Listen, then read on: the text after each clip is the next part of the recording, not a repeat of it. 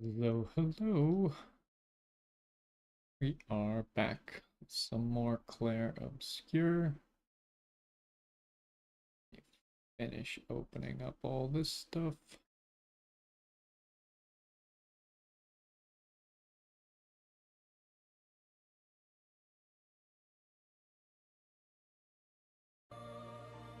Okay. So we did a little bit of optional questing, I guess you could call it. I'm not really sure. Maybe I should have checked what level we were before I did the optional questing. I think we might be up like 10 levels right now. Possibly.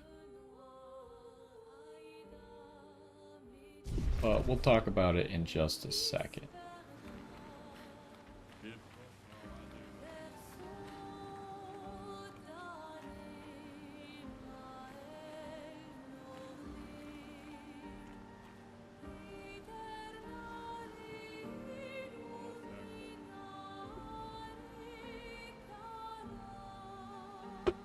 Alright. Well, let's get started then, shall we? Oh, just a second.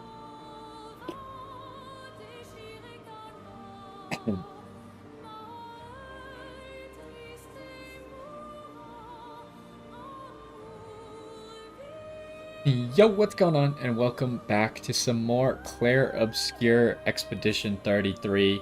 In the last one, we had just finished up Old Lumiere, right over here. Now, I did take us to this island because I couldn't remember if we went to this island in the last episode. It turns out we did not go to this island, but the only thing that's here is a merchant, and I think there was like a color Illumina or something. And I'm pretty sure this merchant, I bought him out immediately because I didn't want to forget, but he just had hairstyles and a song. But other than that, I did do a lot of optional activities to kind of make it so we could get back to the story without me spending hours doing the optional stuff that might not be that interesting. Plus, I was having fun on my own. So what did we accomplish?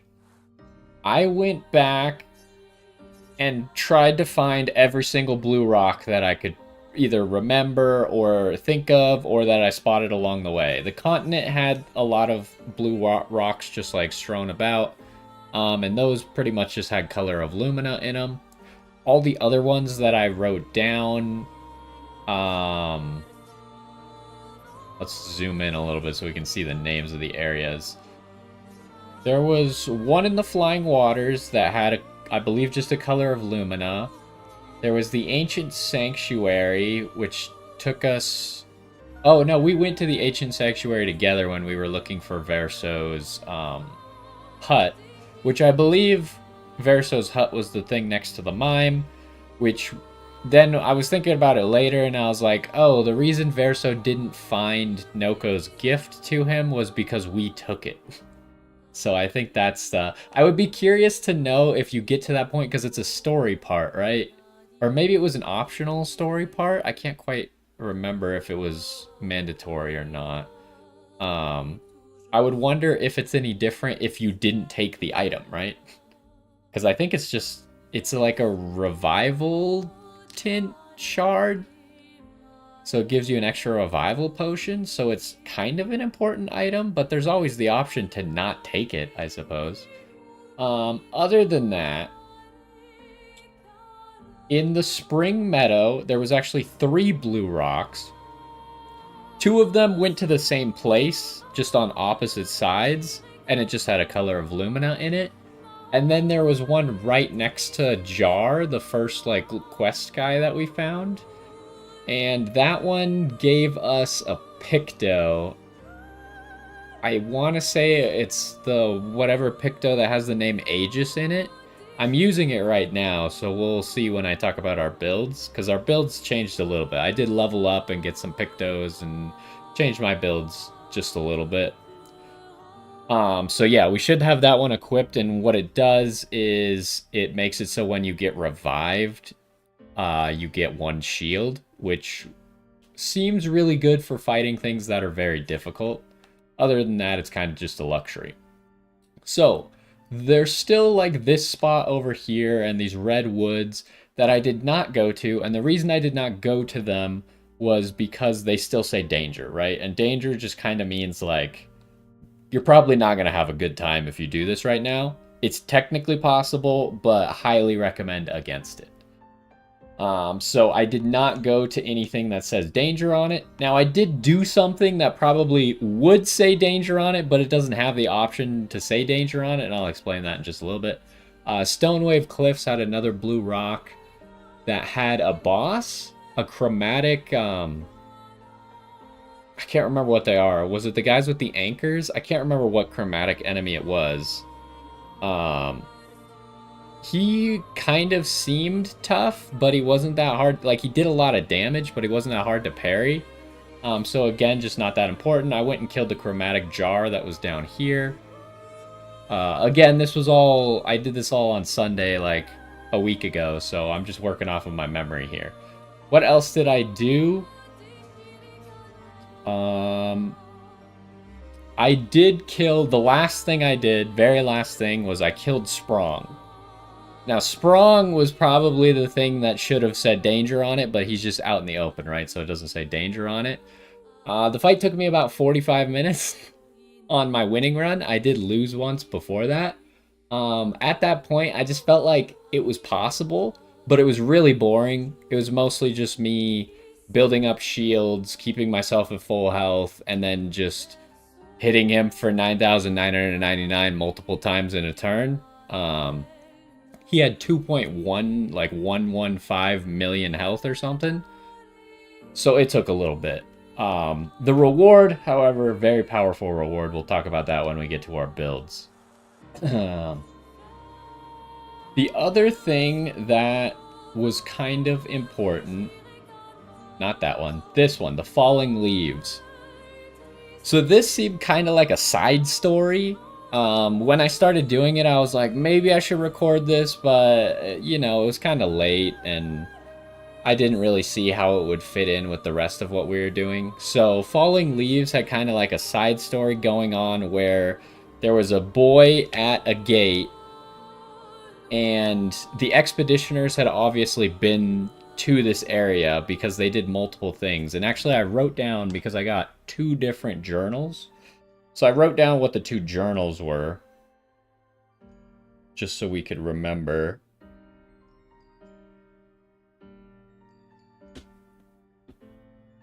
Let's go to the journal screen real quick.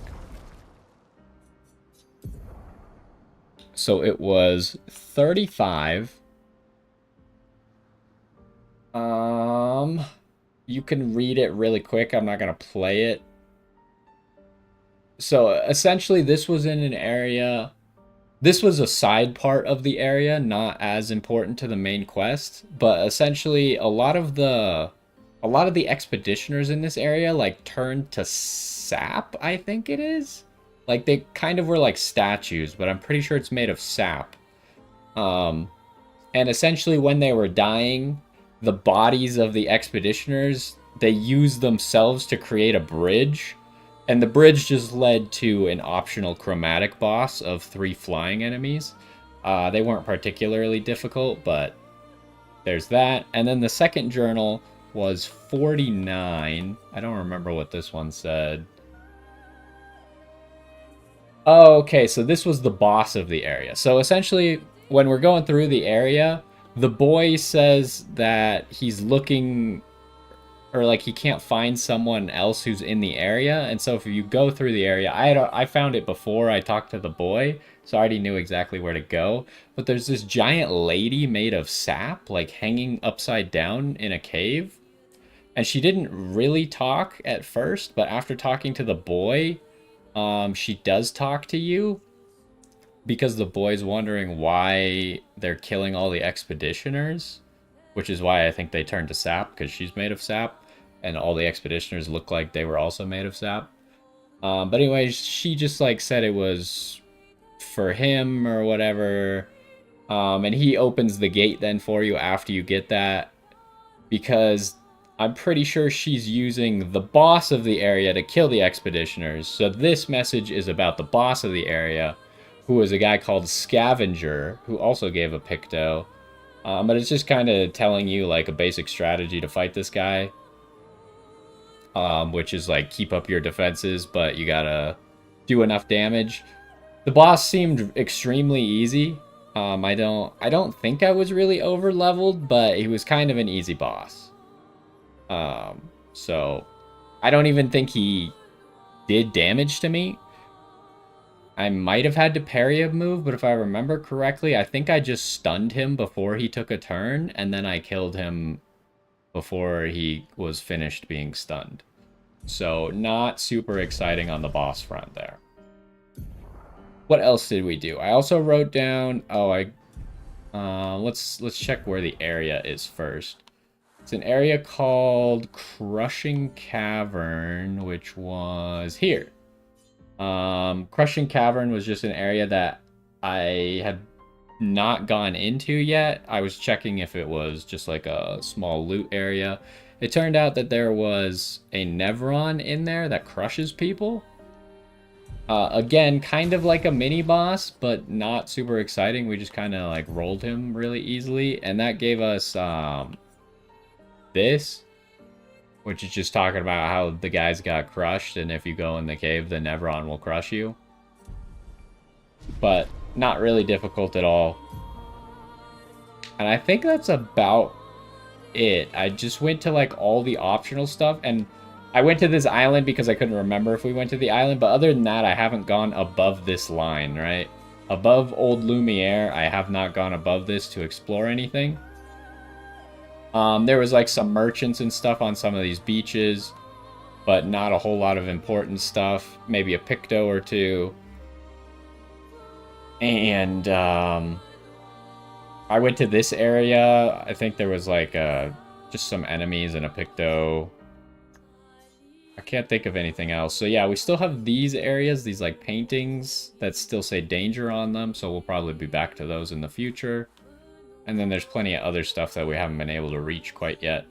That's south. I also went back to here just to check. I didn't go in here, but it still said danger on it, so I didn't go in. And I still don't know how to get to some of these areas, but yeah, that was pretty much what I did on my own, just all optional stuff.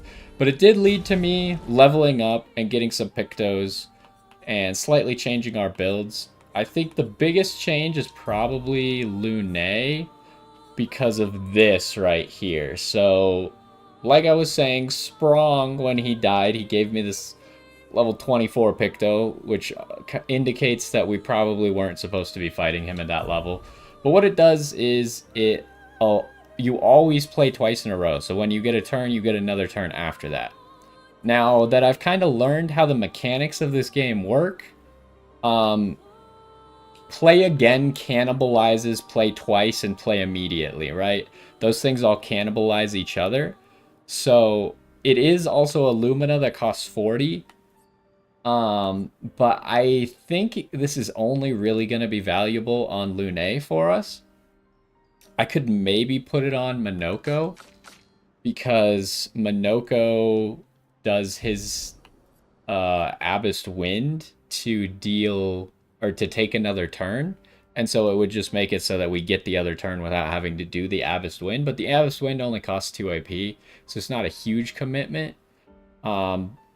So spending 40 Luminas to not use this skill seems a little bit steep right now.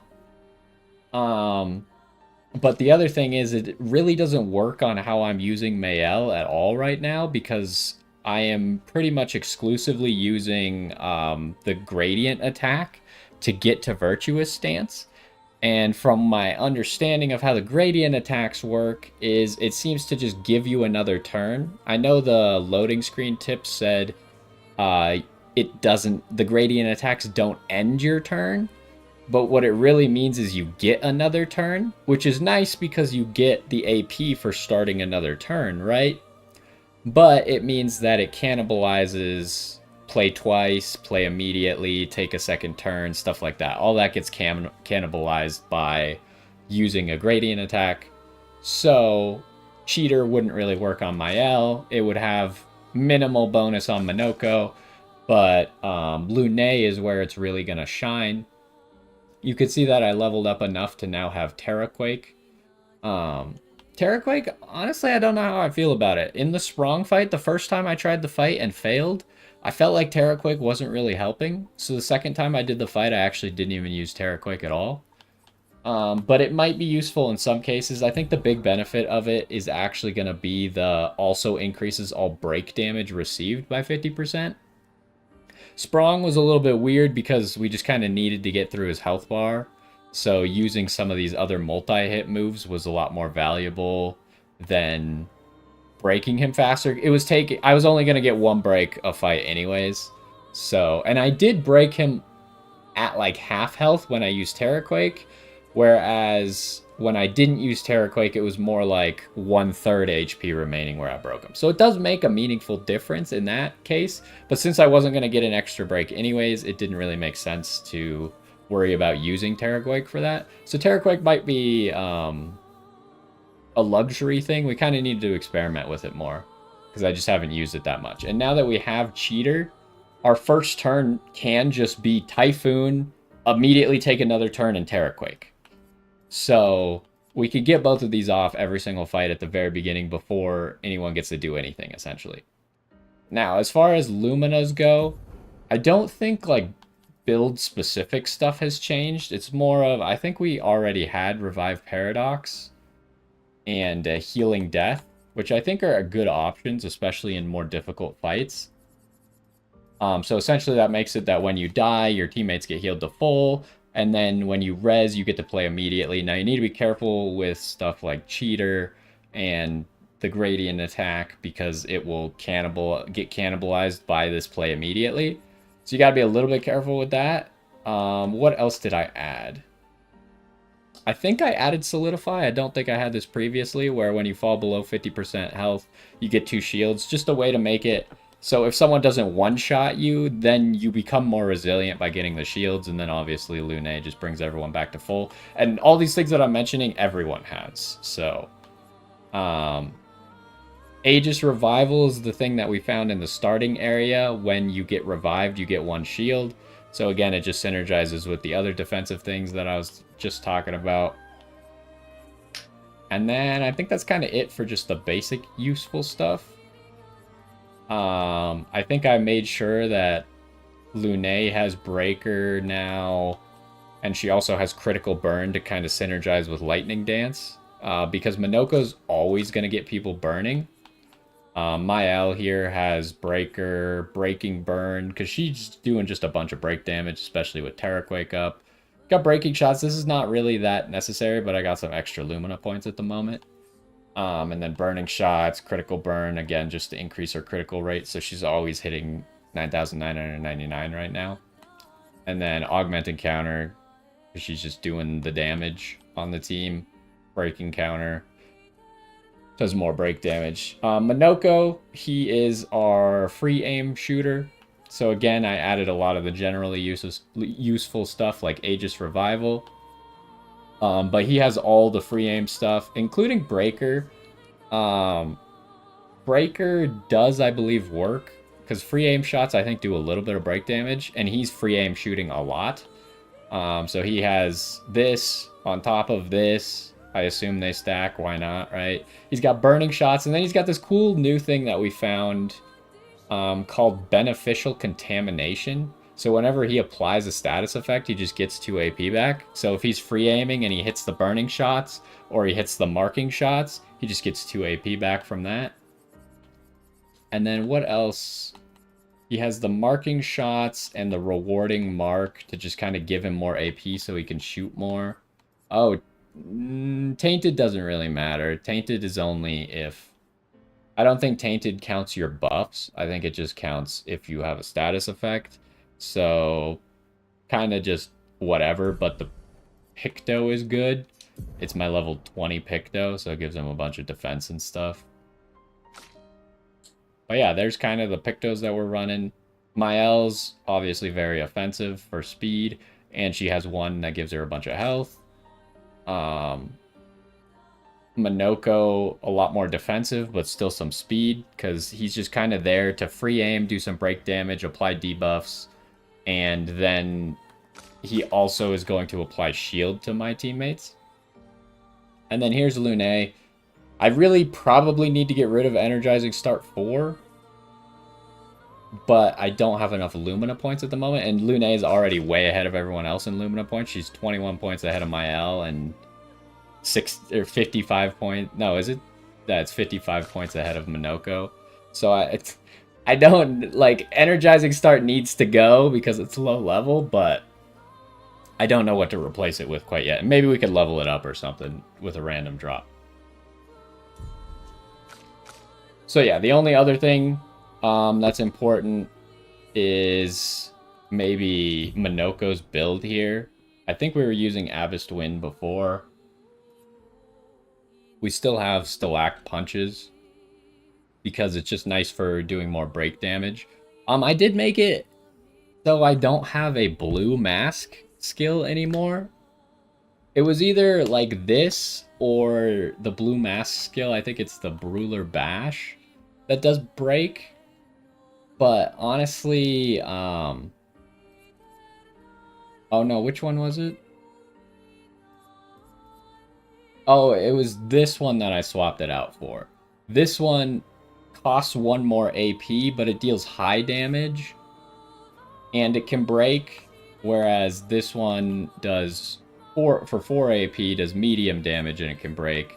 I just figured that this one was probably going to be better more often. Because we pretty much don't have an AP problem. So we got those skills. Then we got this to apply defenseless, just like a good useful support skill. And then the skill he's going to be casting most often is the Crueler Barrier, which just applies 1 to 2 shields to the target. Very nice against anything that's difficult, because if they're doing 100% of my HP in one hit, then being able to make a mistake and having the barrier there as a safeguard is just a nice way to not lose instantly. And then we have this waltz thing. We already had it earlier on, and I couldn't decide if I wanted to use this one, but since we don't really have AP problems, I just put it on here. And targets are almost always going to be burning because Minoko has burning shots. His goal is pretty much just to apply burn and apply mark, and then use a support or build up break or make them defenseless. That's pretty much what he's there for. He also has 90 agility now, but she has 91, she has 84. So anyways, that's a long-winded way of explaining everything that has happened since the last time we played. And now pretty much, oh, that's not the map. All we gotta do is go to these Axons. Now, what's-his-face, Verso, was saying that the Axon to the west is already weakened because other expeditions have tried to fight it before. So I think we should take Verso's advice and go to that one first. But I do want to go to this island first, because I did not visit this island. So we'll start our exploration there, and then we'll move north to this Axon area.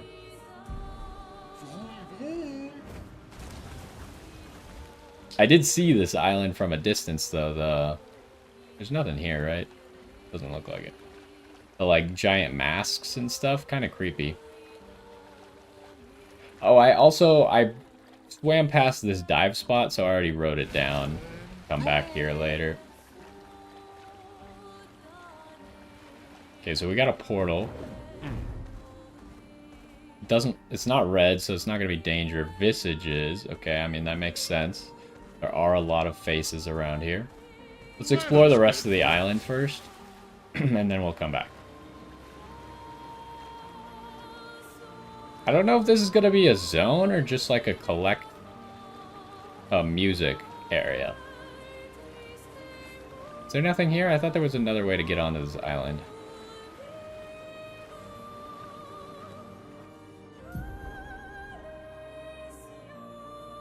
Oh, I'm at the wrong island. Oh. I was like, I swear there was like a piece of land that we could go on. Yeah, it's right there to the south. Okay, Visages is where what's his face is, the Axon. So we'll be back to that momentarily.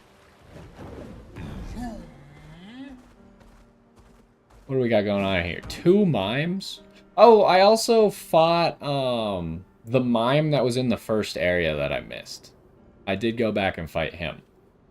Now he just dropped what am I thinking? He drops cosmetics for Gustav. So I don't know if those are exactly usable anymore. Oh, I did write down an area where I thought there might be a gestural that I didn't find. We'll have to go back and check it later. But here's a lost gestural.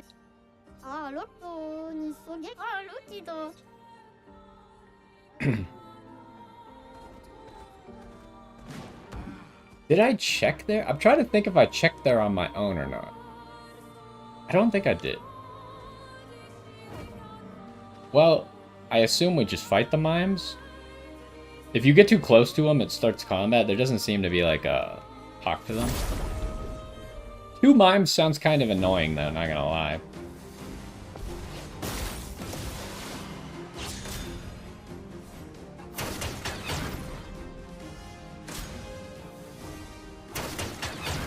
So what's the best strategy? Because obviously for the mimes, you gotta break them before you can do any amount of damage.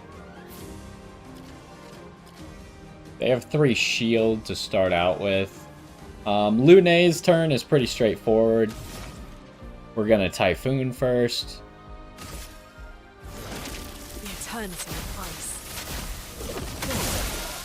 Unfortunately, all of her hits are gonna go straight into their shields. So there's the cheater, and now we have exactly enough to Terraquake. So the Terraquake is going to help us break them faster. Now, okay, we do have an Agile Mask, which means that Abyss Wind is free. So pretty much, I don't think we're going to need shields for this. I could be wrong, because I don't have a good bearing on how strong these mimes are going to be. But I'm thinking instead I just want to do break damage. But we'll start... Okay, so you saw... That's unfortunate. First hit gave us the burn, so we missed out on 1 AP there. But now we just kind of fish for a mark. This is doing a decent amount of break damage for what it's worth. Like, combining Terraquake with breaking shots and breaker is actually making this free aim do an okay amount of break damage. I'm not getting a mark, huh? Okay, we did get a mark, and now we'll just use the Abyss Wind to break the mark. That gives us 2 AP back, another turn, we get another AP. So yeah, it didn't really work out as planned because it took so long to get the mark. From here, we don't really have anything good that we can do. Oh, also the great thing about turn 1 Typhoon into immediate Terraquake is it consumes stains, which immediately applies slows. Because of Lune's weapon. So that's very nice as well. Yeah, I don't really see a reason... I mean, I could free aim and just fish for more debuffs. Yeah, so we got 1 AP back here. I could fish for the mark. But honestly, it's probably just worth more to just build up break.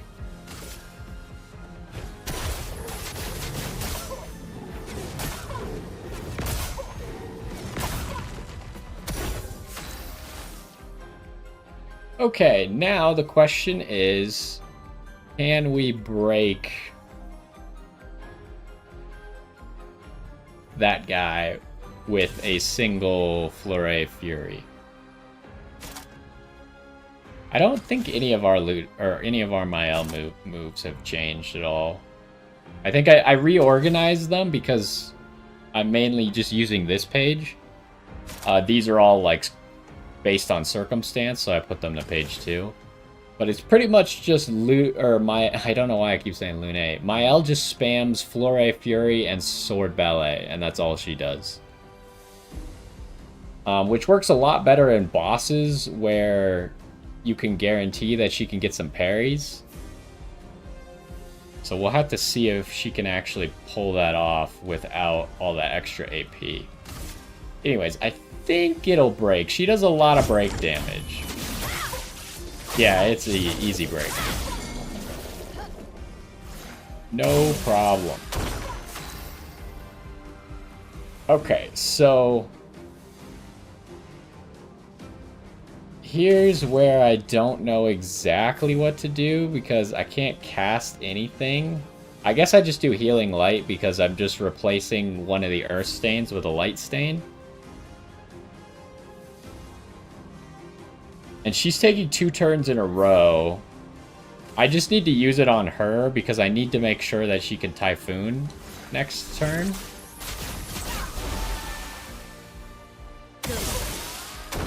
Because I'm pretty sure her Typhoon should run out right after this turn. I wish that the indicator around her, because you can see that there's an Earth one for Terraquake, and there's an Ice one for Typhoon. The indicator doesn't go away until the end of her turn. I'm pretty sure, unless I'm mistaken about that, I'm pretty sure that right now Typhoon will end when I end my turn. Which is unfortunate because it should just go away at the beginning of the turn instead. But we just want to reapply Typhoon before we start doing other stuff. The eternity of ice. And we've actually already built up the other guy's break bar. I guess these guys are just really weak. And without parrying anything, you can see that I'm back at 9 AP. We will just break you.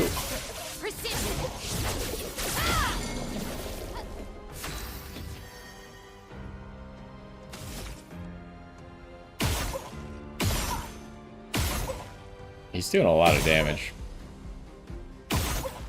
Have I really not gotten a single debuff? Okay, there we go.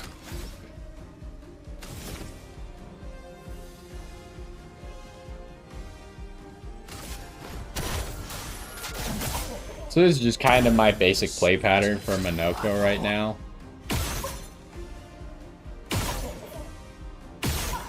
And you can see that he just gets to shoot a lot. Throw one over there. That guy dies. He has the double dead energy. So whenever there's something for Minoko to kill, he has like fundamentally infinite AP. We're on Agile Mask, huh? Unlucky. I forget what his weapon is doing, but I know his weapon is doing something useful. Oh, the first thing his weapon does is flip the wheel around, which is functionally useless. But I think his weapon is doing something that's good for us.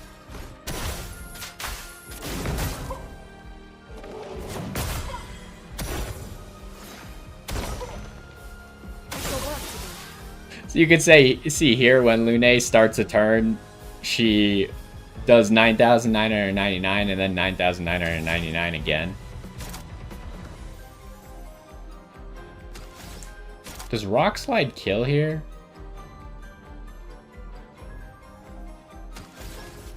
Probably not, but she gets another turn immediately, so... I mean, with her first turn, she could essentially just always use heal, because it's stain neutral and it's AP positive. So... And then I don't think I had Lightning Dance previously, but we just had a Lightning Thunder Strike. I can't remember what the other move is. It does essentially the same thing.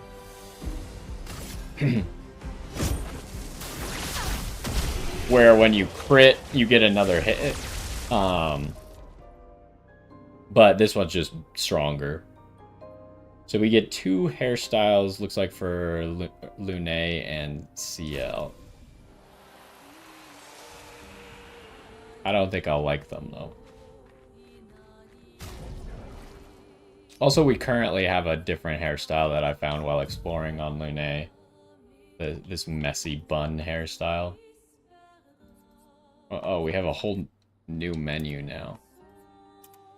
It's the other one, CL, yes. I got this one just better.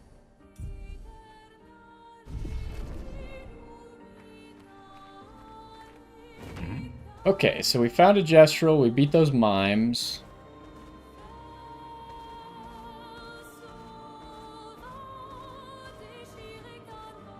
Guess we might as well just fight these guys. Actually, have we fought that guy with the sword and shield? So also by backtracking, I always made sure to bring Minoko with me so I could collect as many feet as possible. I have like 3/4 of the abilities on Minoko unlocked already. Okay, he does have feet, so we have not killed that guy yet.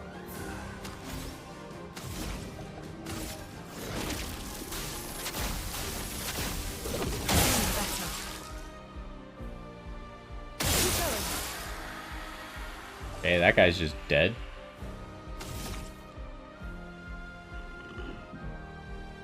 What should I do here? Do you have any shield? No. I mean, I could just shoot this guy till I get to 3 AP. Oh, I kind of expected that to kill with the mark. I guess not.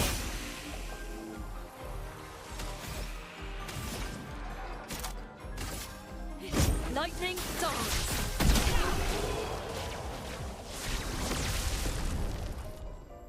Oh, I was like, did she just hit 12,000 in one single hit? Nah, I'm pretty sure she must have crit, so it did 2 hits.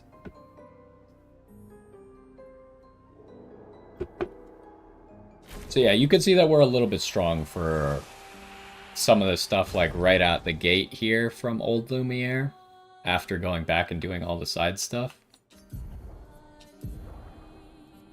What do we get here? Apply shell to 1 to 3 allies, also apply 1 shield. I mean, it's cheaper than Crueler Barrier, but I can't guarantee that I'm going to be on heavy masks. Also, what does your weapon do again? Oh, yeah. I think last time I didn't know what an upgraded skill was, but I figured out what an upgraded skill is. An upgraded skill is like this one. If we have heavy mask, when we use this, then it's an upgraded skill. So if you just have the corresponding mask, then it counts as an upgraded skill. And that's making it so we give 1 AP to everyone. Honestly, not that valuable. I would be looking for a better weapon for Minoko, because reversing the wheel does nothing. Functionally nothing. And the 1 AP is okay, but it's not fantastic because I'm not really focusing on making sure that I'm using upgraded skills. Parries increase the beat shield, take damage, resets it. Yeah, I just think that this isn't good enough. So I think we're just looking for like a new weapon that functionally does something amazing. Like, because if we compare what our other characters are using, like Mael starts in Virtuous Stance, which has like multiple benefits. Beyond being in Virtuous Stance immediately, you get 1 AP extra for switching from stanceless at the start of a fight. And then also she can apply Crazy Burn.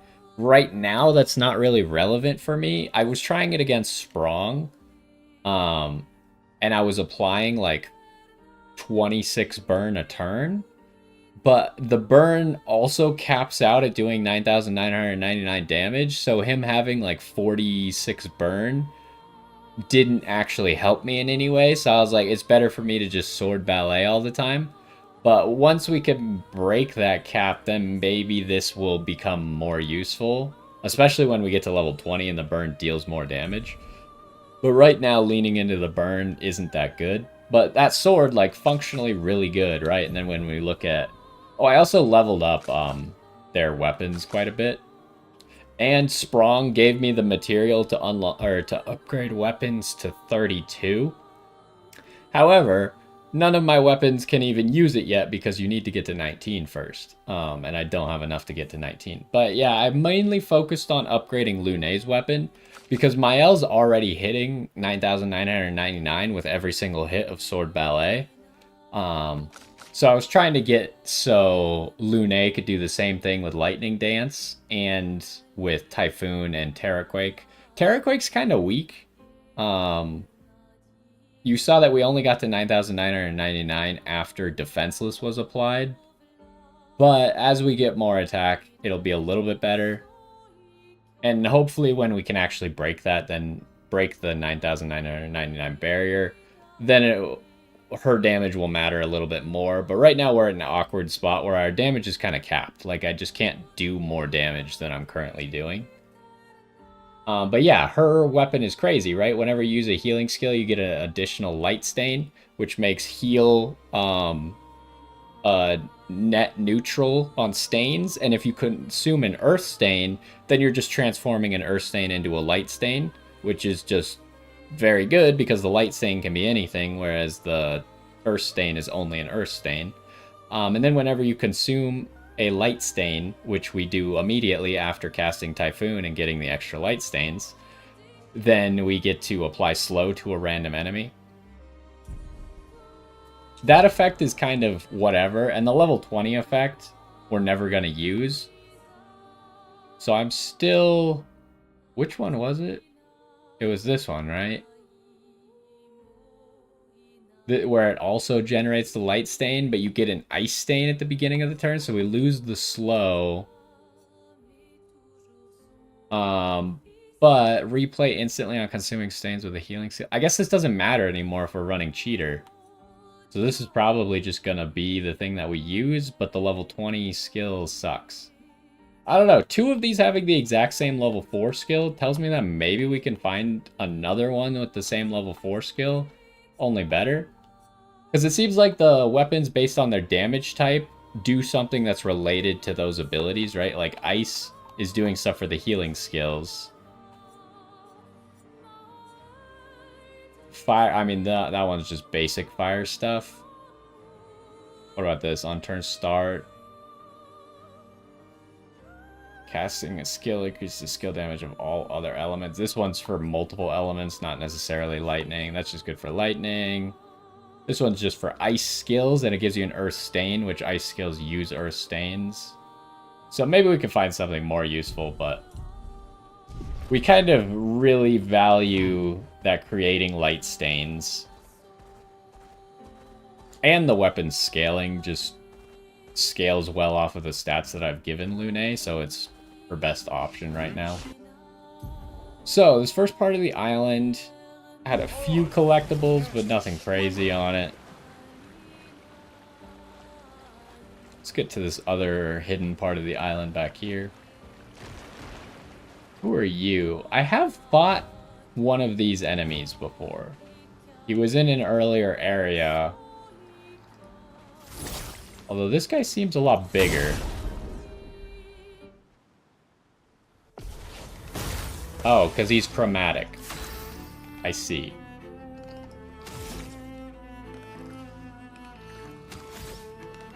So, probably no reason to change up what we've been doing.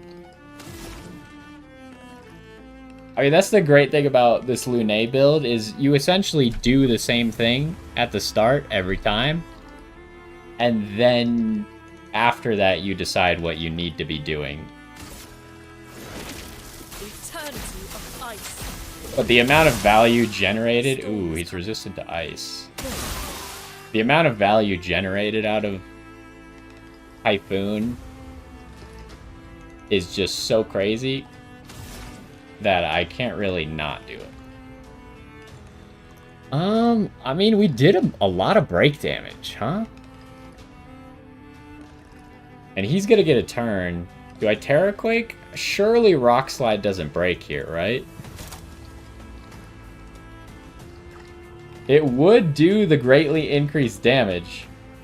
But I don't think that matters because I think it's probably gonna hit close to 9,999 anyways. I don't think it will break. If I was confident it would break, then that would be the right move. But since I'm not, I think I have to Terraquake here. Careful, my elf.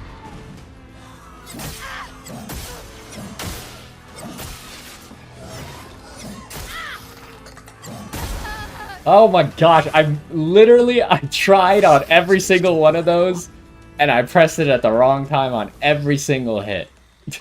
Gosh, dang it. Okay, so the other great thing that I'll now be able to show off is, since Minoko's turn is not that valuable, and most of what he does is not based off of using his skills, he can do all of his stuff and then use a revival potion at the end of it. Oh, that's so unlucky. We immediately lose all that.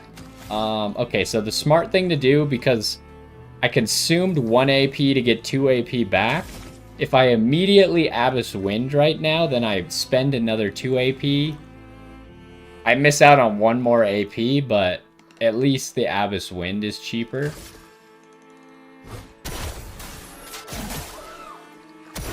My cup is full. And now I can try again. Of course, first shot again. It's either you get it on the first shot or you get it on the 15th shot, even though it's a 20% chance, right? But you can see that he's about to break, so when we do... Oh, Mael's gonna be stanceless, though. That's a little bit unfortunate. Because I haven't spent quite enough to have a Gradient charge yet.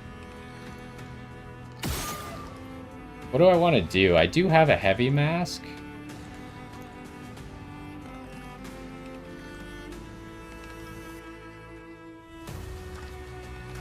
There's lots of options. Because with the Heavy Mask, I can Crueler Barrier on Lune, which gives her 2 AP, and then for casting an upgraded skill, she gets another 1 AP. And then when her turn starts, she gets 2 AP from Typhoon, plus the 1 AP for turn starting. So she'll start the next turn with 6 AP. Which might be better than reviving Mael.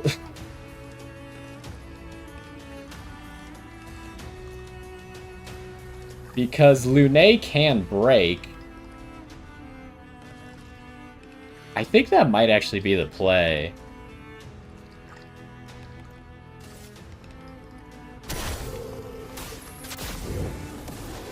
Let us stain them.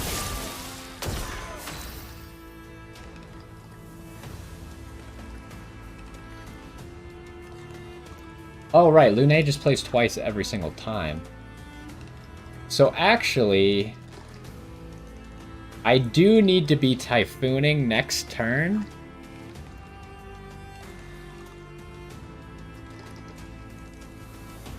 How does...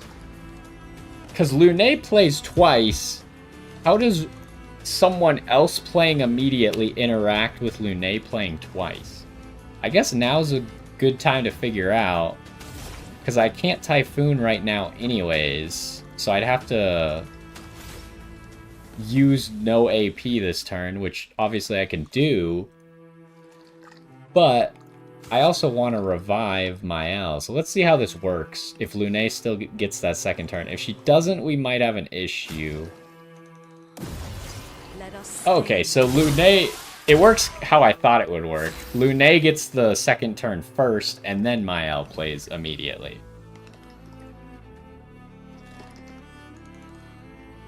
So, we're back at 9 AP now.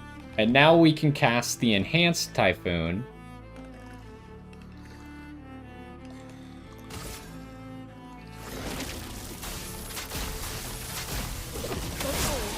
So now we have extra time on it.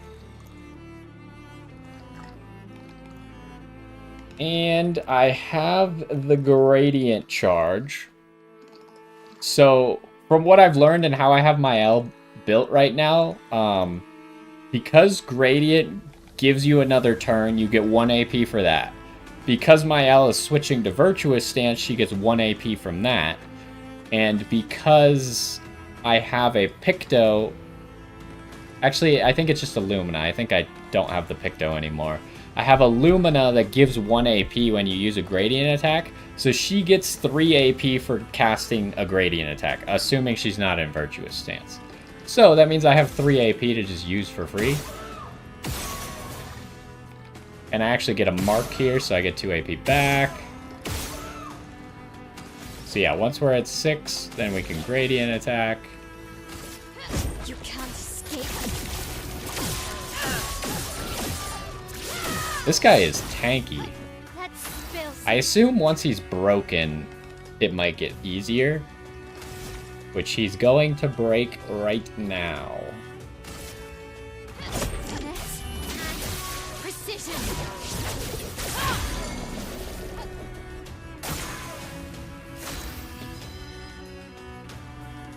So... we got lots of turns. Lune's gonna go, I think, 4 times before he goes. So... oh yeah, now we're doing some damage. I don't suppose you want to get a single... see, this is what I'm talking about. You either get the debuff immediately or 10 shots in. Like, are you for real? I just fired 9 shots and I didn't hit either of my 220%? That's crazy. I can still Abyssed Wind because I have Agile Mask. I should have been paying attention, and I probably shouldn't have. Well, actually, casting Abyss Wind for 2 AP is kind of pointless in this situation. I really only want to cast it if it's free. The sweet taste of battle. So I could fire 1 more shot here.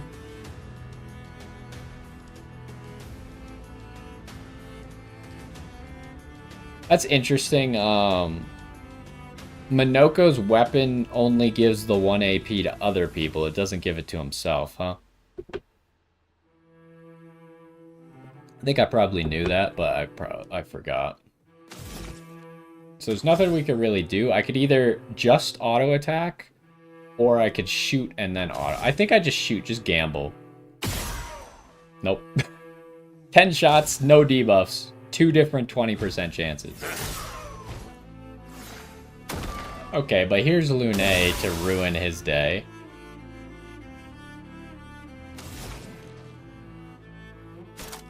So what's better? I think Lightning Dance is going to be better because she's probably just going to be hitting 9,999. And at least with the Lightning Dance, she'll get more hits when she crits. And since she has Burning Critical, which I think I added it after I fought Sprong.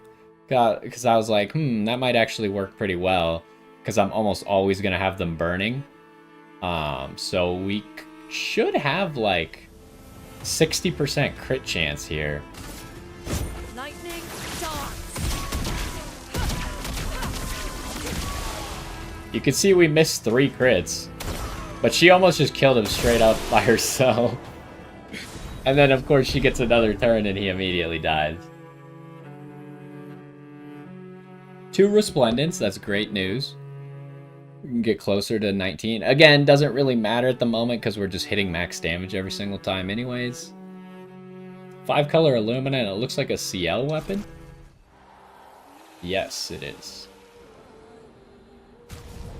Let's check out this weapon. It's level 17, huh? What do we currently have? 1 AP, Moon Charge on turn start. Basic attacks give Moon Charges. During Twilight, all damage dealt is converted to dark damage. 20% increased dark damage with skills. Apply Shell during Moon, Powerful during Sun, and Rush during Twilight. So how does that work? How does that work on the turn? Oh, no, I assume she just has that based on what's active, huh? I was going to say, how does that work when she already has Sun, but then applies Moon? And then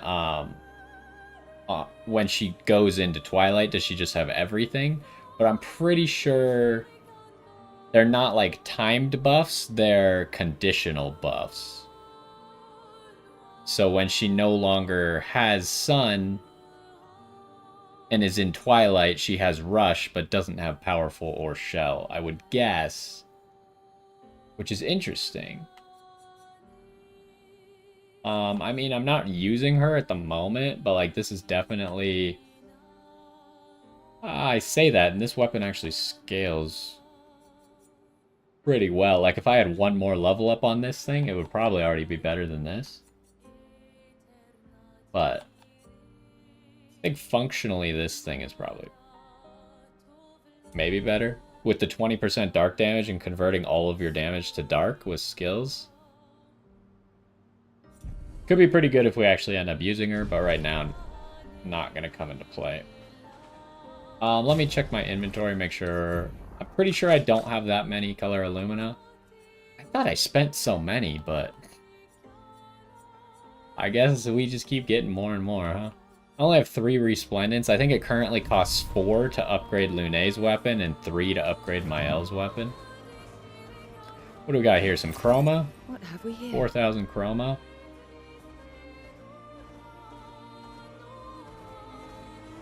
Okay, so the point of this was just that chromatic guy. Not a super difficult fight, but... What are we looking at? I think we go up to this beach first before we go up to the Visages. But I do want to get to the Visages, like, this episode, preferably. So we gotta stop dilly-dallying. Ooh, red portal means danger. Correct. The crows is currently danger. Just making sure there's nothing off on the side behind these boxes or something. Ooh, another dive spot. No. This one I definitely don't have written down. I guess I don't want to pick the crows because it's not labeled. I need a way to identify them because I'm just writing it down. So I guess I'm going to pick west of the Visages.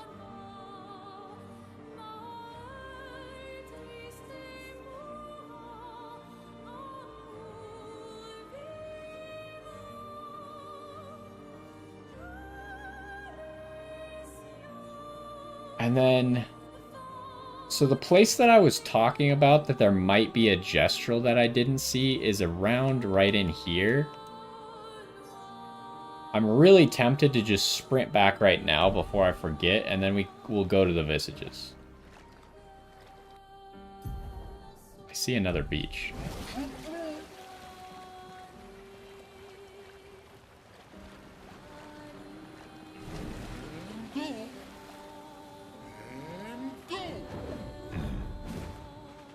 The heck is this thing? Have I fought this weird ball of yarn with eyeballs on it? Storm is coming. I don't think so. It doesn't have feet, but I'm pretty sure I haven't fought it before.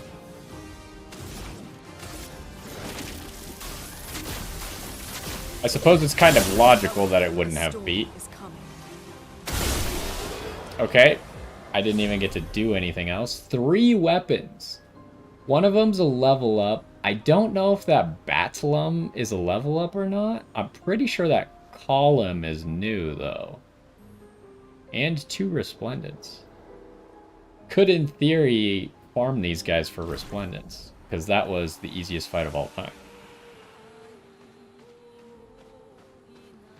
Okay, I just like to let it, like, play out. Okay, that's an upgrade. So we did have that. And then that's also an upgrade. So the big thing is this new weapon anything? It's a light weapon. 50% chance to generate a light stain when consuming stains. +1 AP on consuming a light stain. 20% increased damage with skills per active light stain. Ooh, that's interesting, huh? Oh, I kind of forgot that it shows your current weapon in the bottom right. So...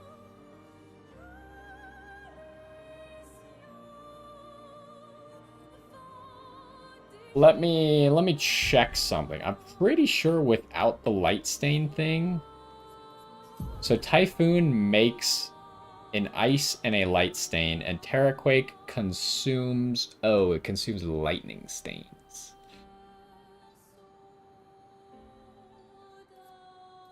I'm trying to make it so, like, if I'm gonna make that work, I think I have to be consuming...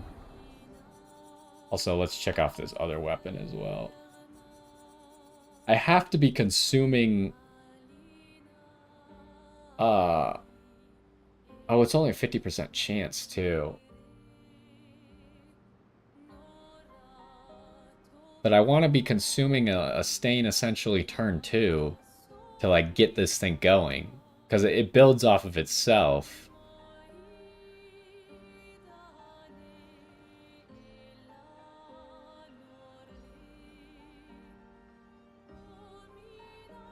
I think right now it's definitely not worth it. Maybe later on it could be worth it. Because of... but we're not going to have... The problem is we generate a whole bunch of light stains right now, but we lose... This probably won't generate as many light stains as this does for us.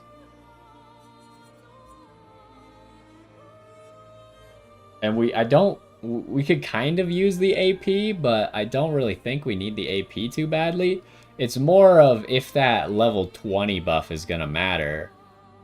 Where sometimes, like, we pretty regularly have at least 2 light stains active. But right now, obviously, since we're hitting max damage anyways, that does nothing for us. It's definitely something to consider in the future if we can make it work. Right now, it kind of seems like the weapon we're currently using, like, we need that generate a light stain on healing skill, essentially. Or if we could have something that generates a light stain on ice skills, that would work. Or if we could generate lightning stains, that would also work for us.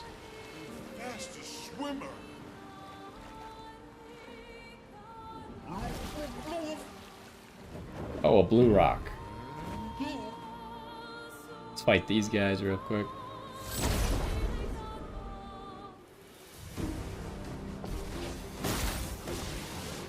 Chroma is flowing. Any of you have feet that I haven't collected? So normally I wouldn't do this, but I'm pretty sure that this guy's gonna die, like, immediately. Probably everyone here is gonna die immediately. Are you gonna die as well?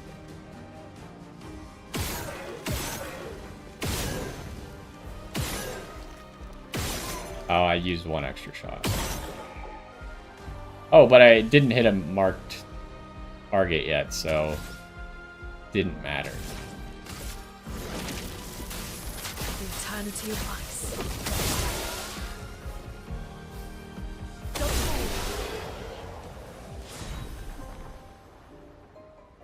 Energizing Pain leveled up. I don't think there's a good way to use that one.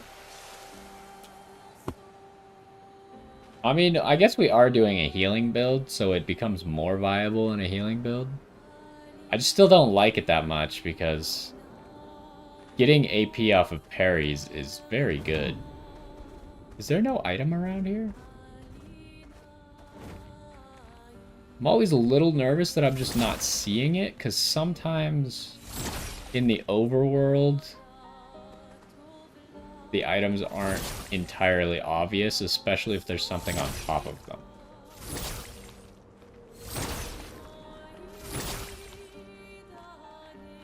No, I don't. I mean, I could break everything, but for sure there's no item around here. But there is the blue rock. Probably just has a color Illumina. Wait, it has a Picto? A new Picto. Critical break. 25% increased break damage on critical hits. Now that's good. I wanted to check something really quick. Lune has 29% crit rate, so with burning crit, she has 54. Not fantastic, but on the other hand, Mael here is at 81 when they're burning. So I'm really thinking, because she's stacking break damage, right? I really want to know at least how much this Lumina costs to see if I can fit it in.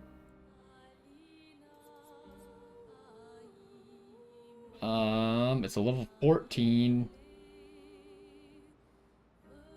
Dead energy only costs 2. I do lose crit rate if I do that, though. That's the reason that Dead Energy 1 has been so hard for me to get rid of. Because although it's a level 15 and I have stuff that's higher level, the amount of crit rate, like, what I've noticed on Pictos is they tend to favor one of the stats that they give. And, like, this new one that we got is 14, but it gives more speed than Dead Energy, right? Unfortunately, it's kind of hard to see because I can't be on it and show both. But it gives 200 speed, whereas Dead Energy only gives 162, but it only gives 8% crit rate. So it's obviously favoring speed, whereas Dead Energy is favoring crit. And that's a lot of crit to lose, especially when I'm picking something that synergizes with crit. Let me put it on real quick. It only costs 5. So if I could master this thing really quick, it would be very cheap for me to put back on Dead Energy for the crit rate, and then just use this critical break as a Lumina. So I think that's likely what we're going to do. Also, in case you're looking at speed, we got 1300 speed here, about 1000 there, and 1329 on Lune. But Lune has auto rush. So she starts the match with Rush, which means that she has 33% speed on top of that. And I talked about it in the past, but Auto Rush is essentially functioning like First Strike for me.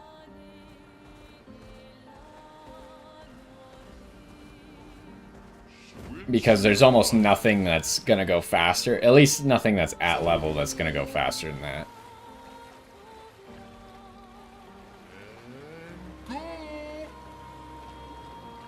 Ah, okay. This island is slightly elevated, which means that we cannot get on it. There is a red portal up there. So it's going to be a danger portal. And there is also a merchant up there, but not currently available to us. So, like I said, we're going to really quick run all the way back to Minoko Station. Anything we can do these masks?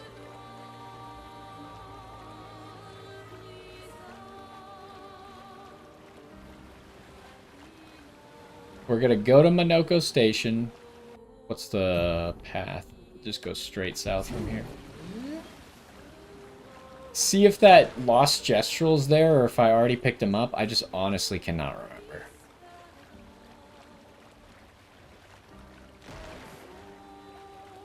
And then other than that, we're going to the Visages.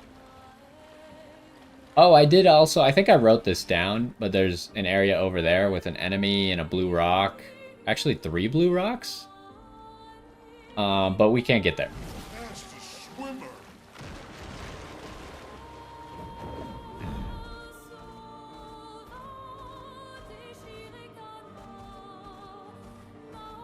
Wait, is that a blue rock over there, or is that an enemy? That's an enemy. Down here is a path. That's where we want to go. I can't go through these trees.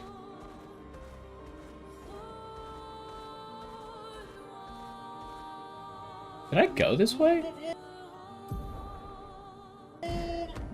I don't remember if I went this way.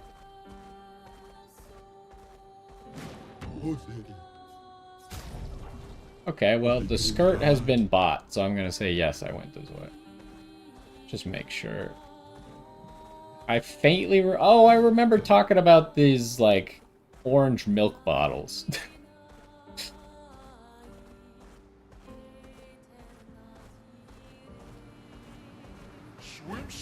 So that's where we played only up.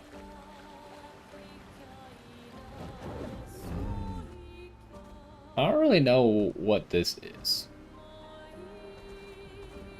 Just like a weird circle bench in the middle of nowhere.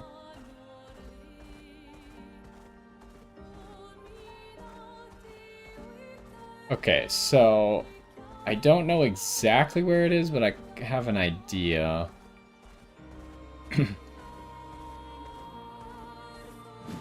Was it here? No, I don't think it was here.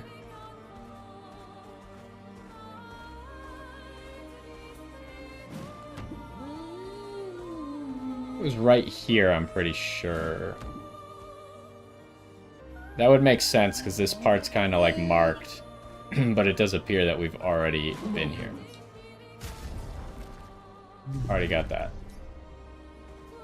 Okay, so I'm pretty sure that we have that lost gesture. I'm just trying to make sure that we didn't miss any that I see other people find. So, on to the Visages. Unfortunately, it's a little bit of a trek.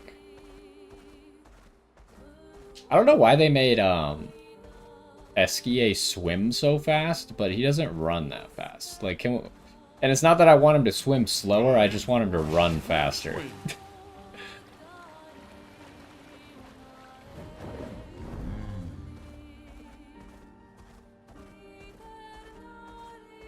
Is this a blue rock? No.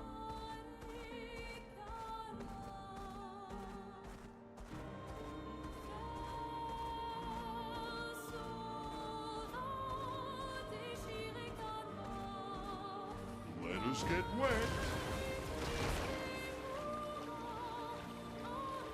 Pretty sure there was a blue rock there as well.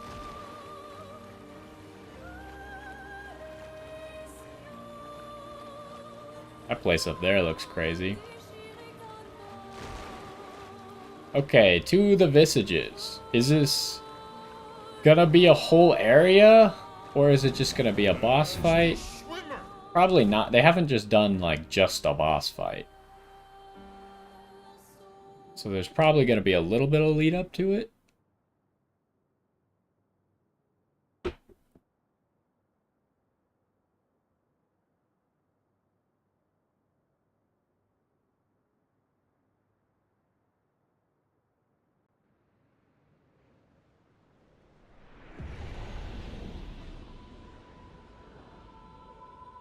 Alright, the Visages. Also, I do this a lot on accident. When I enter an area, I immediately like to look backwards. But it takes a second for the portal to load in, so sometimes I'll instinctively walk backwards to, like, check the ledges and stuff, and I'll just immediately leave the area. So this is Visage Island. He who guards truth with lies. Are those faces?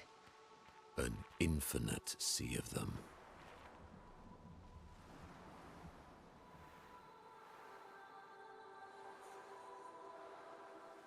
Something over there. Probably a color Illumina, but this is a story area, so... Well, that will help. Story areas, I think, are more likely to possibly give us upgrades for our elixirs and stuff. Or extra elixirs.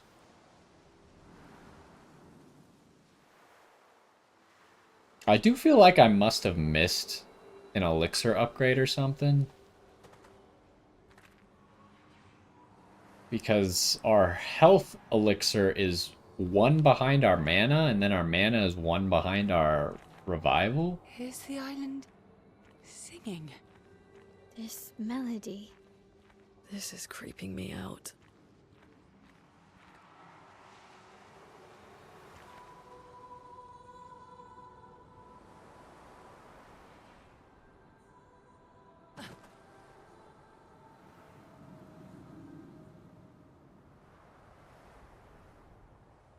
Okay, there's a flag.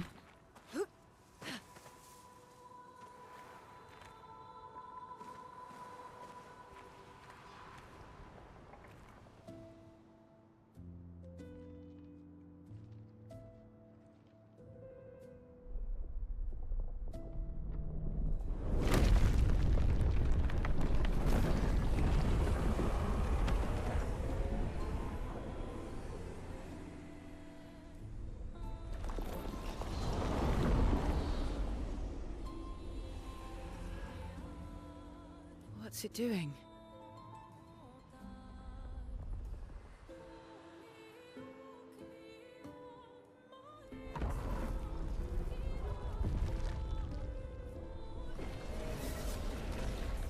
It's not attacking.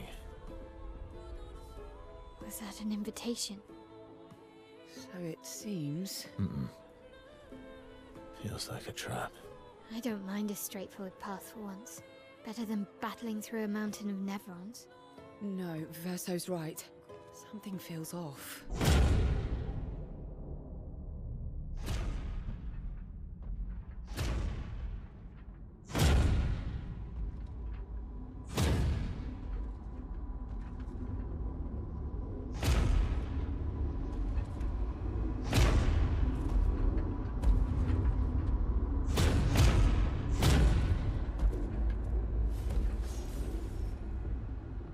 Oh, I'm harmless.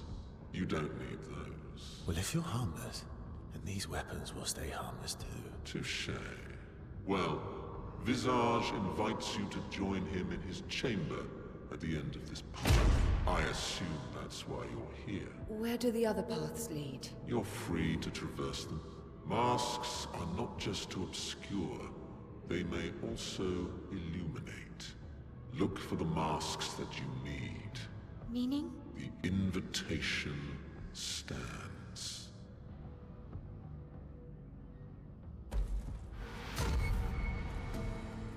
That was creepy.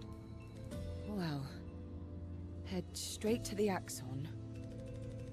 Or take the other paths?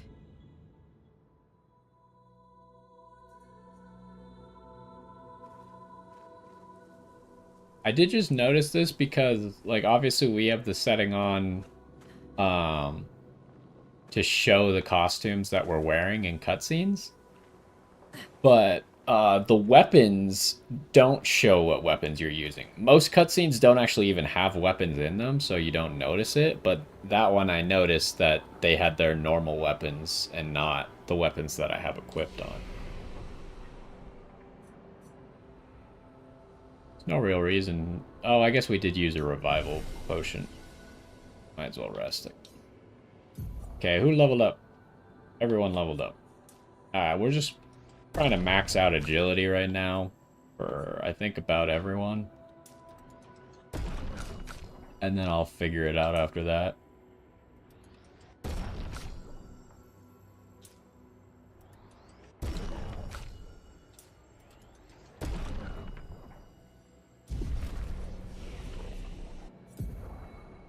Okay, I need to remind myself what I was looking for skill-wise. Lune, I think the only thing that I want is Stormcaller.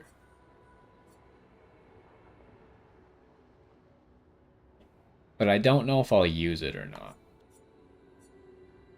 But it just kind of like adds to my damage every turn thing, except the cool thing about Stormcaller is it also does it when they receive damage, which I assume is based on a per hit basis and not a per attack basis. So that would mean that if my L is doing multi-hit combos, that this is better. The only thing about this one is when you do the enhanced version, it doesn't increase the duration, you just get double strikes on turn end. So it's probably not as valuable to buff this one. But then I assume Lune can then also proc this when they receive damage.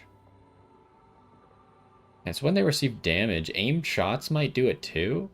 Could be really good. So that's what I'm going for with her right now. Just to try it and see if we like it better than some of the other stuff we're using. Maybe even instead of Terraquake, but I'm not sure about that yet. CL, I kind of stopped spending points on her since I'm not using her at the moment. So if we start to use her again, we'll figure out where we're going with her build. Verso, I did finally get Endbringer. So all I'm going for next is Phantom Stars, I think through this path here. But he still needs 3 more points before he can get there. Mael. What was I doing with Mael? I was considering getting Momentum Strike, but right now Momentum Strike actually does nothing for us. Because it's expensive.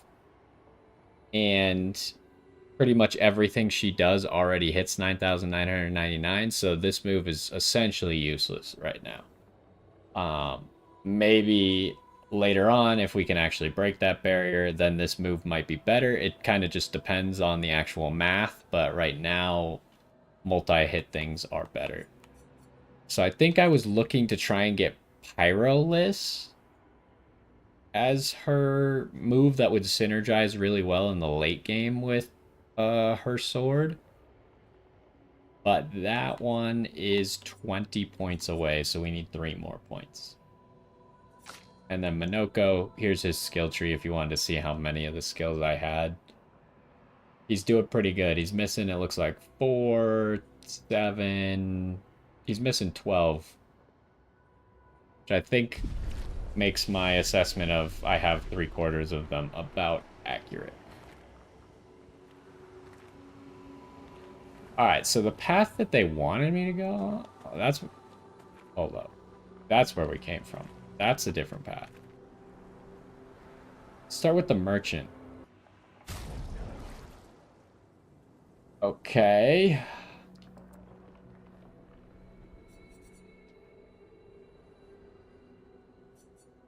What is this? Receive 15% of all heals affecting other characters. Probably doesn't matter for us, but it is interesting because obviously we are healing all characters every single turn that Lune takes. But I don't think it'll matter. Let's start by fighting the merchant.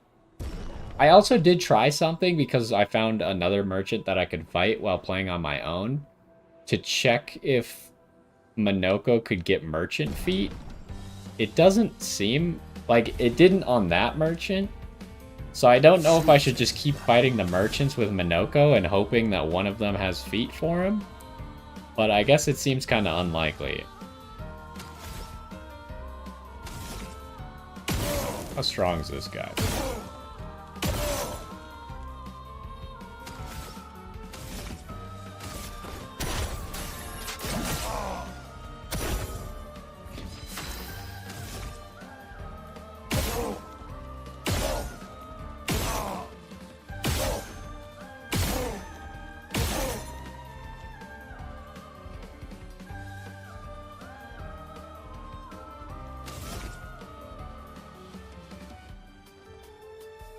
I might as well just auto attack. I think auto attack is probably gonna do. I assume auto attack does low damage, maybe? Foolish move.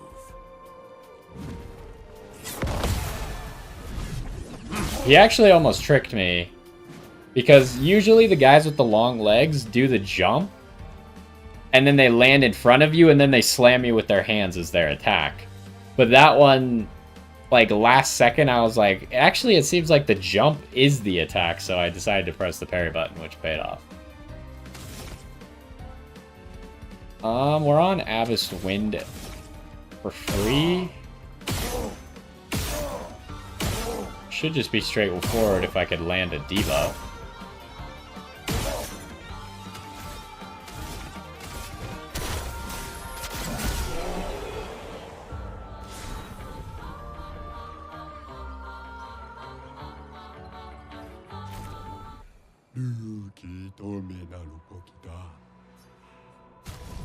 Alright, so he gives a CL weapon. On turn start, gain 1 shield if at least 1 sun charge is active. Apply 5 foretell on enemies that... Wait, apply 5 foretell on enemies that break shields. What does that... That is worded so weirdly that I have no idea what it does. Does it mean when they break your shield, then you apply 5 foretell to them? I guess it would make sense, because the first part applies shield on yourself. I don't think I would use this except maybe specific cases. It also depends on what counts as breaking a shield. If enemies have other ways to remove shields, and that doesn't count as breaking, then this becomes significantly worse. But this does also... Oh, no. I was going to say it does encourage you to hold a bunch of sun charges, but you only get one shield if you have at least one sun. You don't get more shield if you have more sun.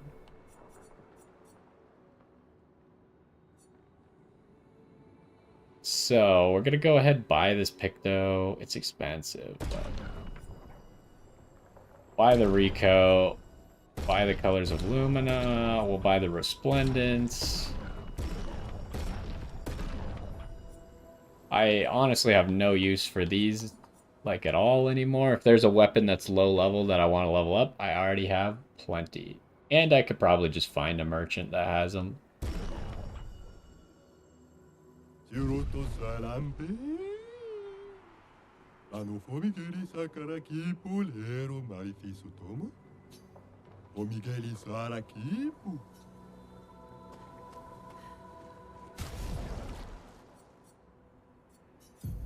So, unfortunately, my builds are kind of set the way I want them at the moment. I guess we could still, in place of Tainted... I mean, he really doesn't need Solidify. The only problem is I don't want to forget about Solidify. So I guess Tainted, because it's like at the top of the list, I'll remember to put it back on.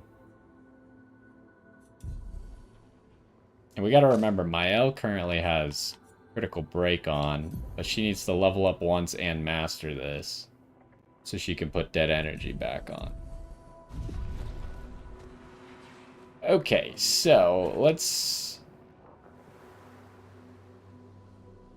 I'm fairly certain I came from this direction, right? Yeah, because we stepped in that guy's mouth.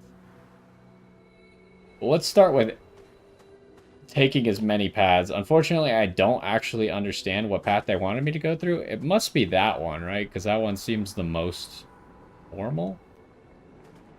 But we obviously want to go all the wrong ways first. Oh, what's this? I was just a shiny rock. You tricked me.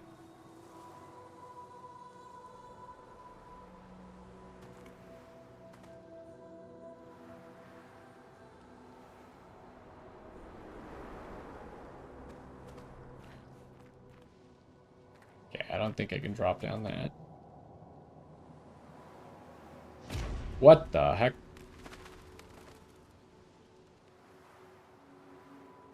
Oh. What happened? So when you go down a path, it changes what the world... Oh, no, it changed back. Okay. That's interesting. I thought that maybe it was going to be a puzzle where we had to, like, alter our view of the world and go try and enter other areas. Okay, this place is creeping me out.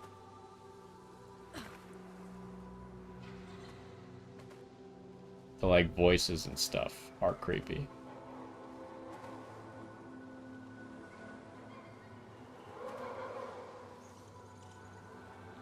Something's gotta happen. Okay, cutscene.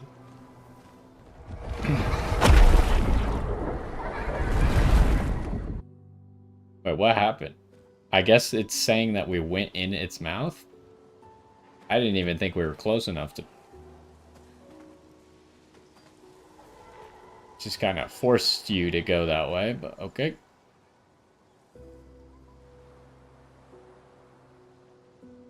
Hello, sirs.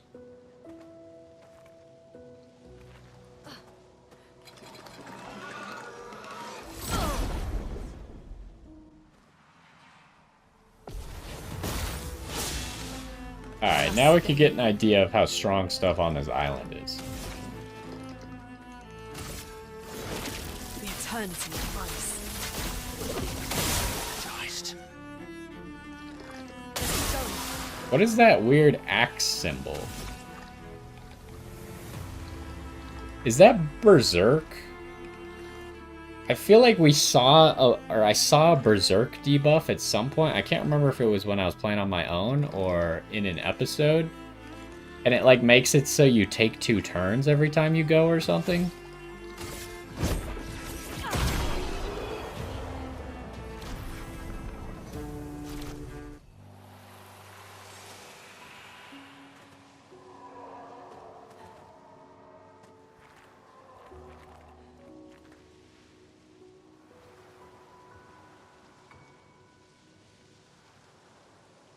Whole place is just very creepy. I wasn't as creeped out like when the party was saying like how creepy it is, but now I'm creeped out.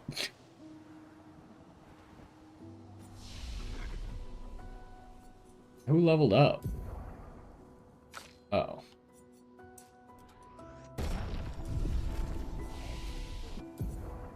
I gotta get rid of any indicator that tells me there's something new because they annoy He me. seems so joyful. Ooh. Almost jealous. On the surface, at least. He who guards truth with lies.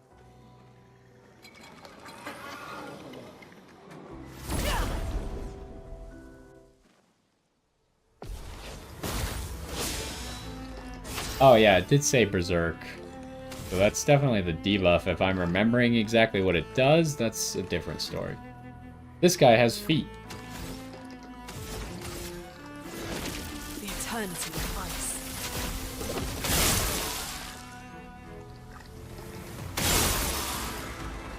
Yup.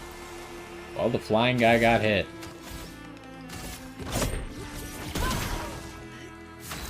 What to choose?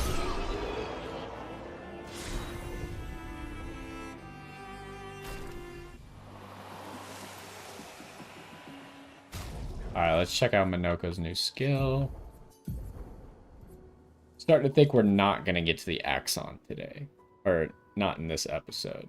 Because I didn't expect so much side content in this area. Deals high physical damage to all enemies. I just don't think that's what we're looking for. It would be nice to have another agile mask thing, but it would kind of need to replace Stalak punches, which would mean that it needs to do break damage, probably. Either an agile, a second agile mask thing, or a caster mask thing is what I'm looking to add to it.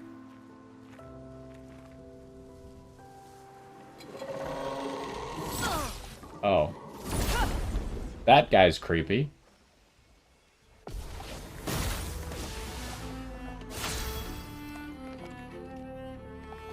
Oh, he's got feet for us. Did they have to make a move like this? Like... The eternity of ice. Keep going. Also, one thing that I was thinking about, but I don't know if it's a good idea to do, is technically while Mael is in this party, she does not need energizing start 1 or 2. She only has 2 of them right now. And as you could tell, she, without either of them, she would still start her first turn with 9 AP, so I don't think we actually need that.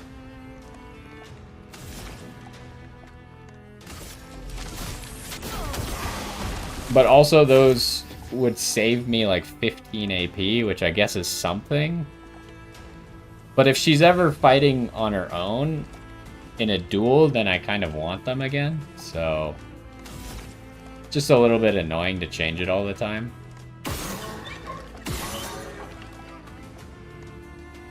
Ooh.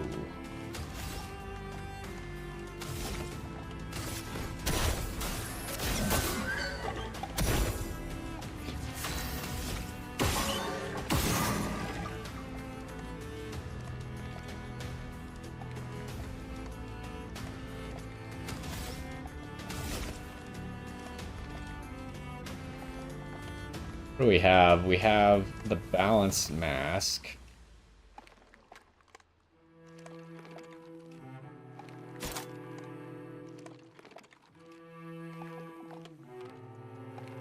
Is he burning? I think he is, right? He has the visual effect of burning. Yeah, he is.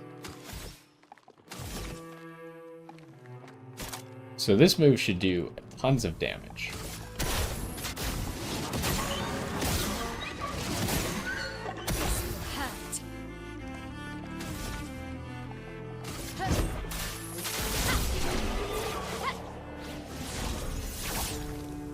A new weapon, huh? And a foot. Contortionistes?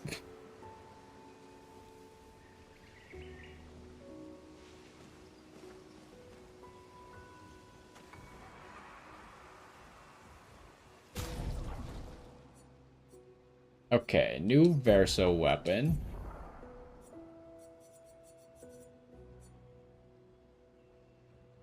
Switch to rank S on break. Base attack can break. 100% critical chance on rank S. Triggers a lightning strike on critical hits. That actually sounds really good.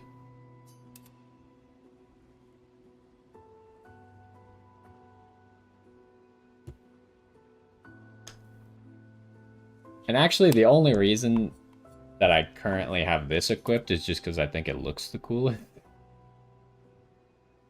I think there's one or two here that are probably better. But yeah, that seems pretty good. You just need to set up a break for him.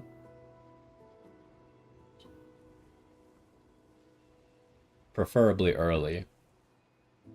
And its best scaling stat's agility, which is great, because that's going to be the first thing I max out. But the weapon that I currently have also has that.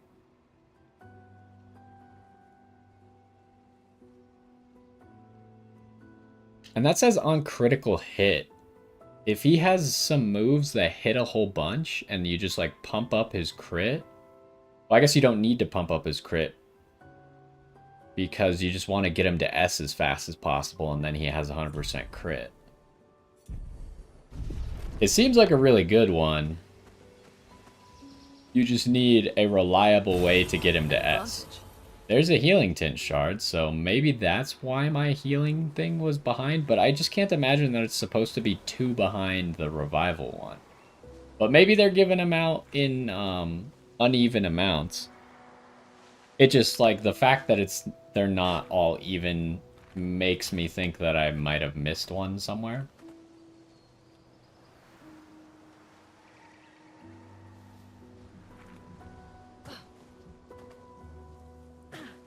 Alright.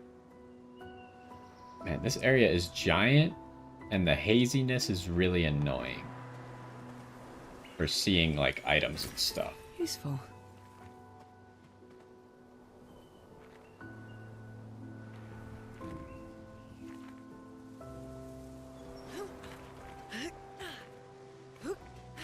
Oh, hello.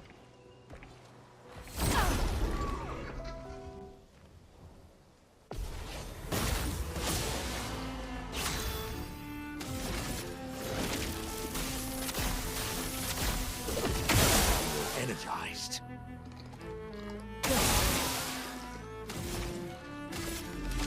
Toughness of power. So much power.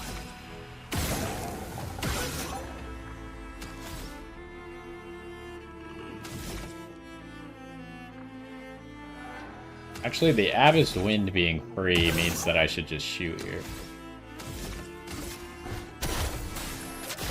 The one bad thing about my Minoko build is it requires very intentional, like, usage and ordering.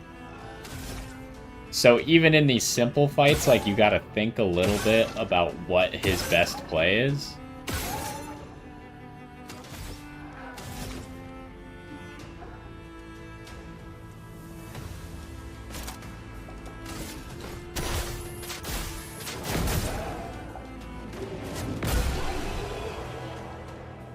I guess I didn't realize he was just gonna kill there. Okay, so she learned the Lumina and leveled up at the same time, which means that she now has enough Lumina points to buy that one. Okay, and we mastered Healing Share. Great news. Start with you. You obviously don't actually need Healing Share. Take back your Tainted.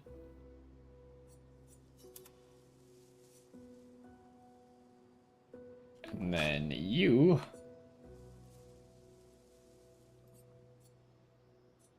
Critical Break. You want Dead Energy 1. Then we'll go buy you Critical Break. So now she's got a whole bunch of break synergies, right? She's got Critical Break, she's got Breaker, she's got Breaking Counter, Breaking Burn. Breaking Shots doesn't matter as much. But all of this combined with Critical Burn should make it that she's actually breaking people very quickly. Oh, I forgot to look at your weapon that you leveled.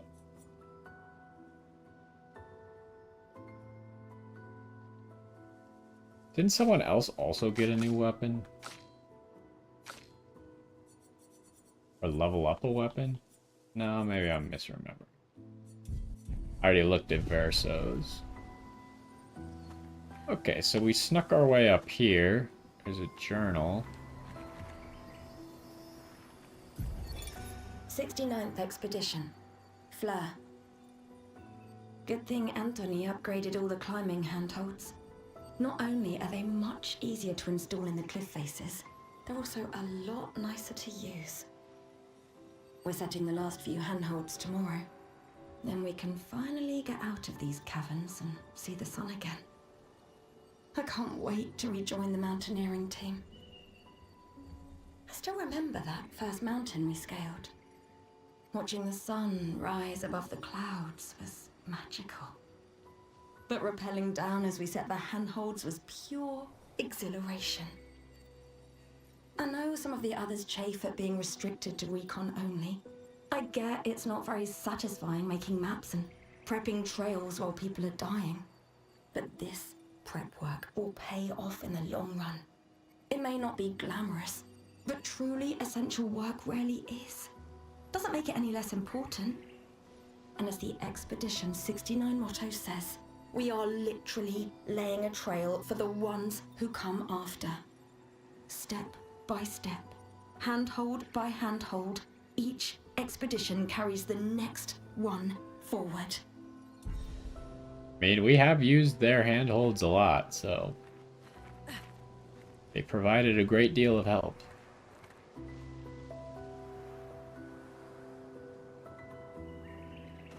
It's also crazy just how much, like, if you think about how far that expedition made it and how much they learned, and then when we set off, like, at the beginning of our journey, we know none of the stuff that they learned, right? We have to discover the things that they learned. Sometimes by things that they left behind, but other times you just gotta figure it out yourself. What the heck is that noise? There's an orange item down there, but there's some crazy... Oh, hello. I did not even see this mine.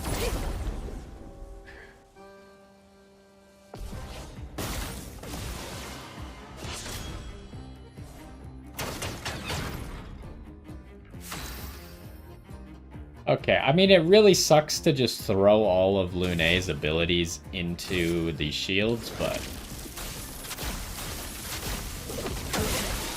it's Let us fine. stain them. Keep going. Toughness of earth. What to choose? Oh, I also don't remember if I got this Lumina in during the episode or outside of it. But I'm now realizing that it's not always going to be good. Monoko doesn't hit shields with his aim shots.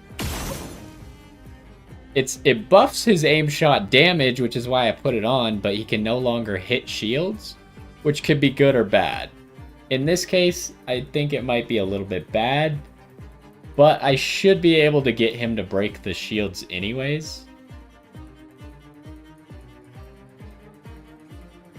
We're on heavy mask, so we just want to cast Abyss Wind right now. Time to bleed. Oh, right. You can't hit a mark through a shield.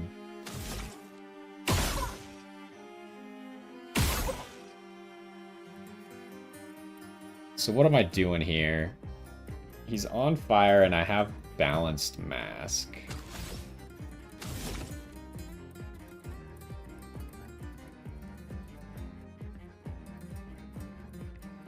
Both of my balanced mask moves are 3-hit combos.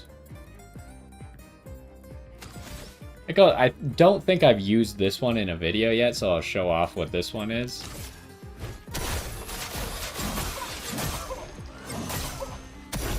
Actually, I don't think I've used that one at all. I thought it was a different one. Anyways, all the shields are gone now. Can we break from here? Yes, we should be easily able to break from here. Should I poke first? Because I'll always be able... Actually, I'll always be able to gradient attack next turn. Oh, I have like infinity turns before this guy even gets to go. This and precision. Like, his turn's not even on the turn bar. A storm is coming.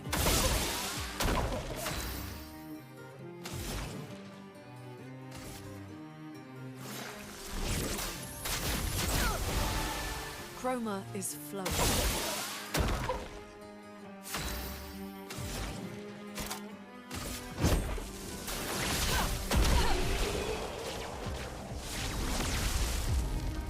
We got baguette. Probably for Verso, it looks like.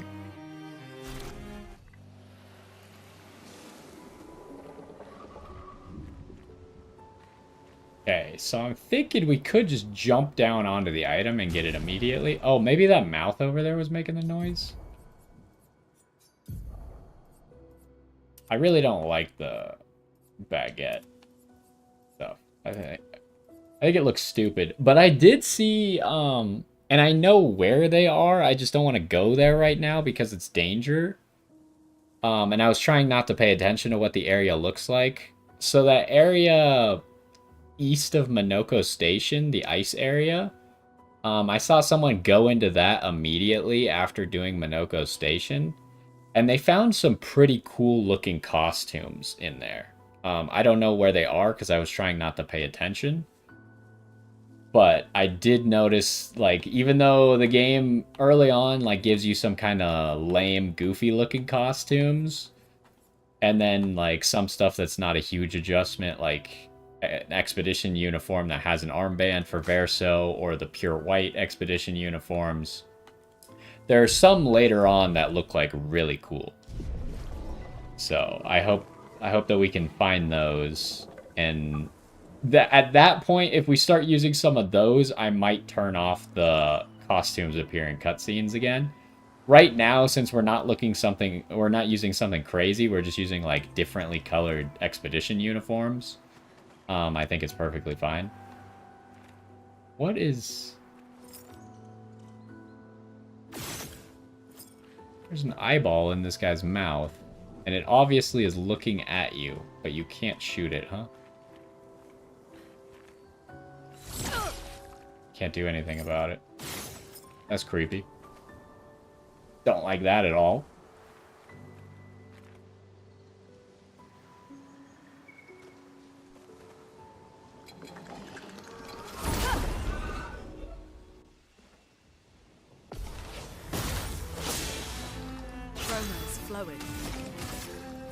Okay, we just gotta start, like, speed running some of these combats because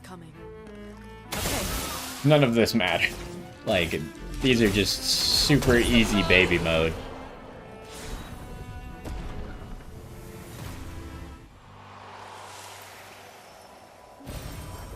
Wow. The noises he makes when you find an item or... Wait, was that a resplendent catalyst? I guess it was. It was confusing because we got a resplendent from that battle. And then I'm pretty sure we just picked up another. What the heck is that? I want to make sure we go over to that item. Let's go do the item first. I don't know if that's a boss. It kind of seems like it's a boss and not a walk into his mouth this time. But maybe he's trying to trick you. What the? The way I explore makes that happen way too often to me. Because I, like, enter areas and I immediately, like, look to the corners. And whenever something just happens directly in the middle of the room, it scares the crap out of me because I'm never looking at the middle of the room. The eternity of ice. Oh, this guy isn't moving around all weird. He might have a crit spot on his chest where that eyeball is. The toughness of earth. But that's Minoko's job. Violence, yes.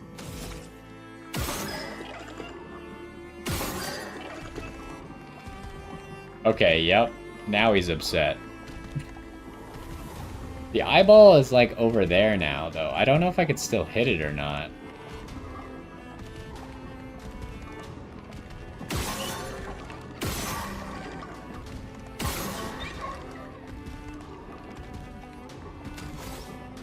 I mean, it really doesn't matter what I do, so...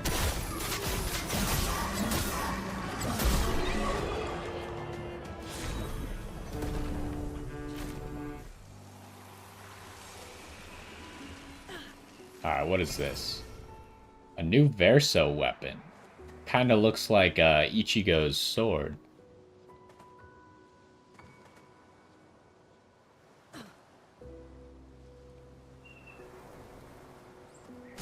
Let's check it out.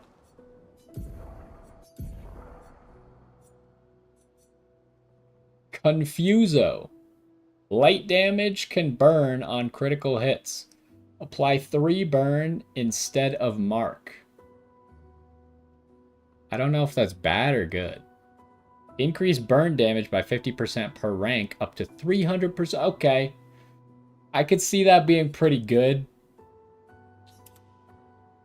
So my question then becomes, how do burn modifiers work? Because obviously we know that Mael's sword in Virtuous Stance burn deals double damage. But like burn is a debuff that is on the enemy and burn can stack. But burn can also be stacked by more than one character. And then something like this, like, it just becomes confusing to me. Does each stack of burn have an individual damage value associated with it? Like, normally in games, when you build up 20 burn on someone, each of those stacks of burn is equal. They're all the same. But in this case, either the stacks of burn are all individual and do different amounts of damage based on who applied them, or you could combine both of these characters together and just have burns that deal stupid amounts of damage because both of these passives are active at the same time. I don't know. I'd be really curious about that. I don't know. I assume that it can't be that difficult to figure it out, but it would be a little bit annoying to figure it out exactly. I'm going to leave that weapon equipped because we're not using him right now, and I want to remember that for the future.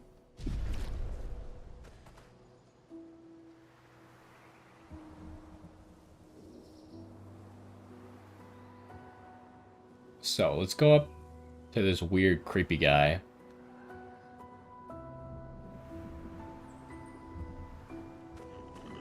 Oh, it's one of the guys with the shields.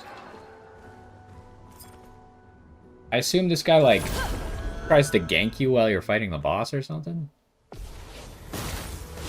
I thought it was a floating head. The eternity of ice. Better. Better.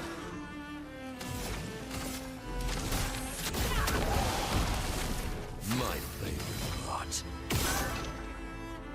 It might be a good time to like learn if these guys have weak spots. I was thinking the mouth of the shield, but my crit did the same amount of damage as when I just shot his bot, actually. That crit also did the same.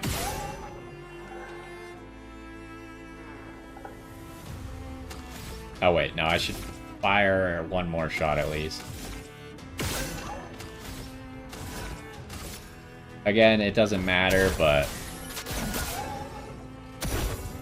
at least being in the habit of playing as optimally as possible will probably be useful in the long run.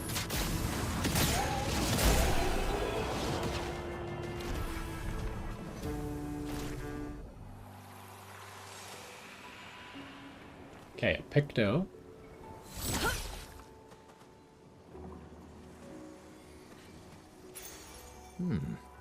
Only level 11? 30% increased damage, but can't be healed. Surprised there's a level 11 Picto around here.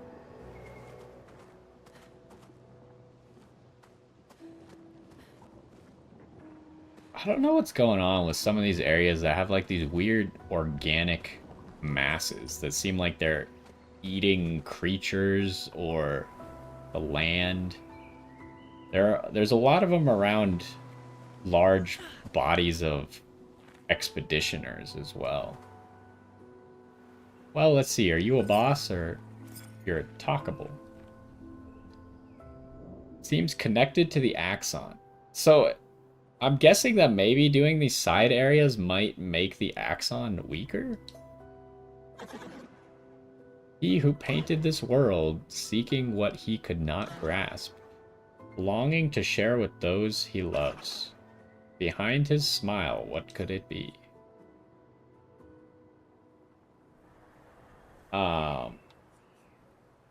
Probably sadness?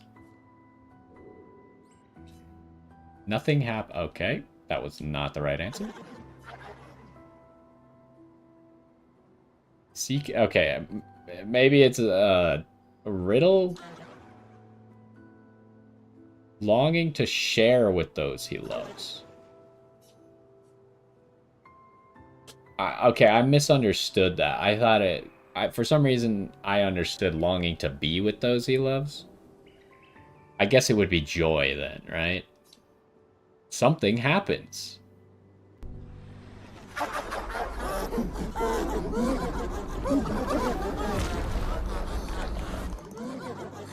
Hello. You're not weird at all. Jovial, huh? How does this work? Are you a current enemy? Doesn't appear... Oh, you're the enemy. Okay.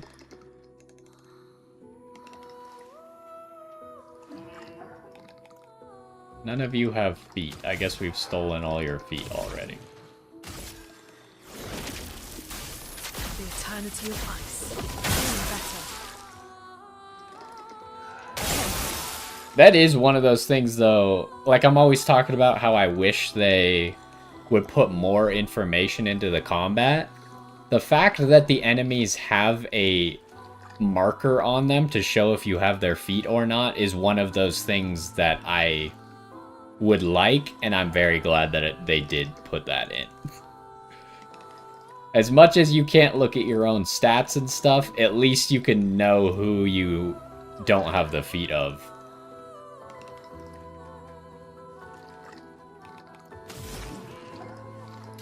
Seeing as this is a boss fight, we should probably just go all out, huh? Toughness of power. The dance begins. Oh. Is my party organized wrong? I thought I had my party organized so oh no, because we didn't get first strike. So Mael goes second because she's faster than Minoko. Eh.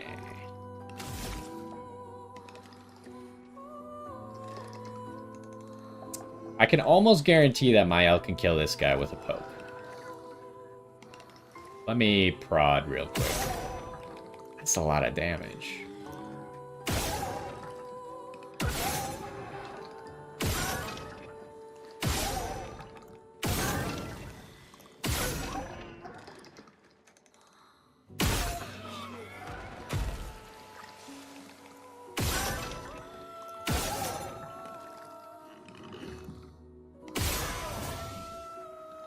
Holy, she hits this guy hard too.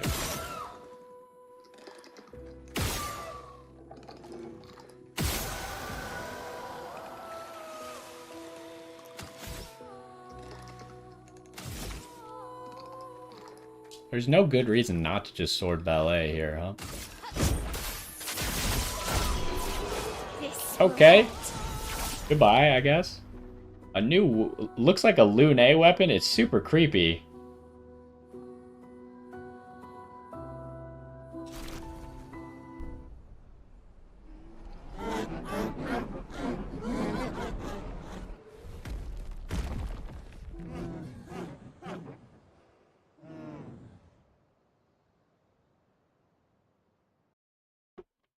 Yeah, that wasn't weird at all.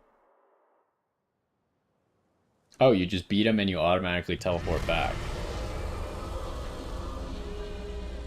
What the heck was that noise? Did you hear that? No. That's the Axon. Destroying these masks seems to hurt him. Then let's keep doing that. Alright, thanks, Lune. Good assessment of the situation.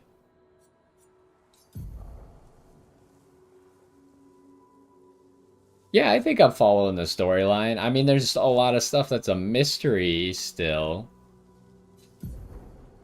I mean, the base storyline is that we're trying to kill the paintress to stop her from painting numbers so people stop dying a year earlier every single year. Beyond that, at the moment, there's some stuff about, like, Mael being more important than you would expect a normal person to be in this area. And there's Renoir and Verso, who are family. Renoir is trying to protect the Paintress because he believes that the Paintress has granted him immortality, and Verso is trying to help us kill the Paintress. There's still a lot of mystery around why they became immortal and why Mael is important, but some people seem to know.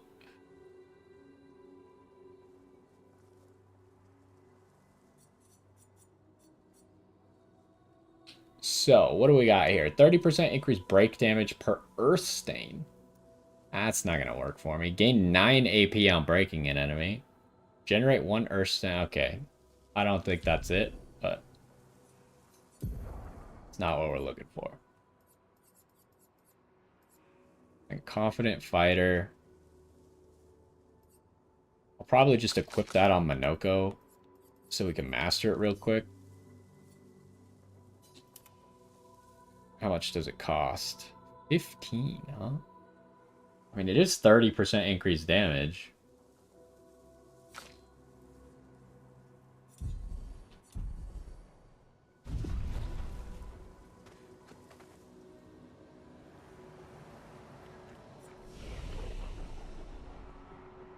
I guess we got a new healing potion, so I should rest, but odds are we've never used all of our elixirs. I'd find it very unlikely we'll suddenly use them all.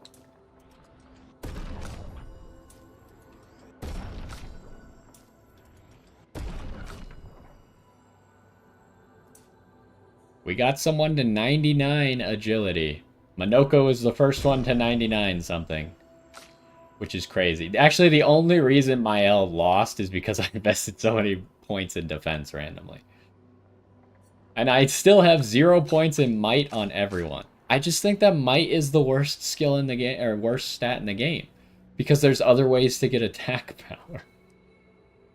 But maybe I'm crazy. Maybe might is okay. I can't imagine that might is the best skill, no matter what. Maybe might is okay. But we'll have to figure out what we're doing now with Minoko, because he has... Well, I guess he doesn't have it because he doesn't have Tainted on right now, but Tainted gives him 1,000 extra defense. So he doesn't really need defense. And he doesn't really care about critting either. So maybe Vitality. Or maybe I'll just go defense because his weapon scales off of it. But again, I was looking for a new weapon on him anyways.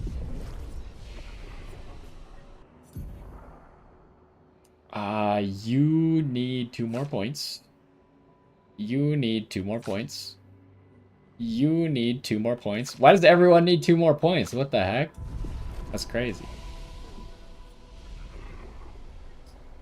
Okay, so that is one of the paths done. And since we spent so much time doing random nonsense, let me check real quick what happens if we try and go down this path again.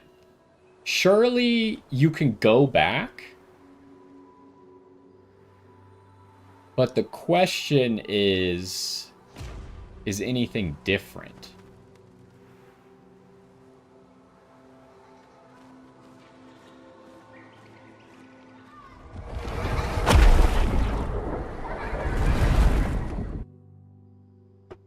Just really quick, I don't really want to fight any of the enemies. I just want to... I assume the only way we can leave is going back through that way. I don't think they'll let us leave. Juked. You suck.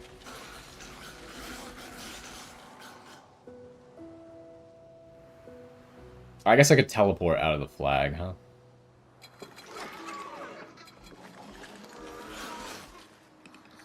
The eyeballs are still here.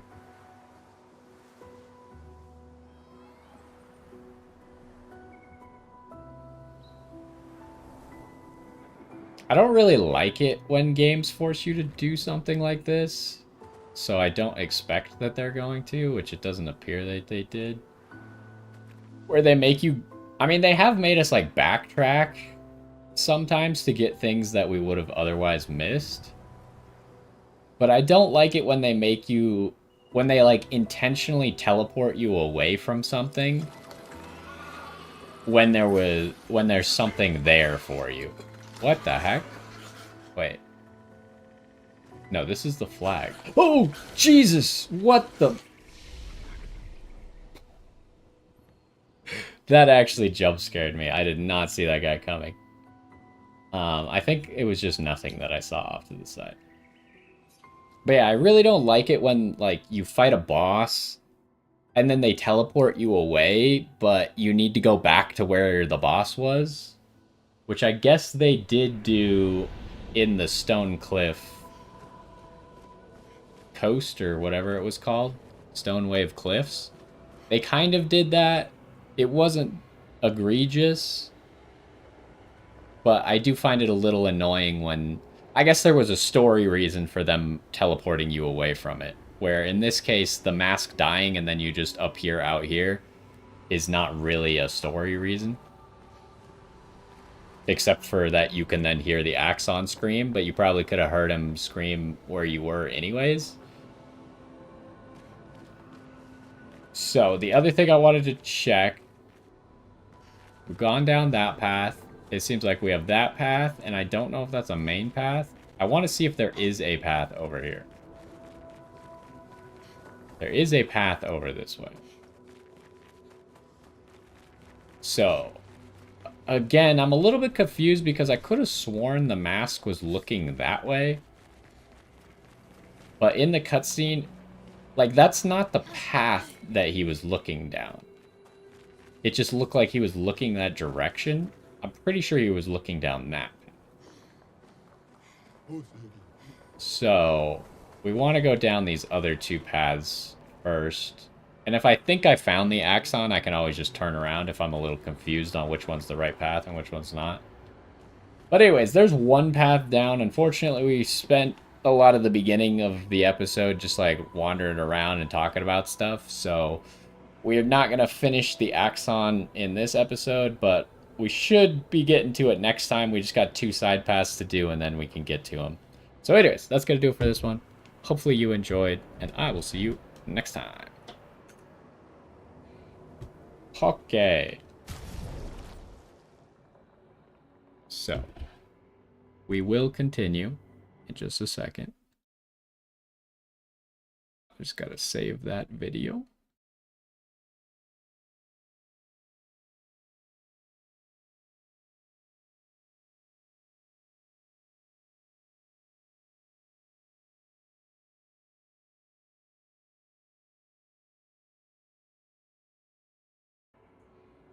Alright, quick bathroom break, filling up water, and then we'll get into another episode. So I'll be right back.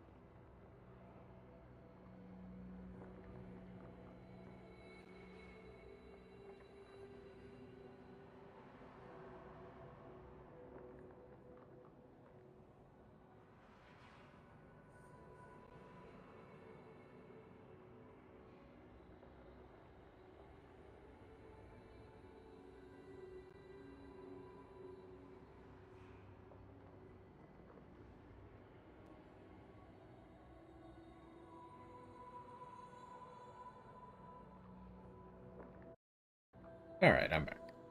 While I was away, I was thinking about your question a little bit more. And I'd say that as far as following the story goes, I am following as much as they want me to know. I think I understand just about everything they want you to know. And maybe based on like hints and stuff, I have ideas about what they don't want you to know for sure yet. So I'd say it's fairly easy to follow what they want you to know as long as you're just paying attention. But actually, like, having an idea of where it's going to actually end up is significantly more difficult.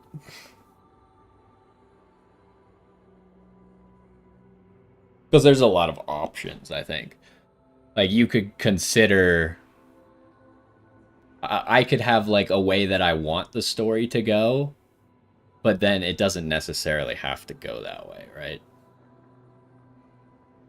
And then me being able to consider every possibility of where the story would go is a little bit unrealistic, but I can consider a lot of them, right?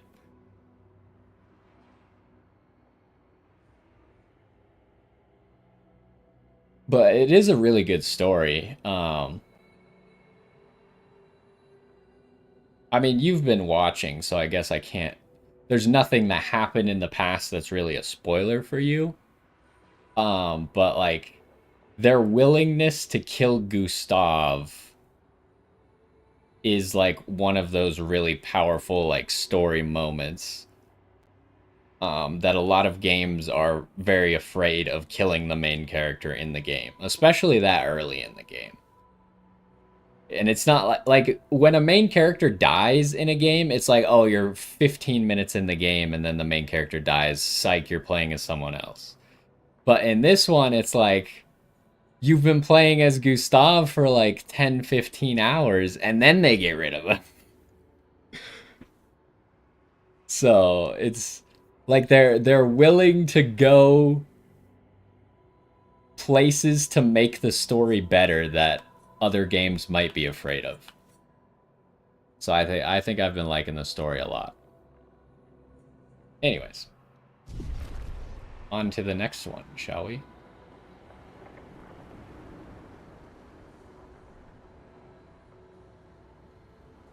Yeah, I imagine that you could definitely have missed stuff if you haven't gone back for everything.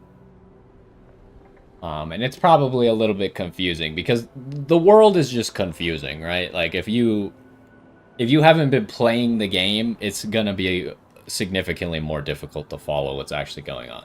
But I think you could still understand the basic premise of what's happening.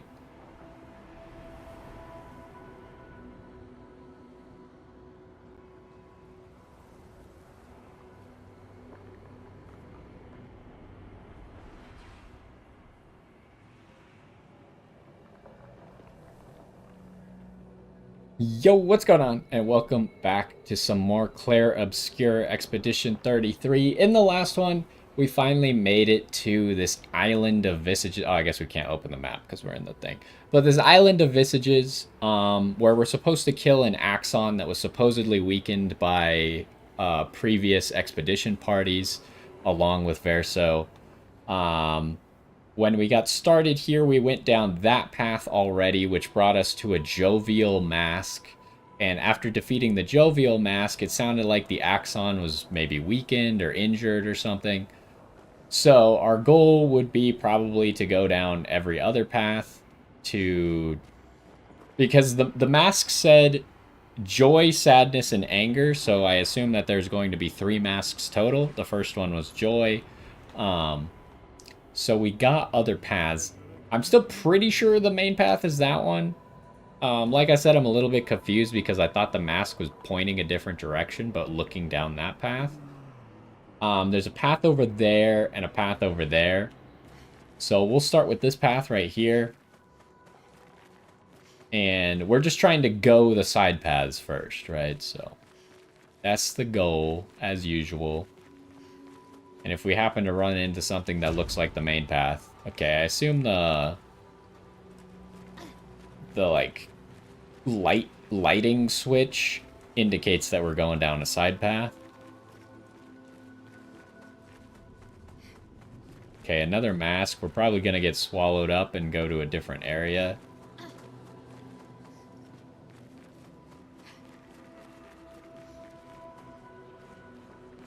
It is crazy, like, how much work they put into this game.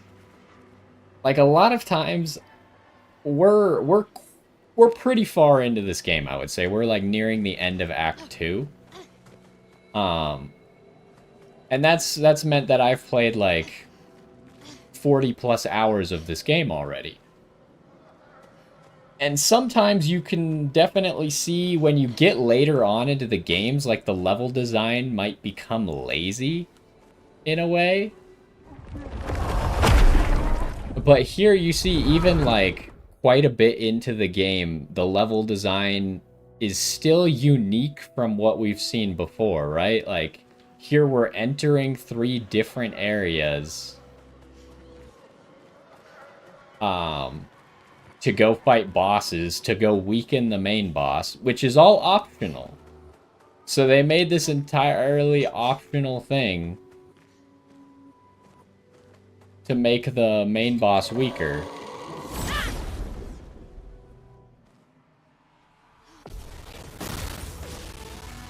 Let the ink flow. Jeez, the sound is not happy.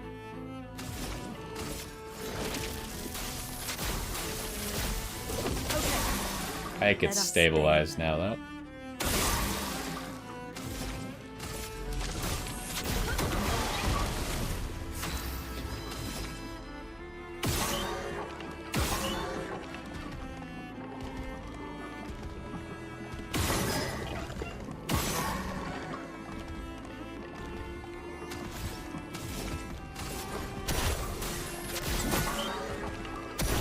I probably shouldn't have shot the mark. It would have made more sense to just Abyssed Wind into the mark. But it's not going to end up mattering.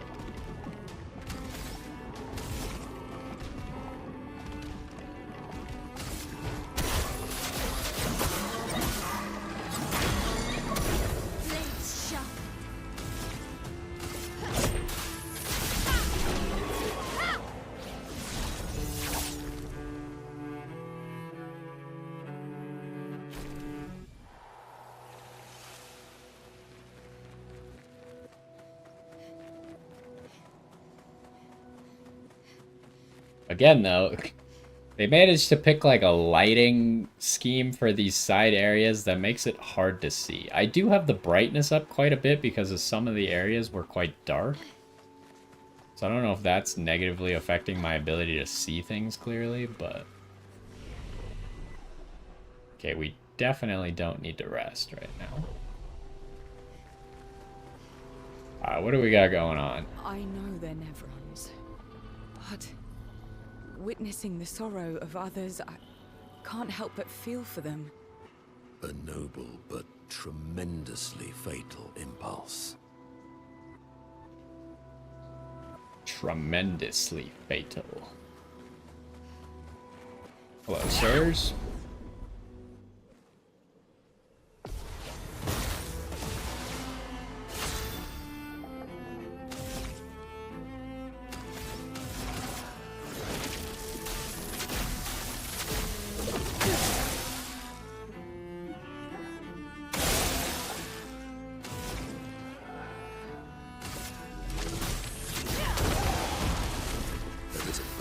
Yes.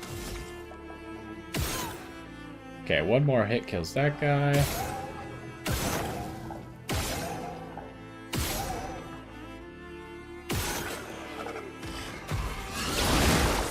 Oh. I didn't realize he would exhaust everyone. Also, what is happening right now? The aim seemed all weird for a second. Why is Minoko's hand blocking my aim? There we go.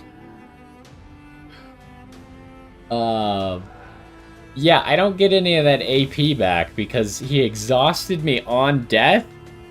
So he exhausted me before it gave me the AP for him dying. That's lame.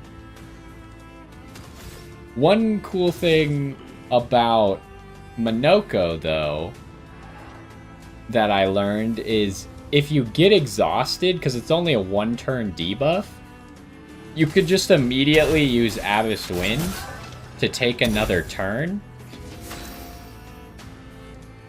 Oh, this exhaust did not go away in one turn. Alrighty then, forget what I just said. I was hoping it would just be gone after one turn. It doesn't matter.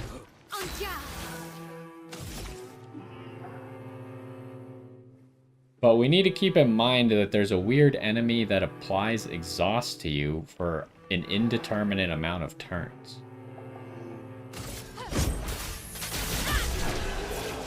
Because that could cause problems later.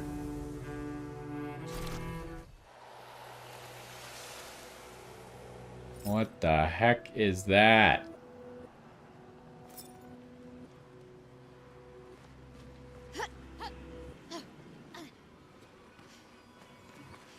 What are you, Chroma? What have we here? This blue color makes it hard to tell the difference between Chroma and a Picto.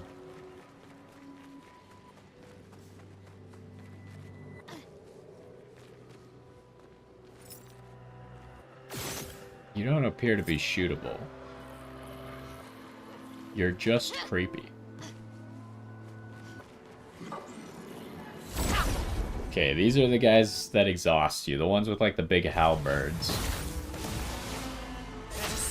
They also seem to be marked with, like, a green, like, pestilence effect. The eternity of ice. Keep going. Better. Toughness of earth.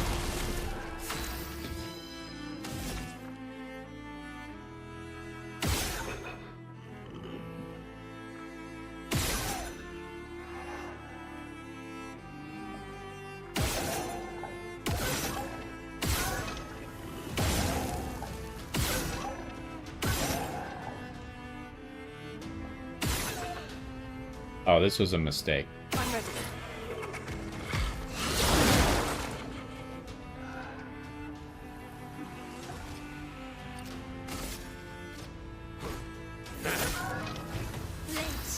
Should still be okay, though.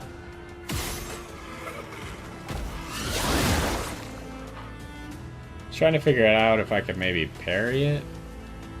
Possibly dodge would be...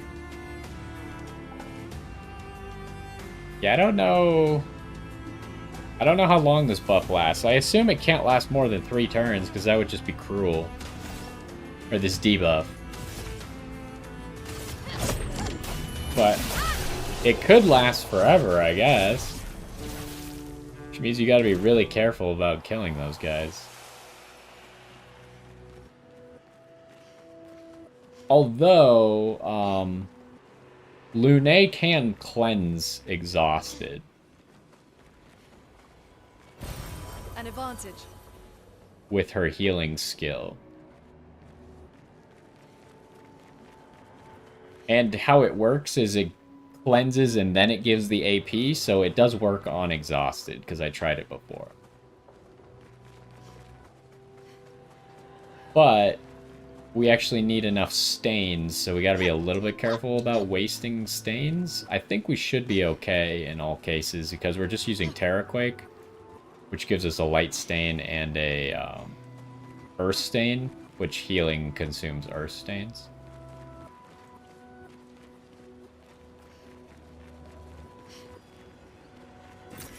Well, that will help.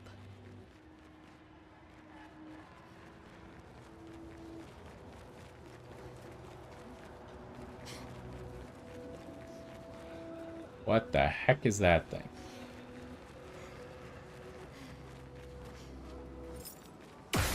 Oh, it's one of these guys that we saw on the battlefield. But chromatic, maybe? Yeah, okay. Let us stain them. There doesn't appear to be any pestilence guys around here. Let's keep going.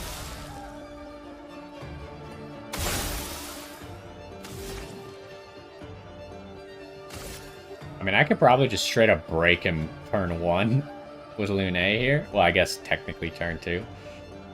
But I'm just gonna Terraquake. Finesse and grace. Wait, why is... I definitely got first strike, right? Maybe I need to rearrange my team? Because Minoko should be going second. And I want Minoko to go second because I want him to get a burn, so then my L has critical burn. And breaking burn.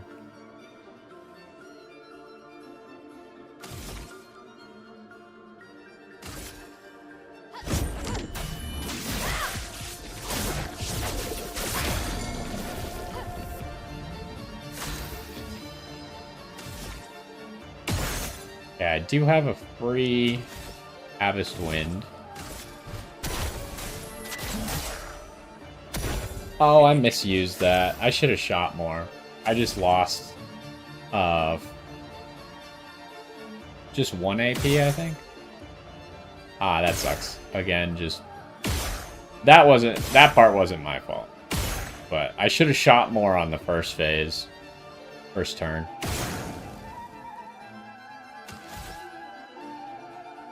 What mask do I have? Nothing that's useful.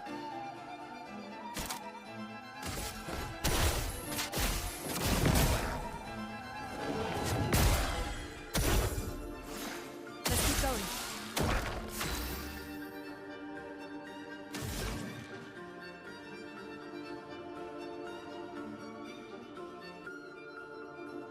I mean, it's always better for me to healing light here instead of auto-attacking, right? I think so.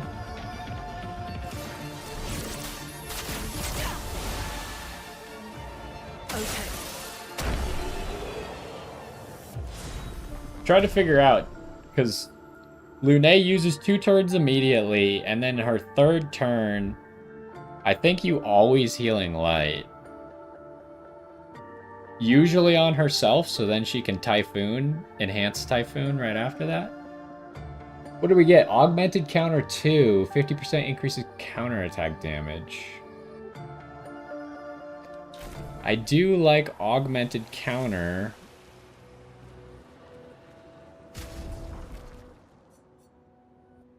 But I haven't been counterattacking very reliably recently. As stuff gets harder, it's a lot more difficult to actually get counterattacks. Like, you gotta be in a long fight where you see the same move multiple times before you're consistently hitting those counterattacks. But I might as well master it. Oh, you actually have leveled up quite a bit. You have 7 Luminas free?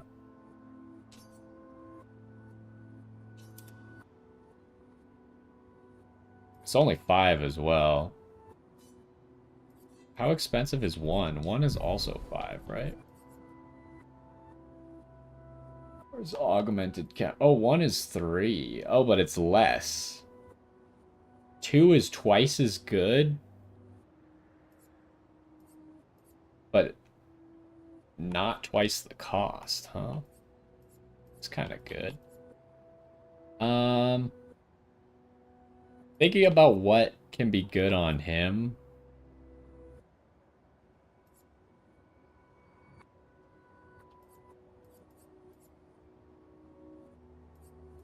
Critical burn could be okay on him, but if I can only pick one thing, I think breaking burn. Because he's gonna burn them, and then his shots already do a lot of break damage. So then at that point, his shots are going to do more break damage.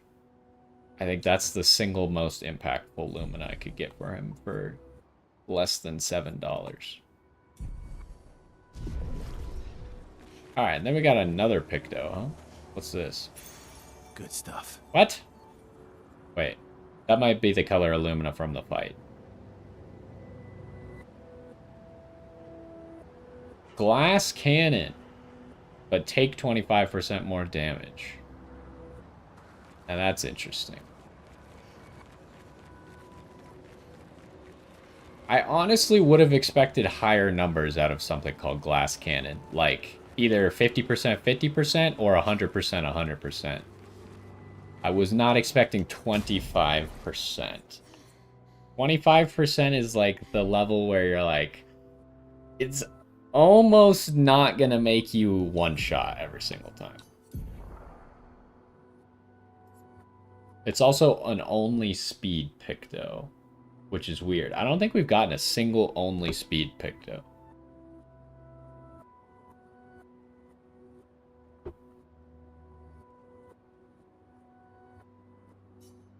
How much does it cost? 10. It might... I mean, it's obviously not good right now because of how much damage Mael and Lune do.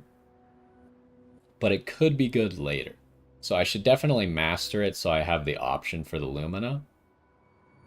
I'm going to first master Augmented Counter, though.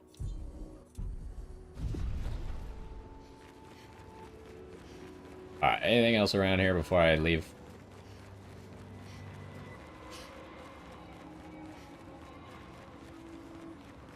There's creepy noises, as usual, but I'm sure it'll be fine.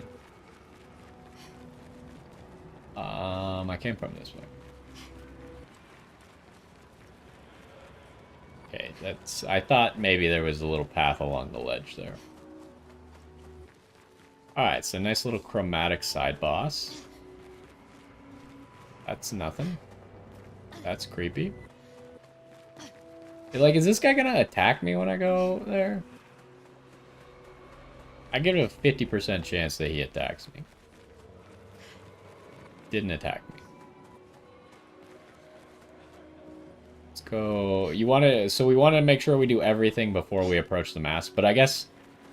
you have to interact with the mask. You don't just walk towards the mask and it auto starts, which is nice. So, we do have control over actually starting the boss.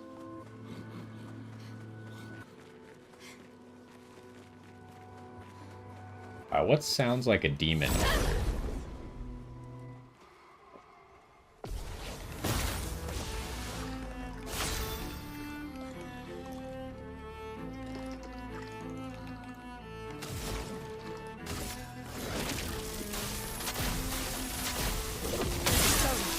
A storm is coming. I mean, Typhoon and Terraquake could, in theory, accidentally kill this middle guy, but...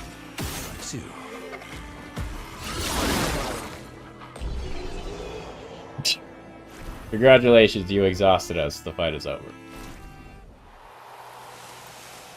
Alright. The purple item in the other area was a health tint. Is this going to be an AP tint? Yes. Yes, it is. So again, that actually makes it very likely that the third one will be a revival tint. And therefore, once again, our healing tint is behind in levels. But not like we've ever used that many tints. The only elixir that I've used up in a fight, which was only in very difficult fights like Sprong, was the revival elixir. But I also made my build around efficiently using the revival elixir, so I guess that kind of makes sense. I don't even like ever use the other ones. And there's almost no scenario where I would want to. Because how I usually have been setting up my team is, if everything goes wrong, Lune's probably the last one left. And Lune, she could revive people with the revival tint.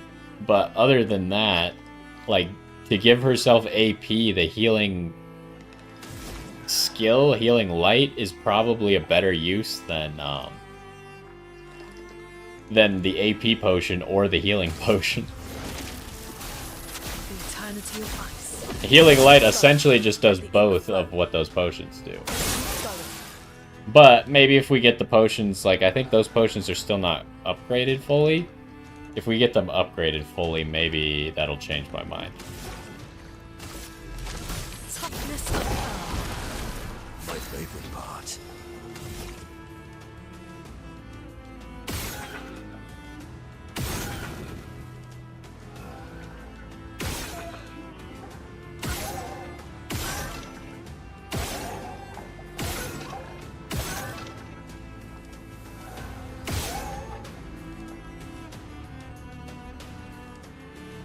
It likes you.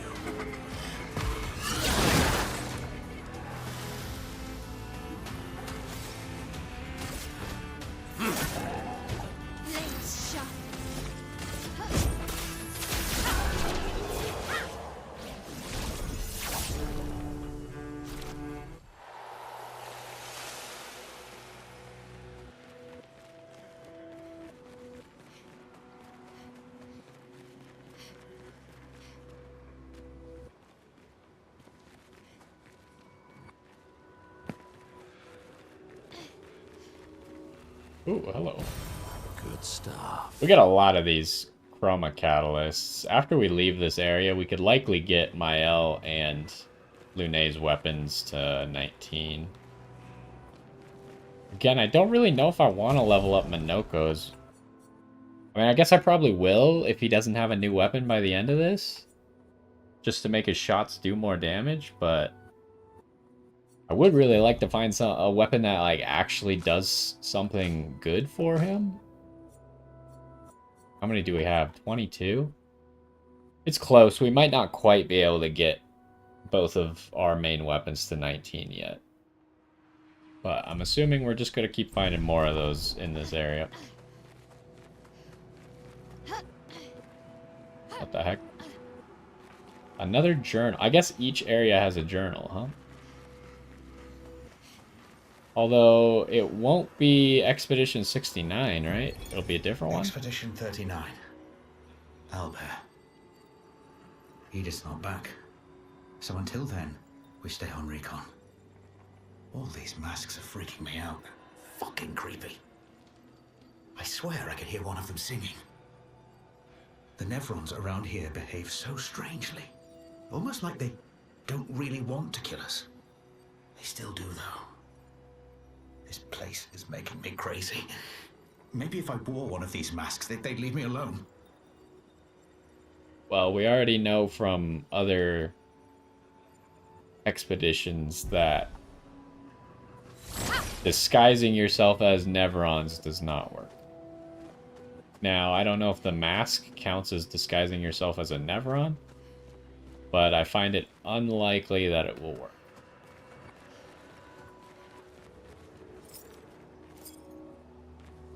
Okay, I just want to make sure I don't miss anything.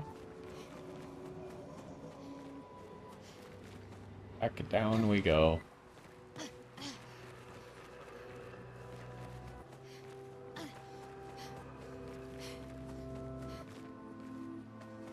And then, so I went up here.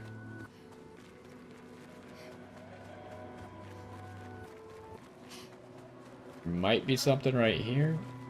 Okay, that's that. Here? No. So I'm guessing that this is going to be the sadness mask, but...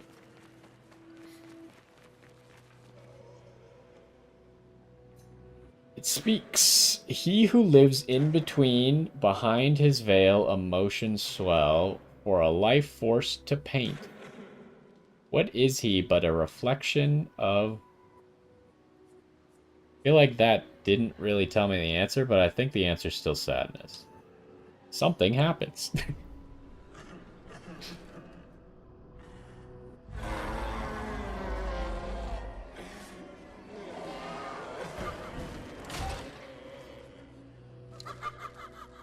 Okay, so the enemy who applies exhausted to you is in the middle, although he doesn't have the weird pestilence effect on him. So maybe this one doesn't. Sorrowful Chapelier? What a name. There's too much French in this name. I guess the last one was worse. I didn't even bother reading it because I don't know how to say that word. It was like the Monsier.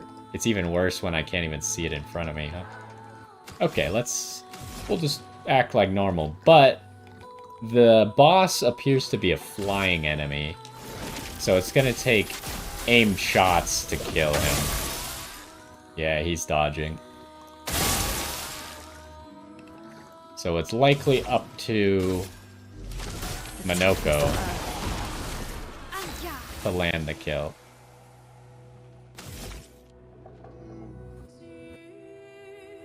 How's a turn order looking?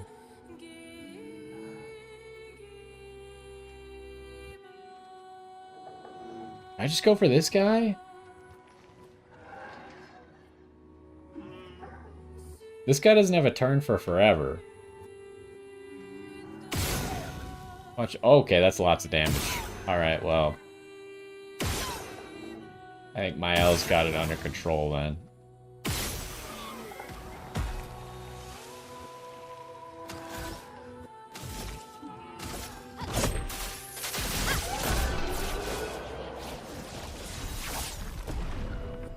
Okay, that's a new Minoko weapon.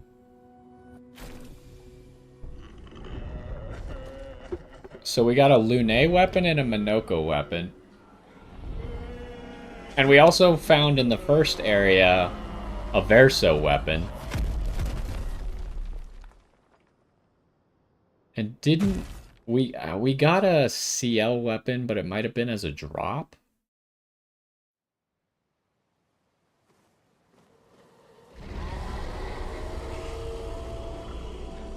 But I would definitely expect to see a Mael weapon in the next Yeah, it definitely area. hurts him.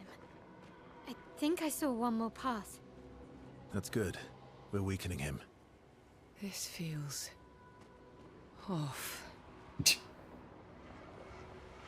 I'm starting to think that we might actually be strengthening him, but, you know, whatever. I think the guy at the beginning was like, you could go down those paths, but you probably shouldn't, knowing that we would. So maybe we're making the Axons stronger. That would be really funny if a game did that. Like, games are always... You know that you do the side stuff to make the main stuff easier. But if the game made it so you do the side stuff to make the main stuff harder, it would be hilarious. And I would not put it past these devs to do that. But yeah, even if Mael does get a weapon, I can't imagine that we're actually going to use it. Who just got that weapon? Minoko. What do you got? Start battle in Agile Mask. Agile Mask applies Rush for 3 turns. What does that mean? Agile Mask applies it.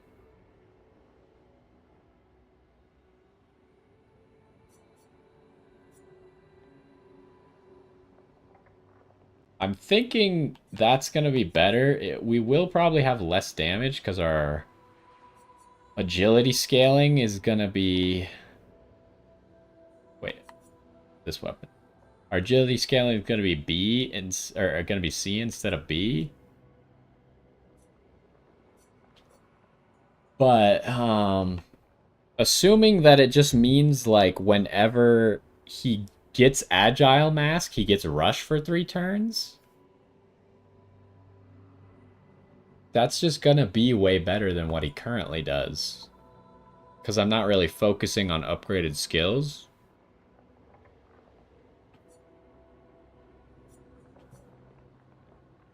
But I do kind of like him doing light damage.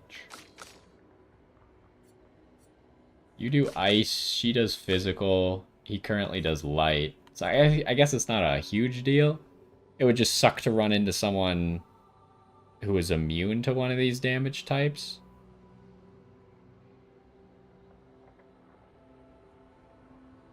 It's good. The problem is I can't use it right now without it being upgraded. It's kind of like him being the free aim guy. He needs to actually do some damage with his free aim.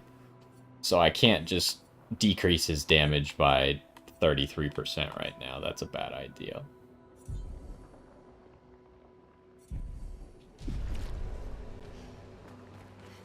Alright, so let's hope that this path over here is actually the optional path.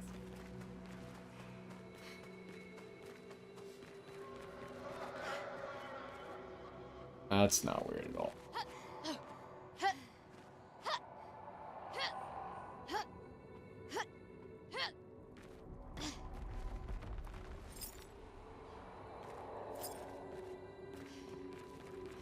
Okay, this has got to be anger, right? The path of anger.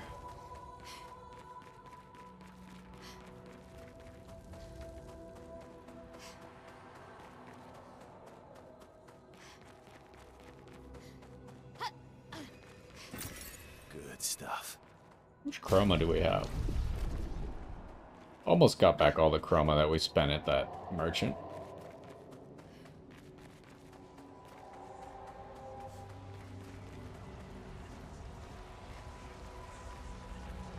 See, this guy let us get much closer.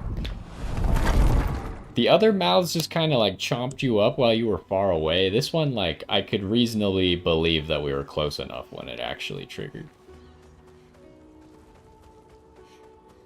Everything's destroyed. Normally, I enjoy a little destruction. But this doesn't feel right. It's rage.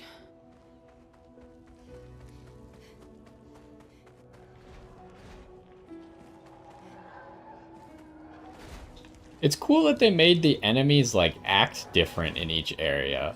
Like, in the jovial one, they were dancing. In the sad one, they were kind of, like, slumped over. And either, like, mourning or sad. And in the anger one, they're fighting. It's a cool touch. Let the ink flow.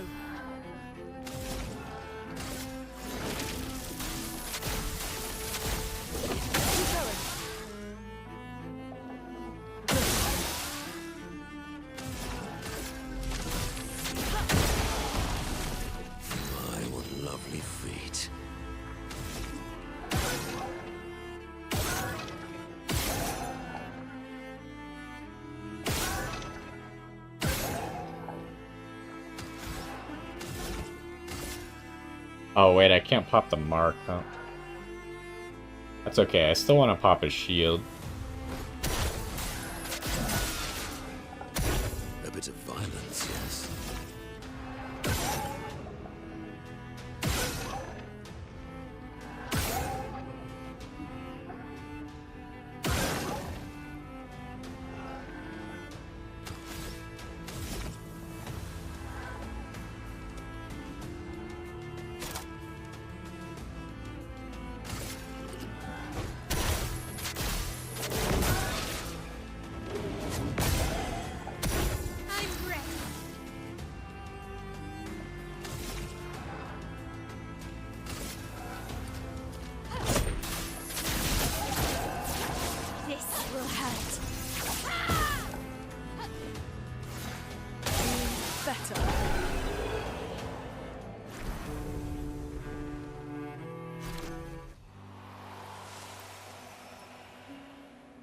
So we are definitely very strong for this stuff. I'm thinking that I'm probably a decent amount over-leveled right now, but that's kind of the nature of exploring. What did I just get? Shoot, now I just talked myself out of remembering. Oh, I mastered a picto. I was like, I came to this menu for a reason, but I can't remember the reason. Glass cannon. Let's master that next.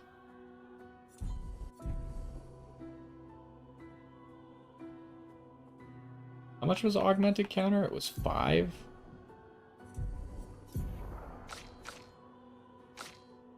And no one even has enough for it. Okay, hold on. What direction did that come from? It came from that way, right?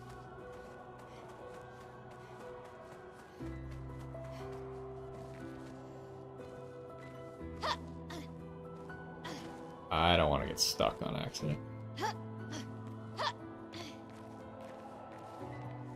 Didn't think they'd let me in here.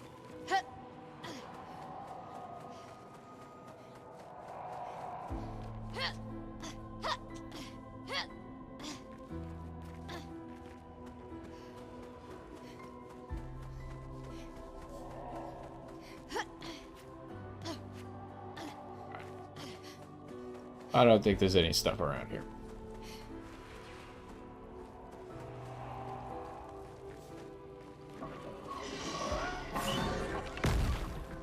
Hello.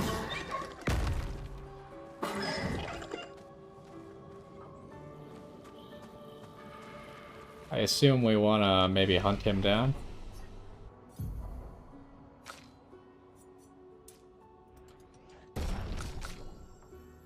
Oh, she did level. I just didn't check.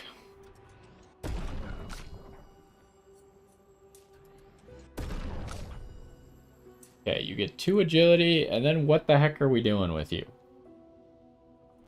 Let's grab that level up. Where are we going next?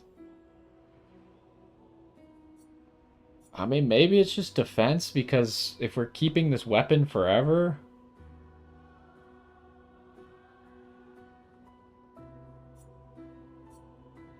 that'll give us damage?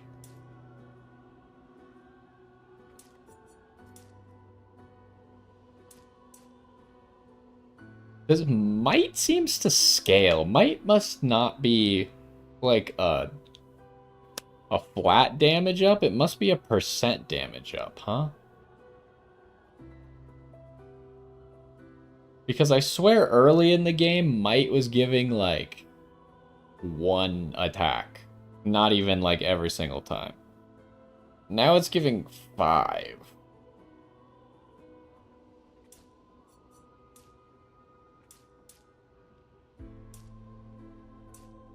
I still think defense is going to be better, because defense is also going to get me a little bit of crit rate.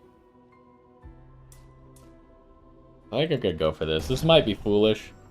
But really what I want on her is I want to get her crit rate as close to 100% while critical burn is active.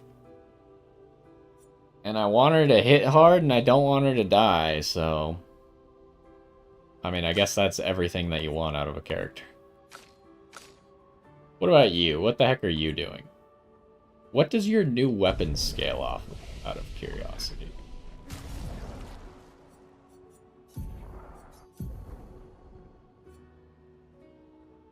Second thing is luck. I don't think I'm investing in luck with you. I'm sorry, buddy.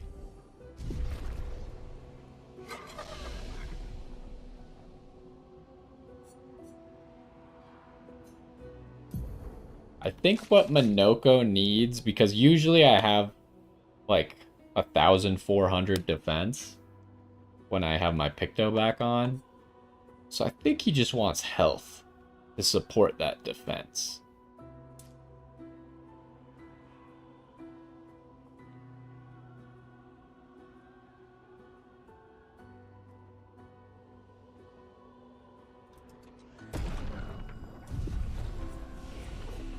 Alright, everyone should still be 1 skill point away.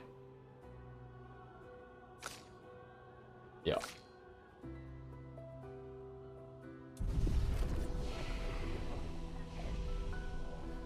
Alright, so that giant guy looked like he went somewhere up this way.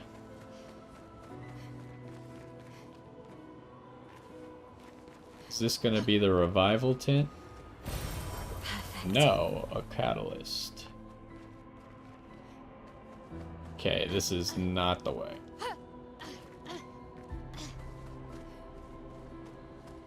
These leaves are cool.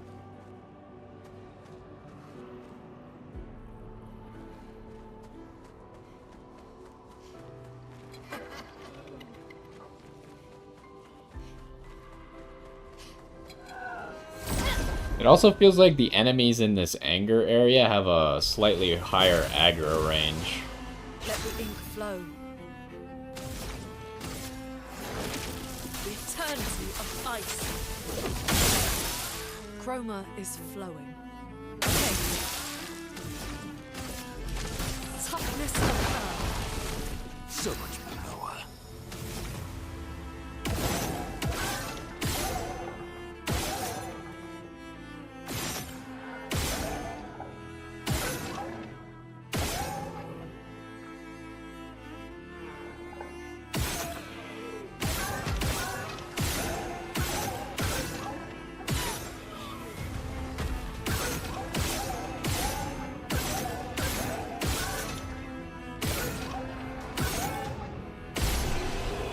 He had just enough shots to kill everybody.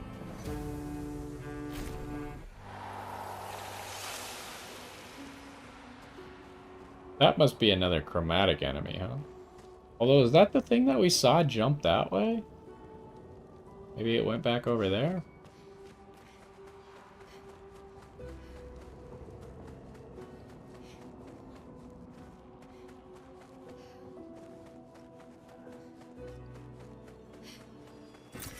An advantage.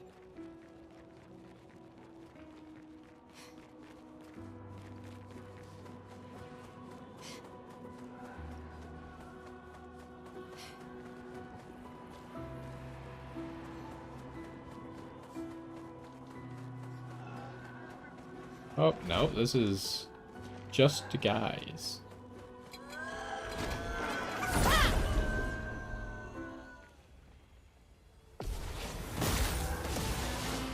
Let the ink flow.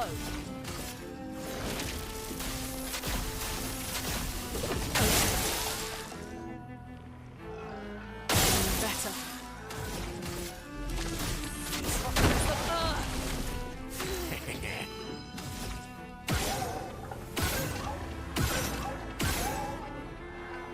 This guy's full health.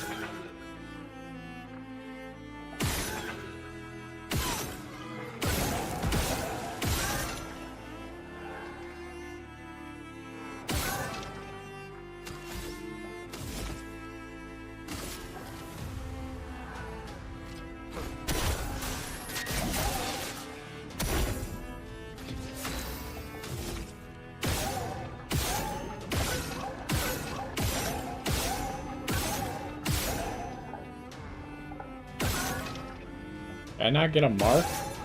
There we go. Oh, he doesn't die? That's lame.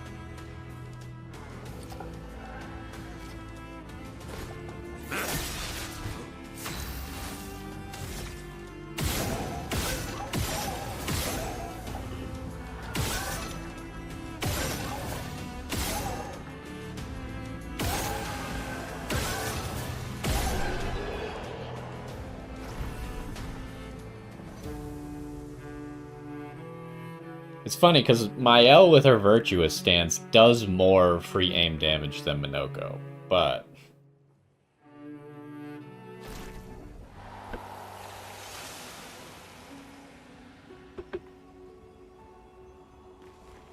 Okay, this could be the revival tent. It is.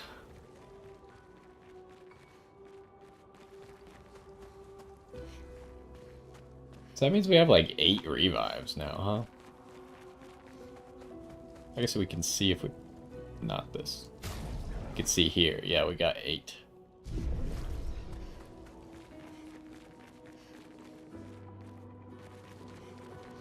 A rope.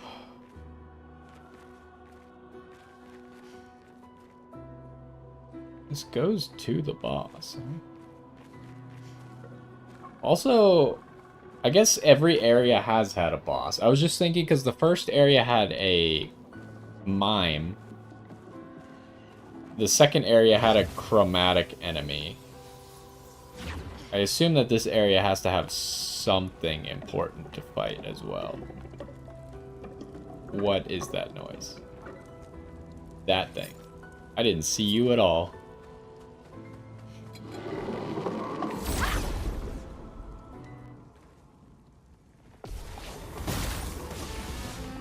Let the ink flow. The eternity of ice.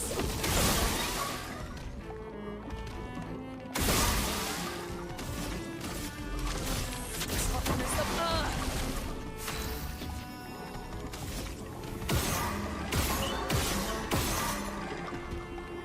I did notice that we're back to Minoko going second. I wonder why that one fight against the chromatic guy he didn't, even though I thought I hit the first strike. Maybe I didn't get the first strike.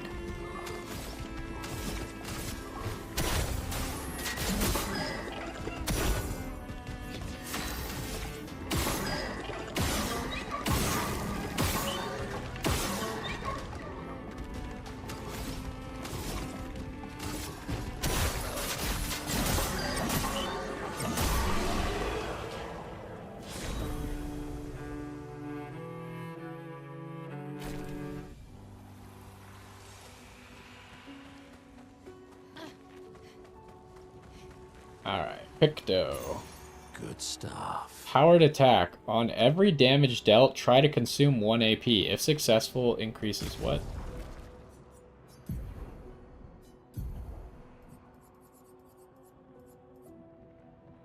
Increase damage by 20%. That seems bad. Like, it doesn't work on my L really at all. I guess it would maybe work with Flore Fury.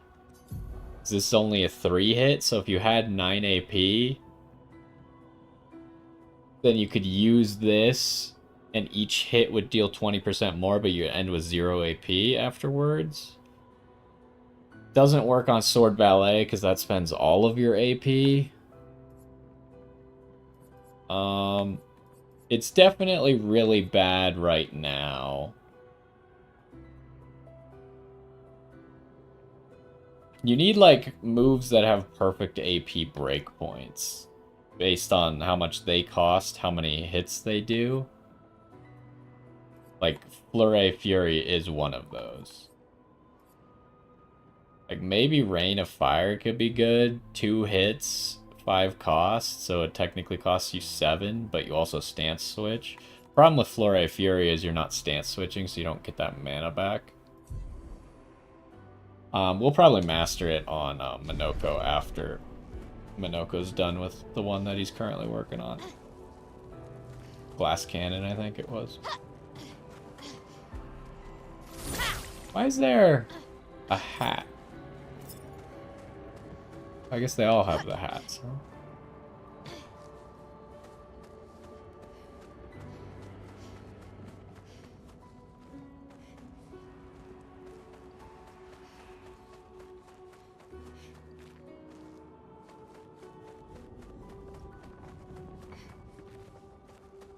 Okay, so this spits us out next to the mask, but I don't want to go here yet.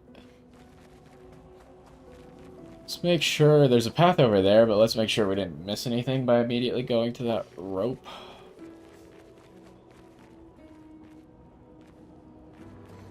I don't think so. I did everything up here that I could, right? Yeah.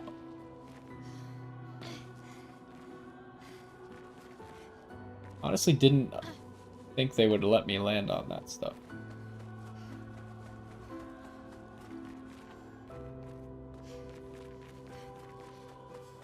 Okay, there's also a path right there. And I assume whatever the optional boss for this area is going to be through there.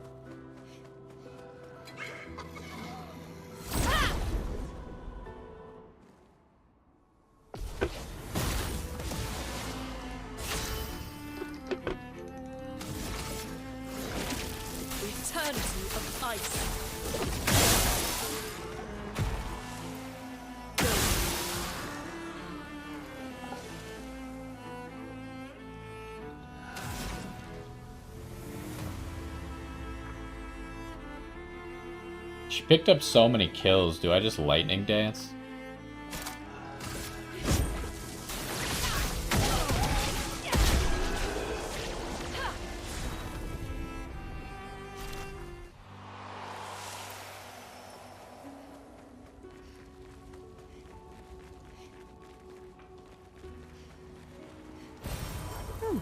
Lovely. How many resplendents are we looking at now? 27.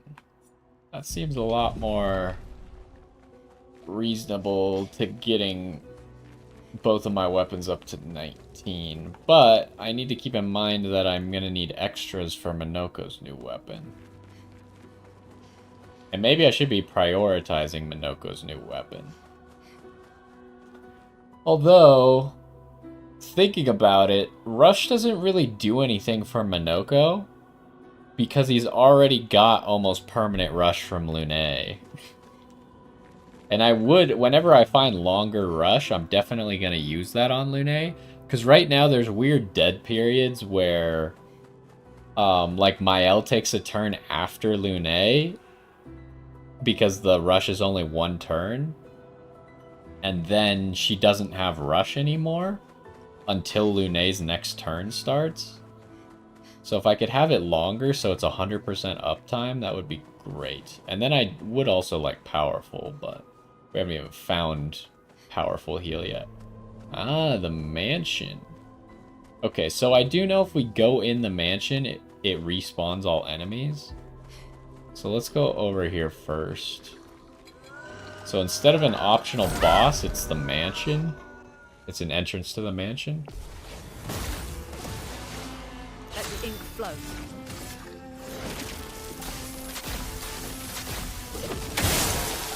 Chroma is flowing. Better.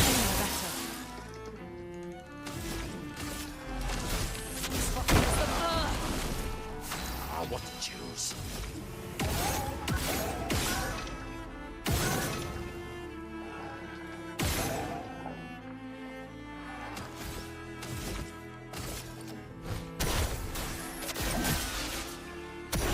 The sweet taste of battle.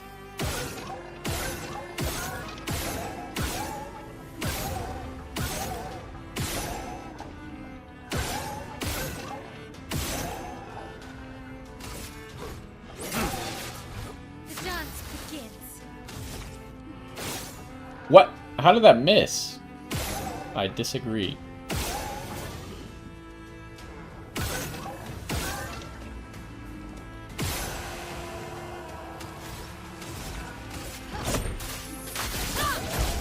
I almost pressed the wrong button, that's why I missed the first one. Okay, glass cannon done.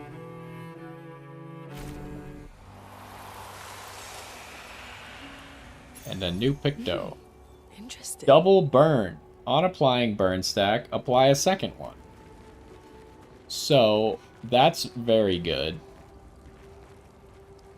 Although, it's actually not that good.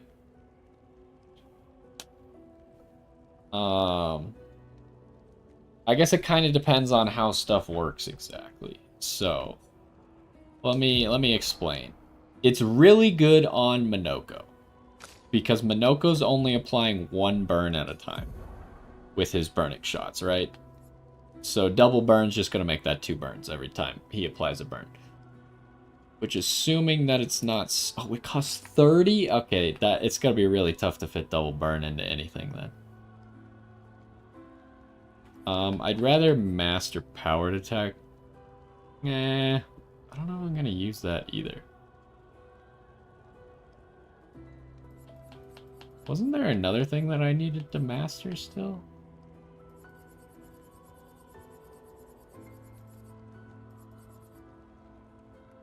I guess not. Thought it was a level 10 or a level 11 one. Maybe it was power attack that I'm thinking of.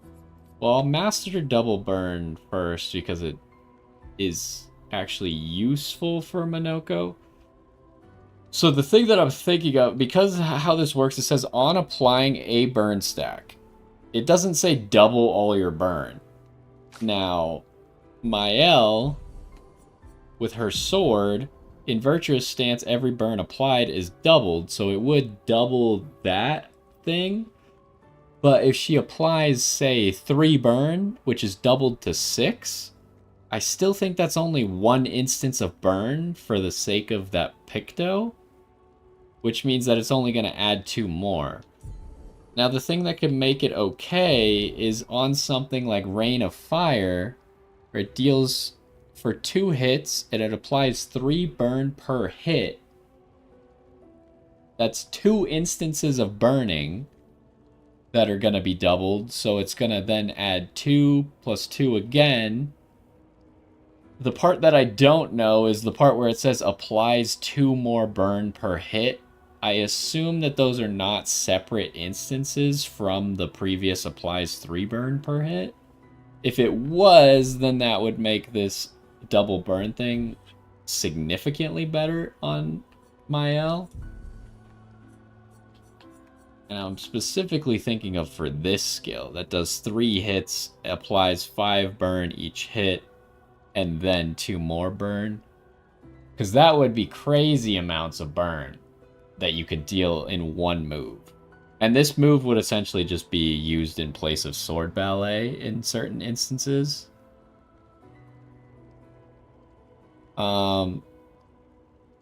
So yeah, I'm not sure if double burn is actually good on her or not. Because best case scenario, or like, if it works the way that I think it works, best case scenario would be you get 6 more burn out of using this move, which is not that much considering this move is going to put up 14 times 3, 42 burn. So 6 more is kind of insignificant against 42, but it is a boost, and if that burn is dealing double damage once her weapon gets to 20, it's not nothing. I don't know. It would take some testing, but I think it's not going to work the most ideal way. I mean, I guess the most ideal way for something called double burn to work would be to just double all burn you apply. But instead it means when you apply burn, apply another burn, which is significantly worse. Alright, so I don't see anything else. We do anything? I think it's just to the manor. What the heck is over there?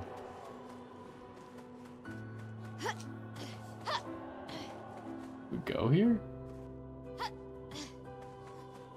Can't see anything.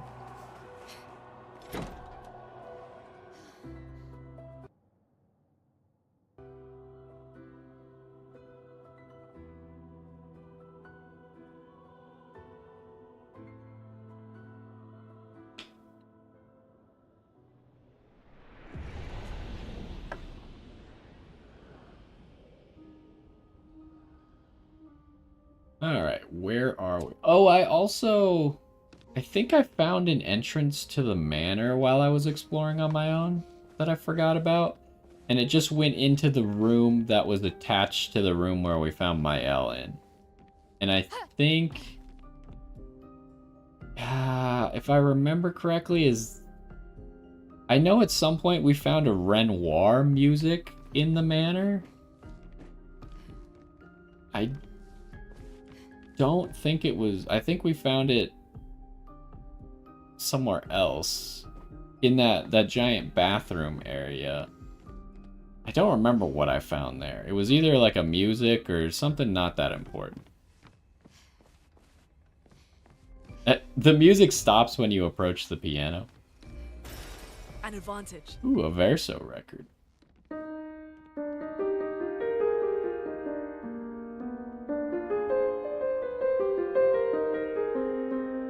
Are these the same songs as the other piano?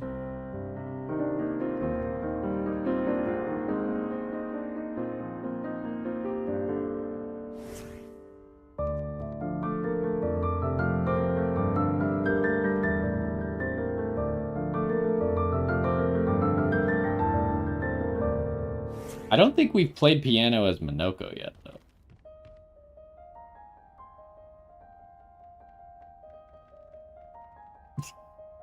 I feel like that's not really a fitting song for Minoko. Especially when Versos is so epic.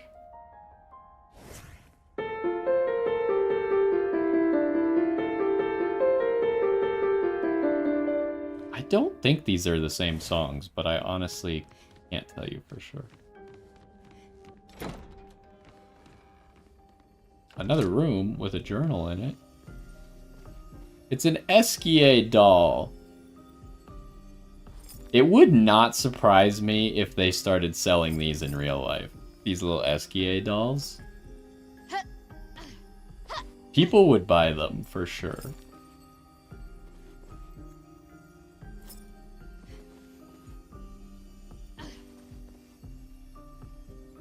I'm currently like in Act 2, probably pretty close to the end of Act 2, but again, it's taking me forever to even kill this one Axon, and I assume I have to kill both of them before I get to the end of Act 2. So I'm not really sure exactly. But I would guess that Act 2 ends when I kill both of these Axons. And we're probably going to kill the first one today. The next one we might kill tomorrow, depending on how quickly we get there. Art Unknown. can be a window, and art can be a mirror. This sounds like And Renoir. Great art is both. Son, you'll never be a true artist if there's always a mask between you and the viewer, especially when the viewer is you. It sounds a lot like Renoir's voice. I could be wrong. But Renoir, like, the one that we got for him very clearly told us it was him.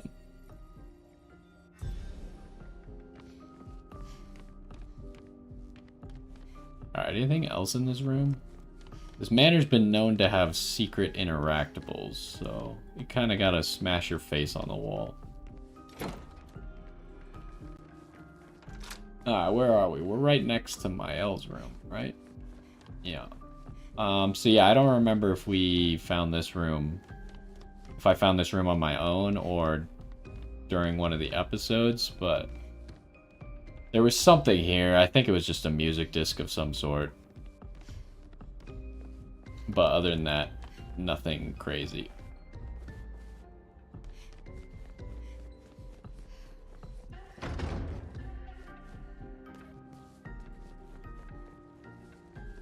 And then this was Renoir's room, I believe. Yeah, with the giant bathroom.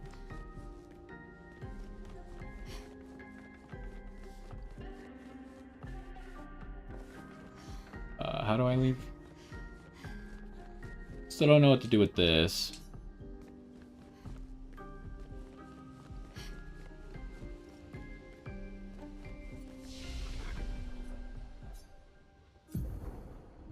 Oh, I was like, how did we get a skill upgrade or a level up, an attribute upgrade, but no skills? And obviously Minoko is the only one who doesn't get skill points. So.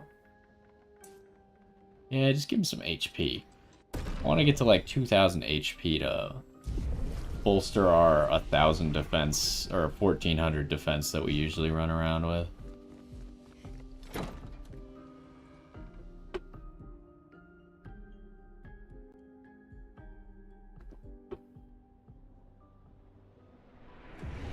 Okay, so I think that's it. I think we just go to the mask now.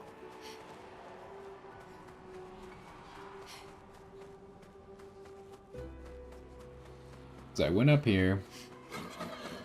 Jeez. You guys stop making such creepy noises.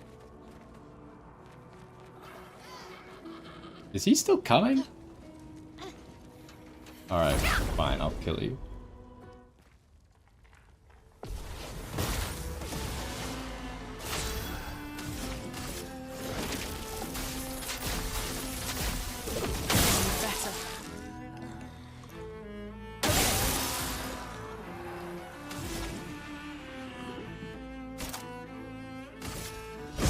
lightning dance.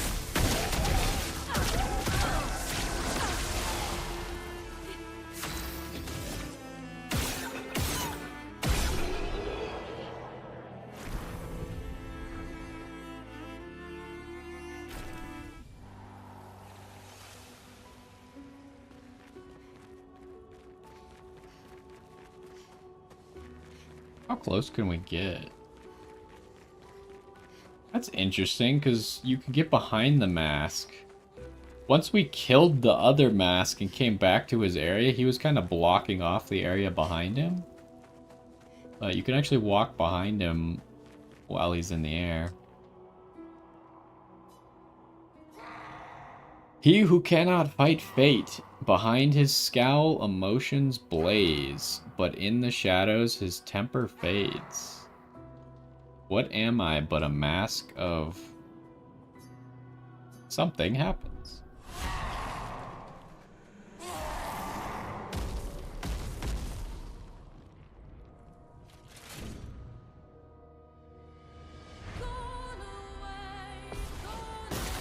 This is a new song.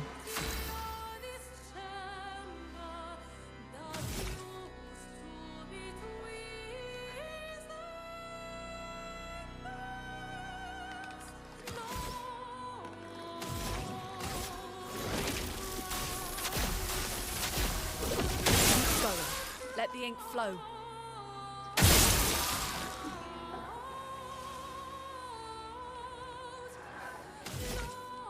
Should I just go for a lightning dance? Probably.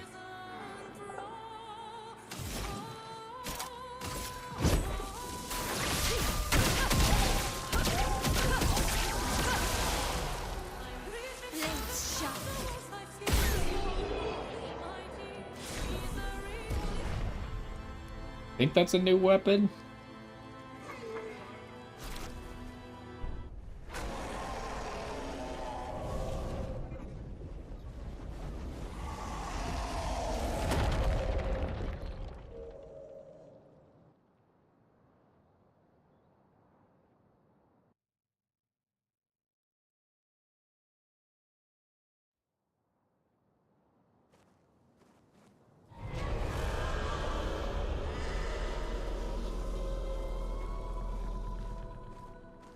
I think that's all of them. We should be able to fight the Axon properly now. Let's answer this thing's invitation. I wonder what would have happened if we went up to him before that. Because it did seem like going to those areas was all optional, but then that line that we can now fight it properly makes me think that maybe you just couldn't really fight it before. See this Mael weapon? It's really unlikely that we replace our weapon, but critical hits with skills give 2 AP once per turn. Lightning damage with skills. Critical chance while in offensive. It's not bad, but could be better.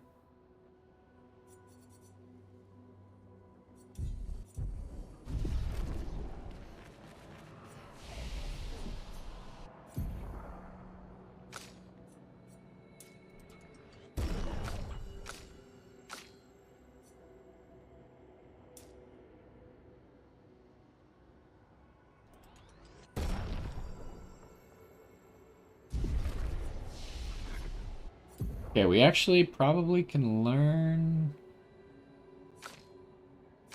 at least Mael's skill now.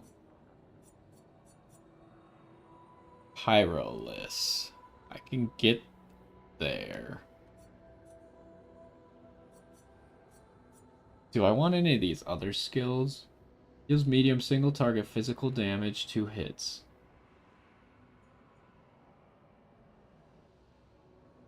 I feel like there's no world with my build where I actually want to consume burn. If I'm gonna lean into this, like, effect of my sword doubling burn and dealing double damage with burn, I don't think I'd ever want to consume the burn.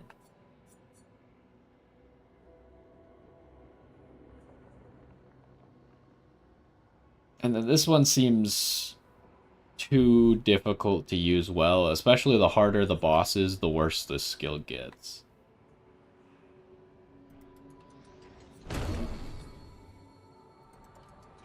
But the picture does look cool. I'd be kind of curious to see what some of these skills look like. Okay, so my plan was that I really no longer need Swift Stride.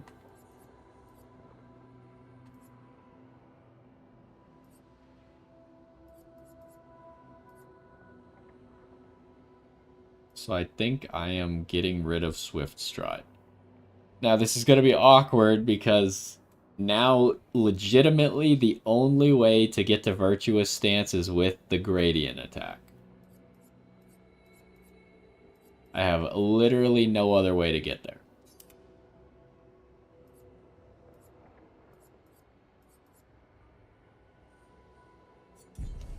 Well, we'll give it like a try and see if that works out. If it doesn't work, the problem is like theoretically it works on paper, but I don't know what kind of enemies we're going to be fighting if someone like somehow interrupts my ability to do that, to use gradient attacks or something.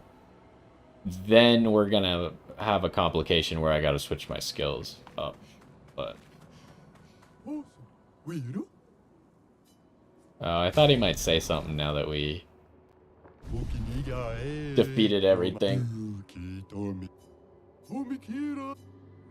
Okay, well, let's go accept the invitation of this Axon.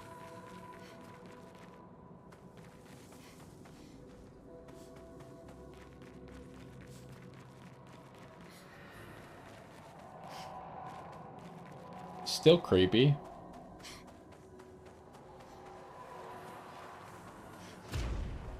Ooh, we did get a color shift here as well. I wasn't sure if we would or not.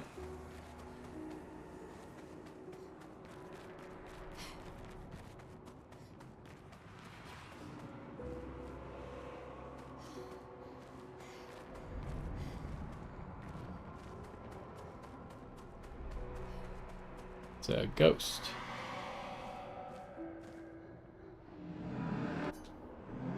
I would have traded my years for his. His life was cut short. He had so much more to do to experience.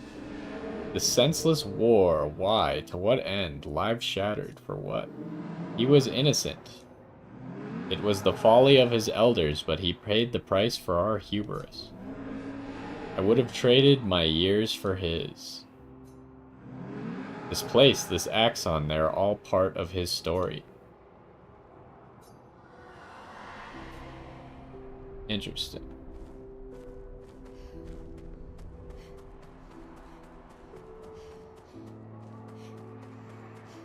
Got a grapple point.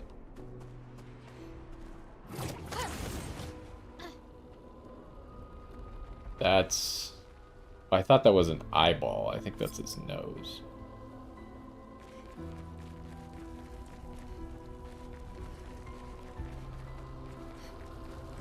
I don't know if there's gonna be anything in this area to pick up.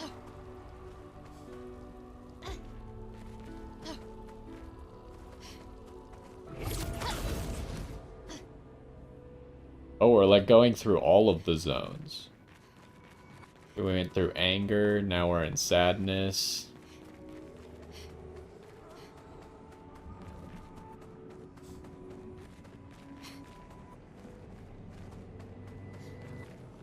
Monoko, what does that mean? He who guards truth with lies. Exactly what it sounds like. Guard as in protect? Or guard as in control? Yes. I feel like he could have given a little bit more specific of an answer.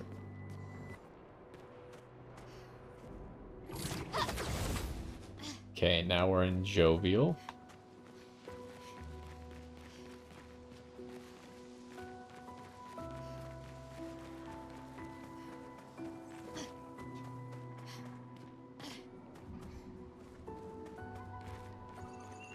don't suppose I could get over there.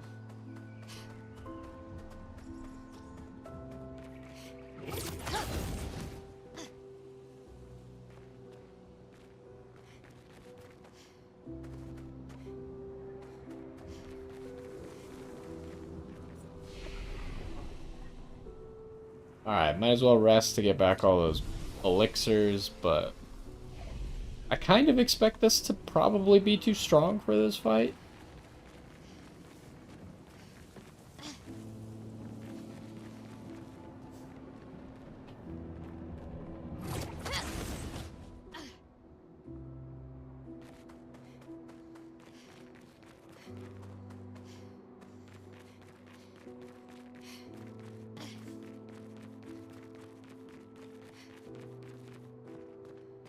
Probably a cutscene in a second here.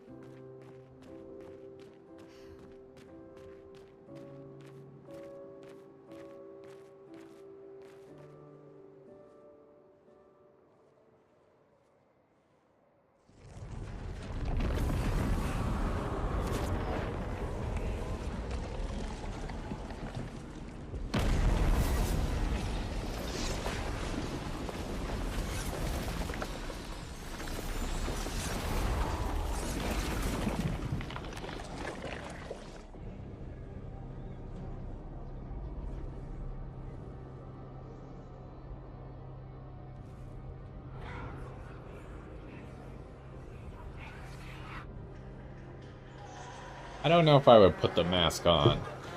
Doesn't seem like a good idea.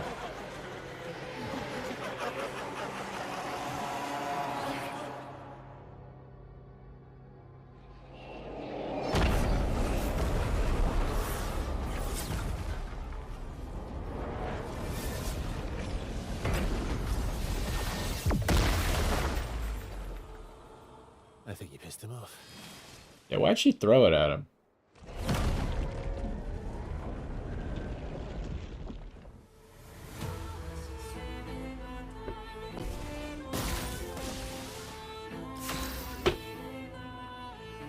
Visages. Okay, is there anything notable? What the heck? So it's just the mirror?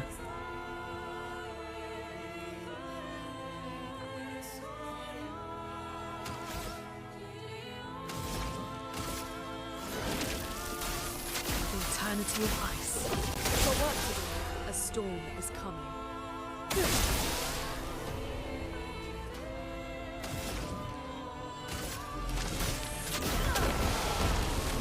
This will hurt.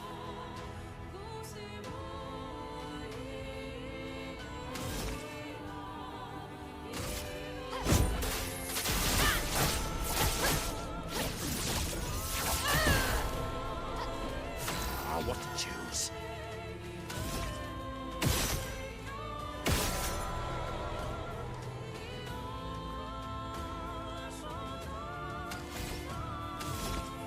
Think I win here?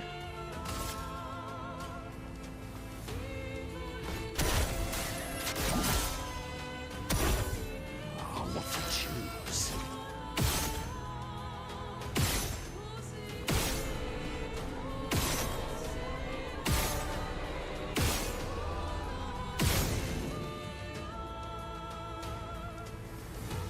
No mark, but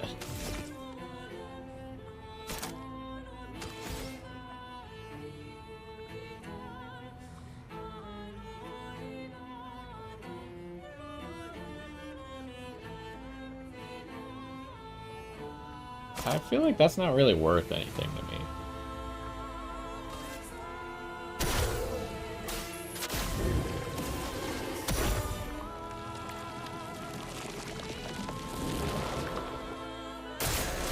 Your turn to dance.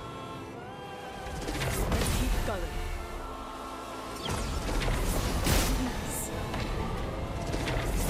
Energized.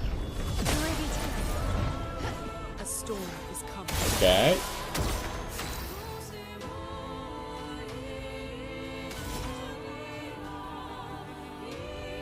So there's a mask here now.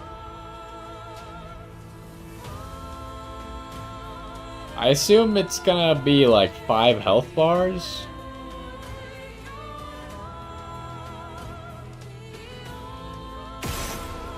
Okay, that does nothing, so I should not be doing that.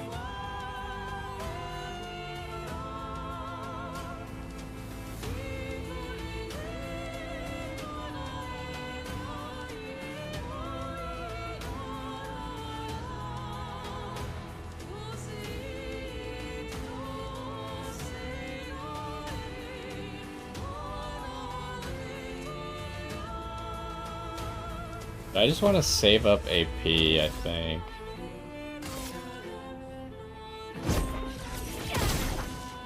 Let us slay them. His health bar seems to be stuck in place at the moment. It's not moving anymore.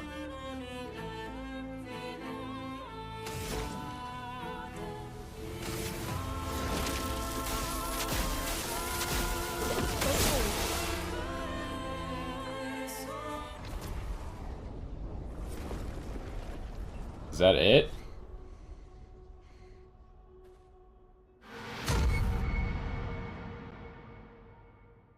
Okay, is this guy the real Axon? Because this guy's actually scary.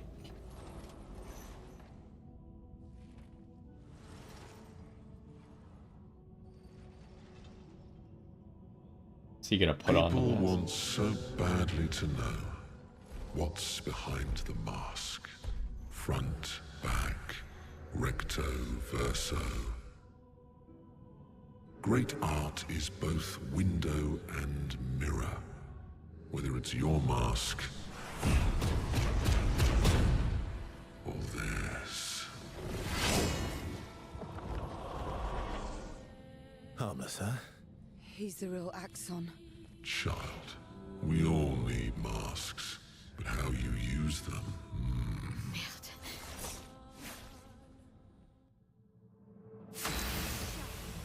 Mask Keeper.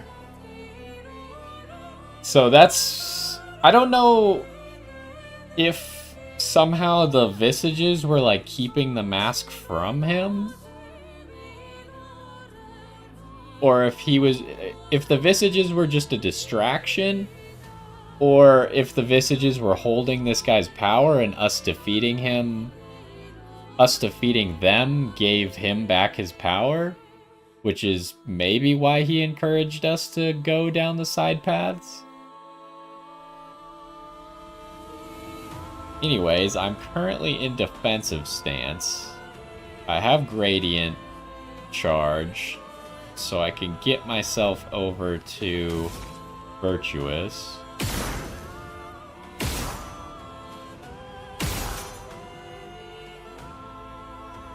Might as well hit this mark. Everything's all weird colored, though. Like, even the marks aren't the right color.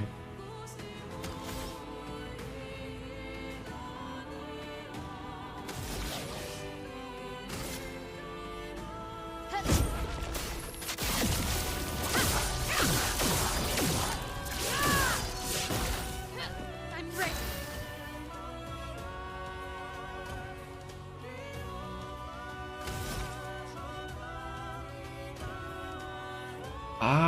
I mean, part of me wants to try Pyrolith, but I think it just doesn't make sense while we have the damage gate of 9,999, because I think Sword Ballet just always does more.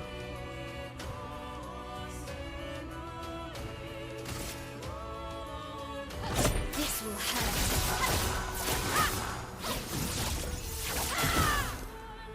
That was a perfect Sword Ballet.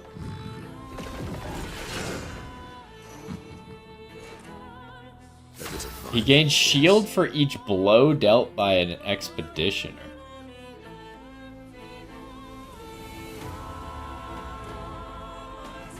Does that include aim shots?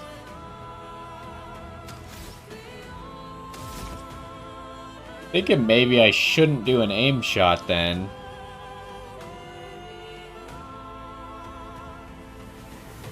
think I just want to break him.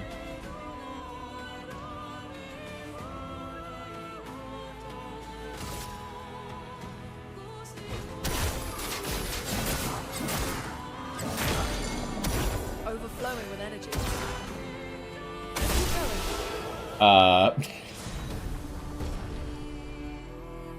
Okay. You know, I thought that maybe the first part being too easy was just a bait, but it turns out that he was just too easy.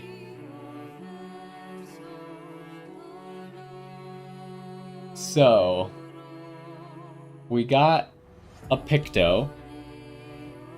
30% increased damage until a hit is received. Now that is interesting. Obviously not useful right now, but could be useful later on.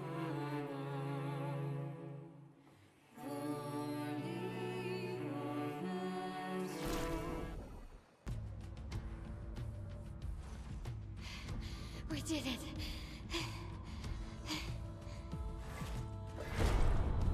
No, wait. We all need masks.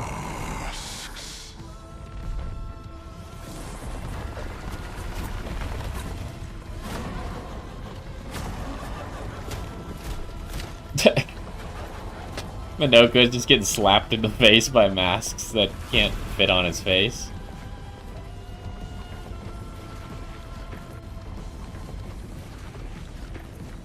Why does CL appear to be immune to this? Can't hurt me.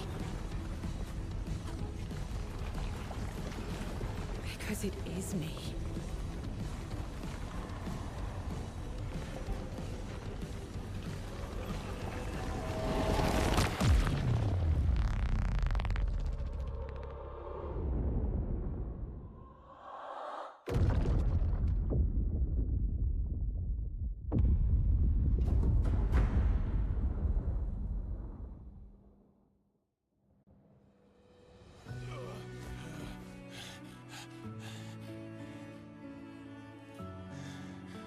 You okay? What happened? Axon down. Let's bring this to the curator.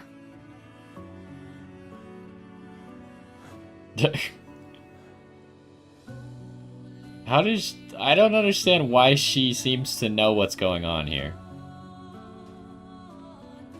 And Minoko got to witness it all because the mask didn't fit on his face. No, vice versa, wasn't it? Renoir. What is he talking about?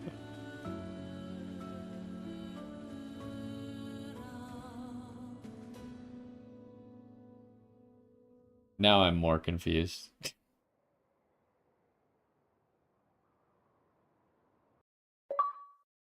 Defeat the first Axon.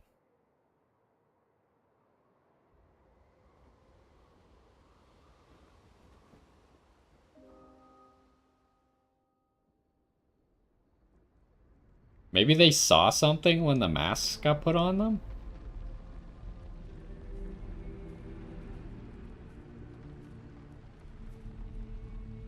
I don't know why our costumes are all beat up. We're all full health. Didn't even get hit in the final boss fight. Me? You want me to give it to you? Why?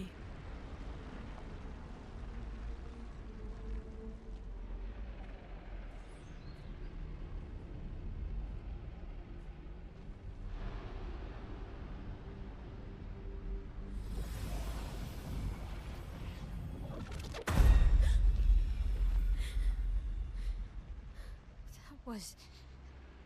I saw... What happened? I saw it. It was...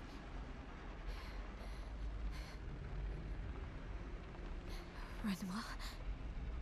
I used to see him in my nightmares too.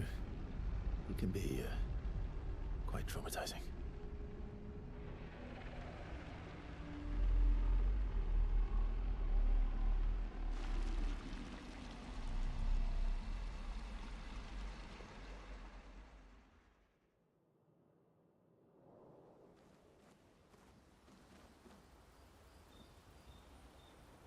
I mean, it's really hard to tell in this game what's real and what's not real, right?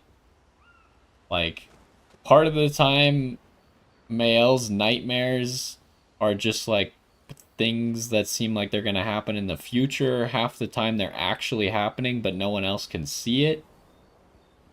Like, it's very confusing.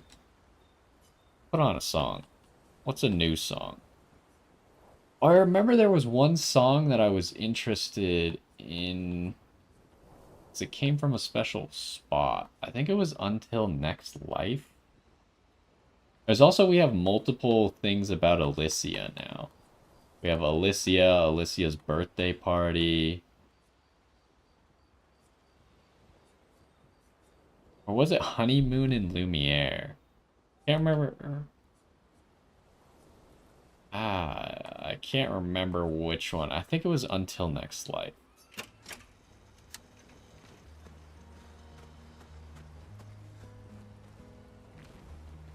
Seems you were right about these expeditioners. A most impressive group. It's funny because the Axon was literally just like trivial for us. We just kind of destroyed it. Wasn't even slightly close. They've grown on you, haven't they? Maybe. They have. Okay, let's go increase our bond with everyone. Or relationship. Minoko, let me cut your hair. Why would I be foolish enough to do that? Just a trim. You look like an overgrown mob. I beg your pardon. Have you looked in the mirror lately?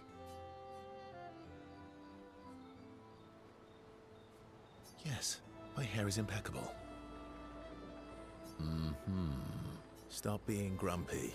Come on, let's give you some style. We do really need a better Minoko costume. The one costume that we got was not good. You first, then. Fine.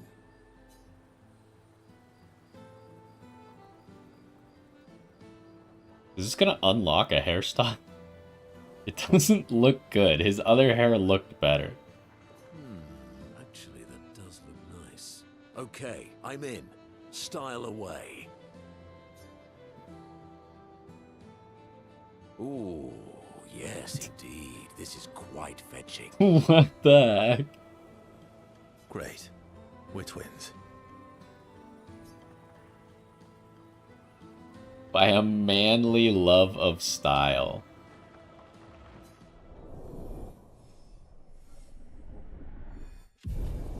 Okay, we need to get to level 4 to unlock a new gradient attack. As tradition, they now spend too much time arguing over who looks better before heading back. And we got both of them? Yep, we did get both of them.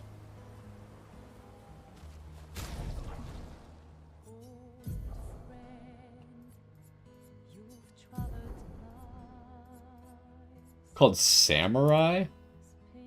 It just doesn't look as good as his base hair. I don't know if I like this one either. It just looks like his head got so small all of a sudden. Yeah, I don't like it.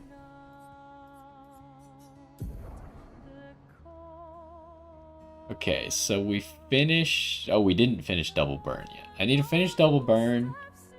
And then I'll probably do Immaculate first. Because Powered Attack is less likely to be useful.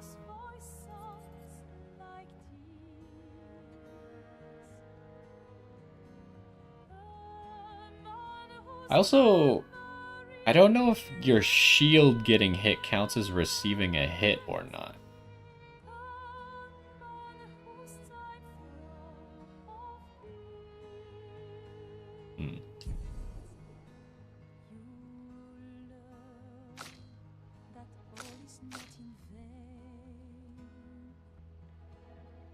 Really do need to get her a new Picto here.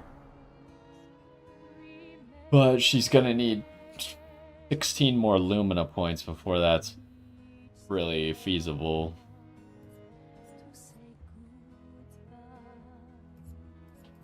And we haven't really found another Picto that she needs. Immaculate could be cool, but not super crazy.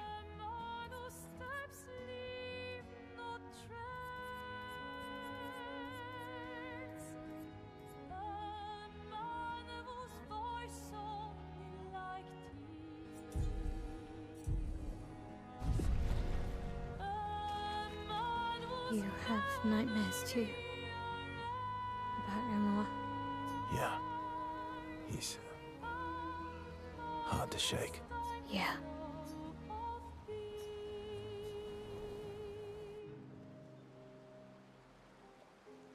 This should be level 4 for Mael, I think. Did your parents choose your name? Yeah, I guess. Why? Mael means chief and prince, or, you know, I guess, princess. What are you talking about? The meaning behind your name. Oh. What made you think of that? You said you were an unwelcome surprise. But I think even though your birth was unexpected, it was still celebrated. Your name shows how your parents felt about you. What kind of life they dreamed for you. Chief. Guess they had bigger dreams for me than I ever did. Why? What did you dream of? I didn't. You must have wanted something for the future.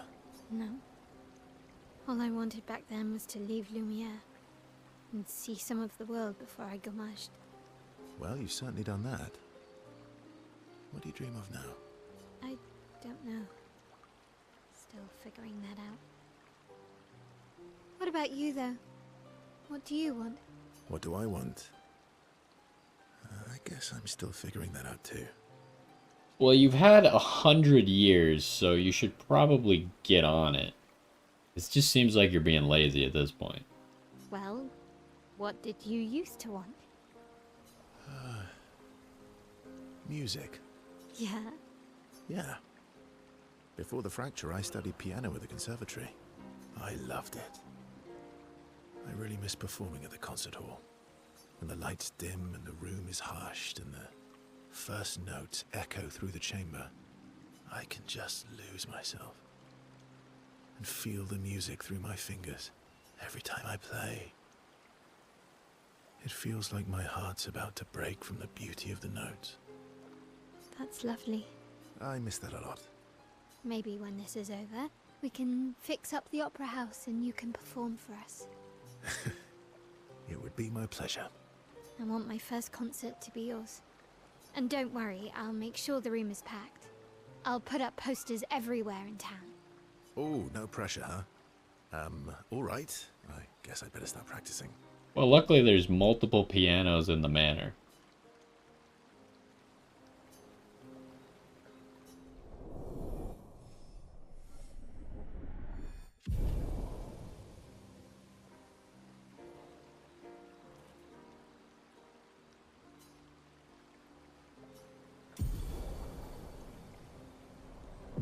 Radiant attack.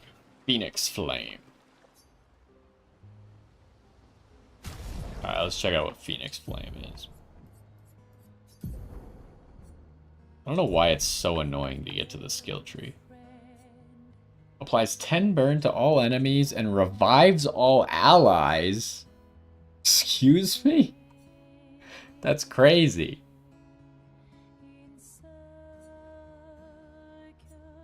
That's the one thing that I'm scared about relying on Virtuous Strike to get into Virtuous Stance, is I feel like some of these gradient attacks are gonna get so crazy that it's gonna be hard to convince myself not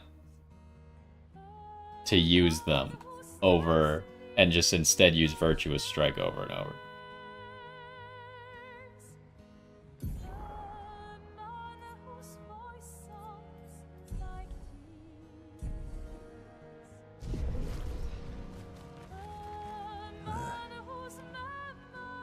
You were right.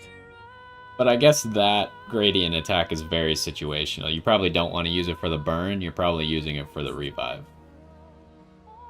So it would require both your other teammates to be dead for it to be worthwhile. About? The odds of killing Axons.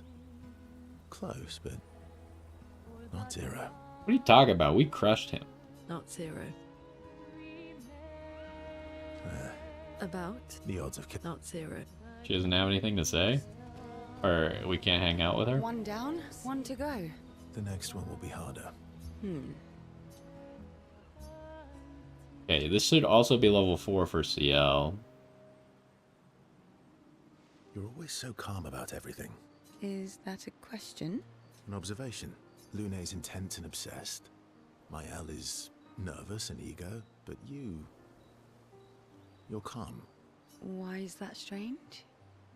It's kind of strange. Have you seen the situation that you're in? I guess. Death and I, we've walked a long road together. What does that mean? Death is a friend who will welcome me home. Home? Yes, home. With everyone I've ever loved. You believe in an afterlife?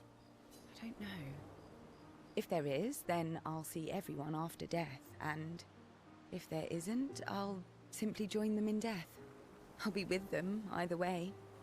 It's an interesting philosophy. For someone so young. True. I'm not quite as old as you.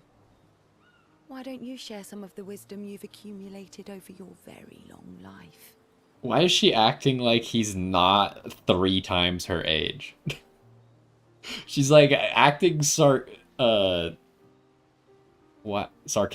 I don't know why I just forgot the word sarcastic. She's acting sarcastic even though because he looks a similar age to her, but he's actually 3 times her age.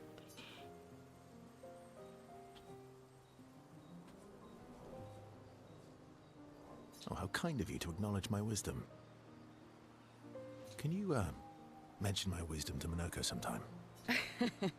Oh, actually, isn't Minoko even older? Eskie too. Perhaps I should ask them instead. Okay.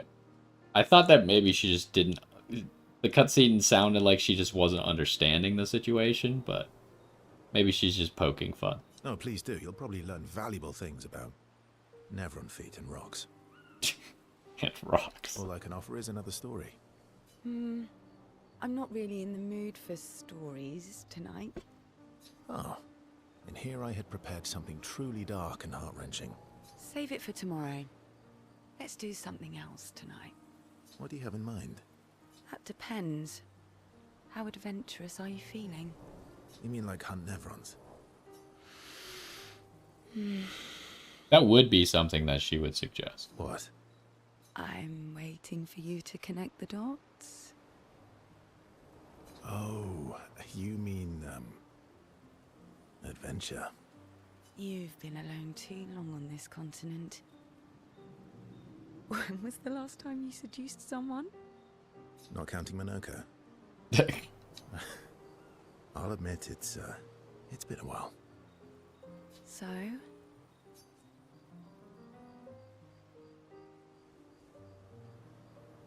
Why are they making me choose?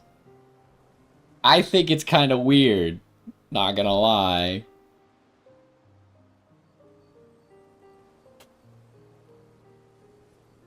So I kind of want to go with this.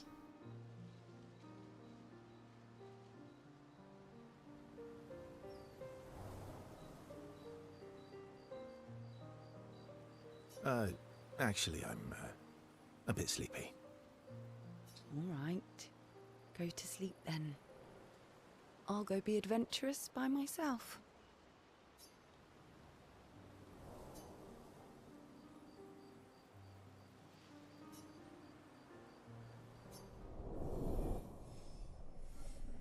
I still don't know exactly what she means.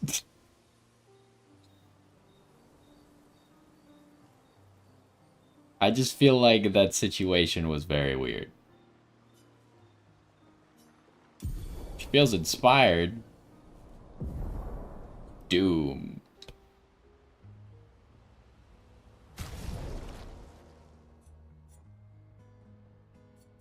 Over here.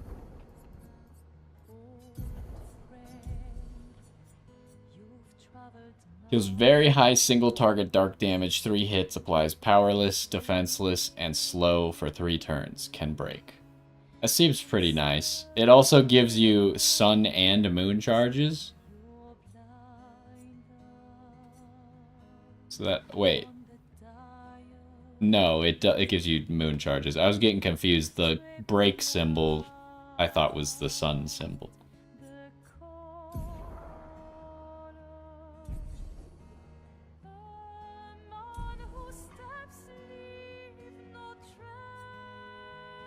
How many upgradey thingies do we have?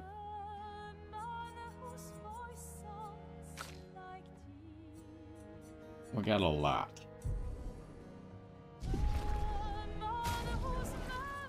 So let me think again about Minoko's weapon. This weapon really just does nothing, huh? Now that I realize that Lune is just giving him permanent rush anyways.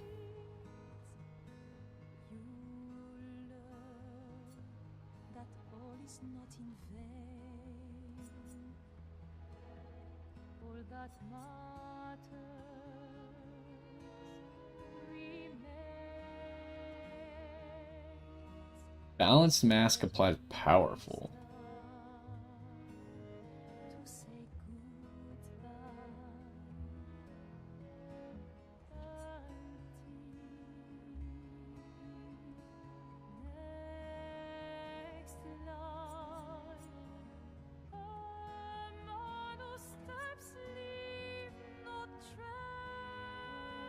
I mean, this could do something.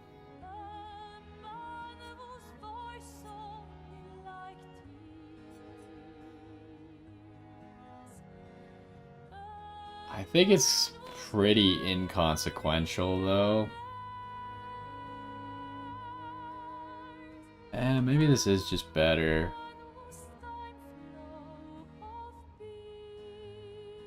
I mean, I think that this is just generally better. But this is also the weapon that he came with. Are we really going to go back to the weapon that he came with?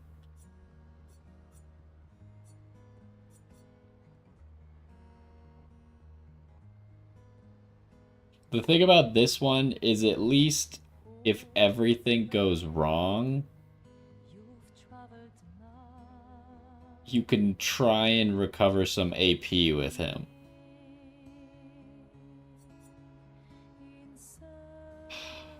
I just don't know if this is good enough that I actually want to invest in it. I feel like I'm still looking for a better weapon, but I'd probably feel better about putting a few level ups into this one since it's already 5 levels higher.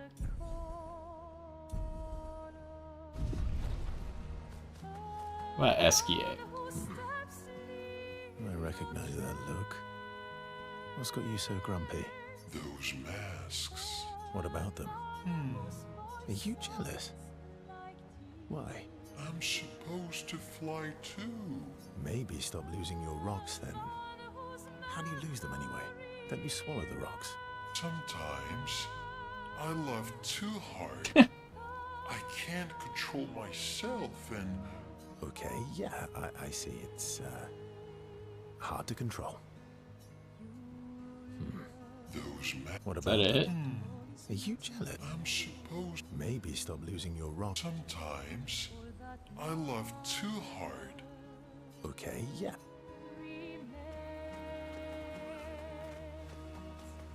Okay, let's go talk to Sastro. So we should have a new reward there.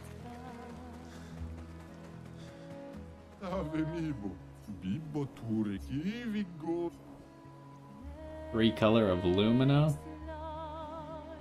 Okay, there's 3 more missing, huh?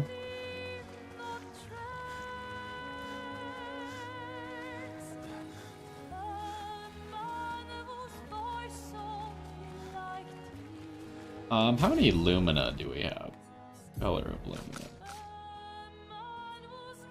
We're probably fine. We don't have to spam them out right now.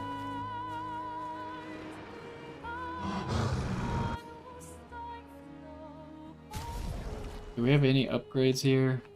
No.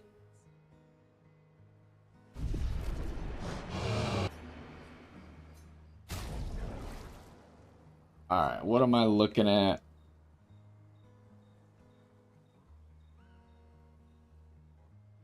Are we really just trying to get these weapons to 19 right now?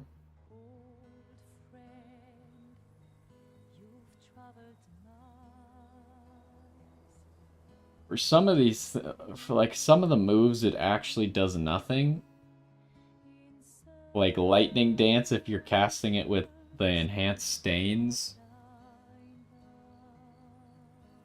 it already does 9,999 crit or no crit.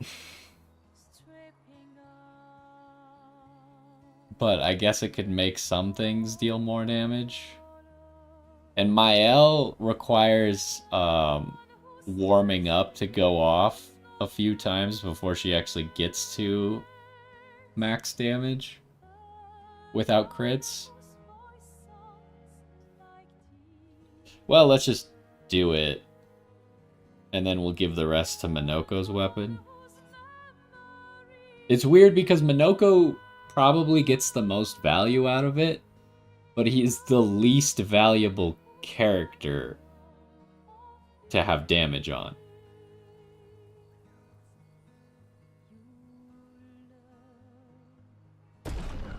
Oh, the last one's 5?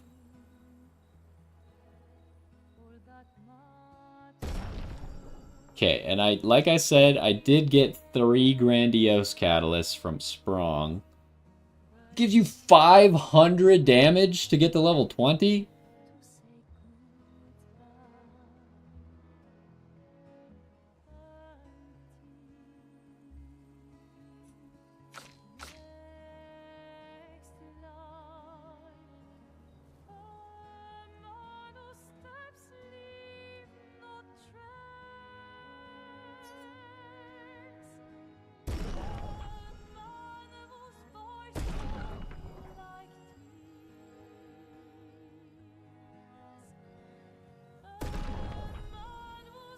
So I'm trying to figure out if it's even worth it for me to go to 20 right now. Like, Burns dealing double damage probably does not matter right now.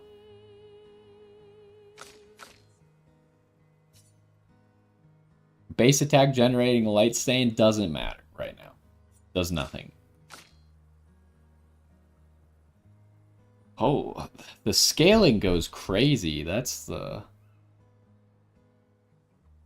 Scaling goes crazy when you do this next level of it. Get like almost 100 damage from the B to A scaling. And then the C to B is 200 more damage. This one, the A agility scaling with almost 99 agility. That's a lot of damage. Okay, well, let's get Minoko as much as we can get him.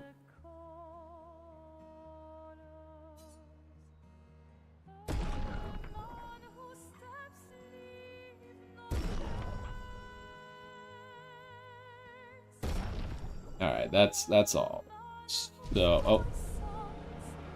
So do I even bother with using the Grandiose Catalyst right now to get those 2 weapons? I could get both of them to 20 right now. And then I'm kind of guaranteeing that they're just hitting 9,999 in all cases. Even not crits. I'm definitely going to use this weapon long term. So I guess, like, even if this 440 damage boost doesn't actually do anything, because I'm just going to be hitting the same numbers anyways, I guess it's fine because eventually I will be using it.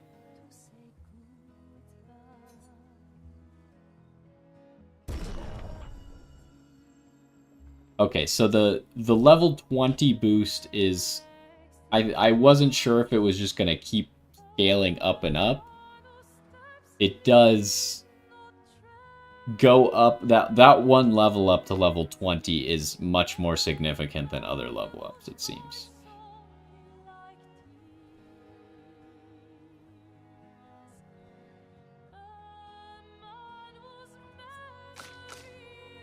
Now, like, is there any reason for me to do this upgrade here?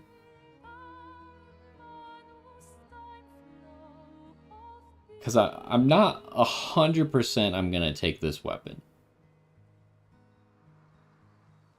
But the other weapon no longer has a use because I now have Cheater and just get second turns every time anyways, so this weapon's useless. We would have to find something new that's better.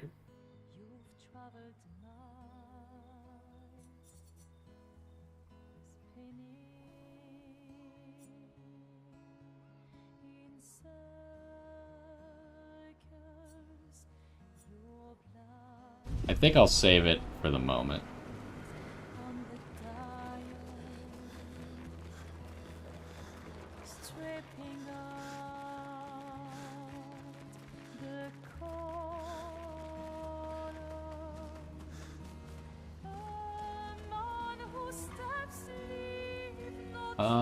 Do we have? We do have attributes.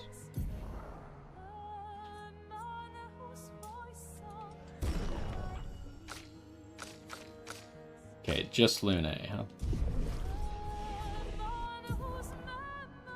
And then Lune could finally get this Stormcaller.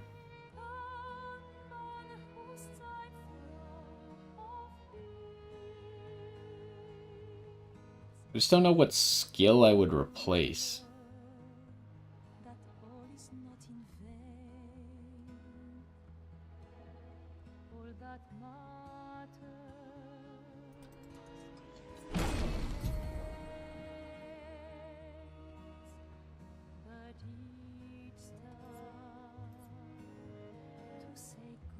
Maybe Terraquake, but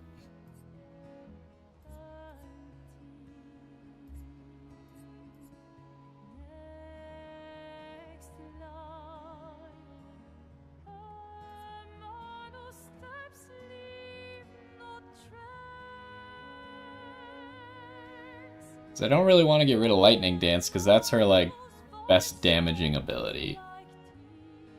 This ability's good, this ability could break, this ability is our entire build. This ability's pretty good with our build.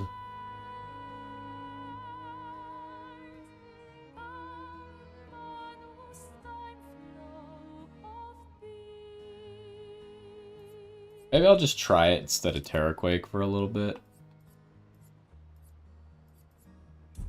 I think for now it seems like we're too strong. So it's probably functionally not gonna matter.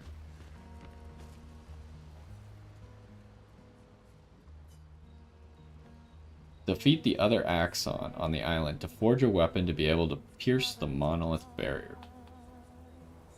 Somehow I feel like the power of the Axons is what's gonna make us be able to hit above 9,999.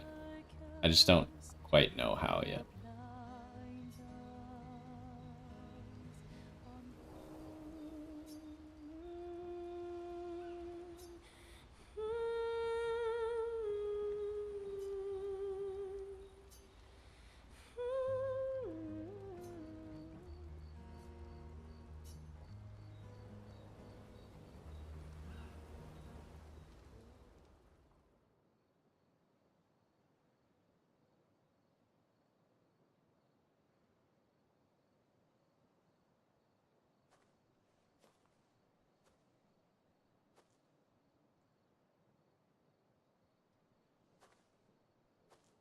Do you mind if I play here?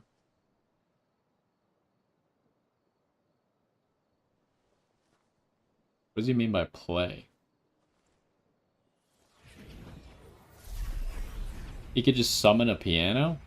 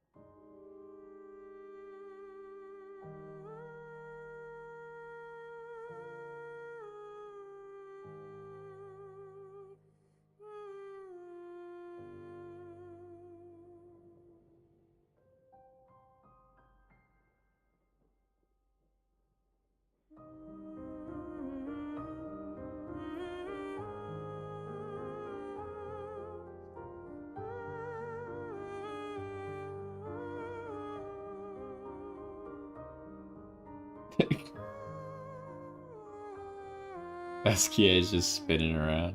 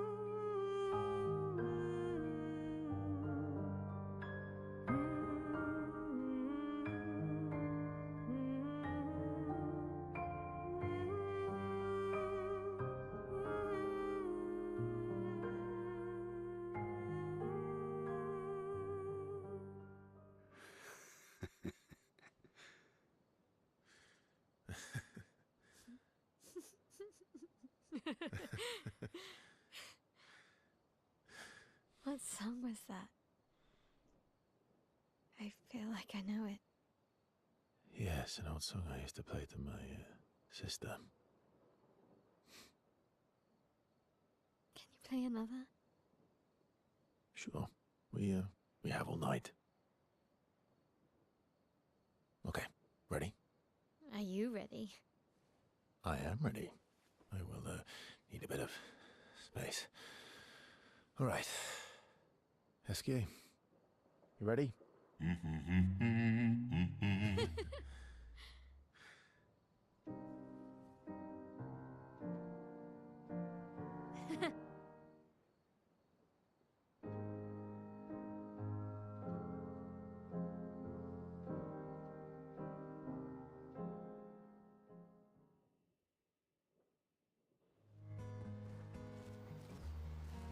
Well, I guess it's a lot easier to stay practiced up on piano if you can just summon a piano, huh?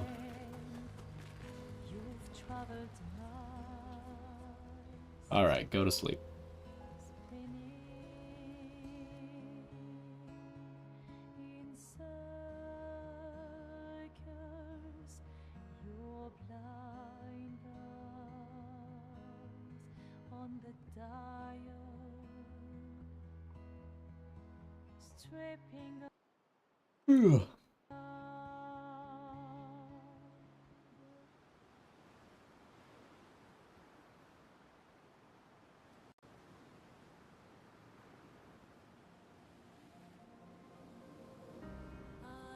Alright, we are outside the Visages now. So I think that's probably gonna do it for today. Defeat the other Visage to forge a weapon. Gotta go over here. The Sirene, maybe? Is that how you say that?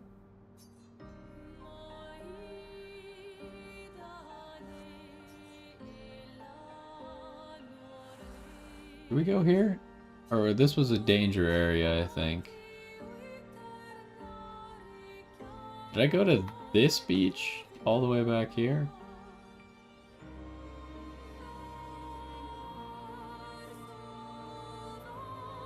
I mean, the fog kind of looks like I did, but why don't we just make sure? And then that'll be the end of the episode.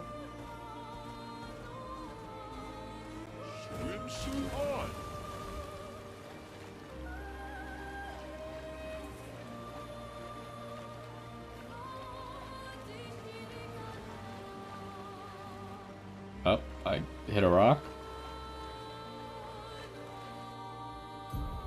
Oh, I went past it.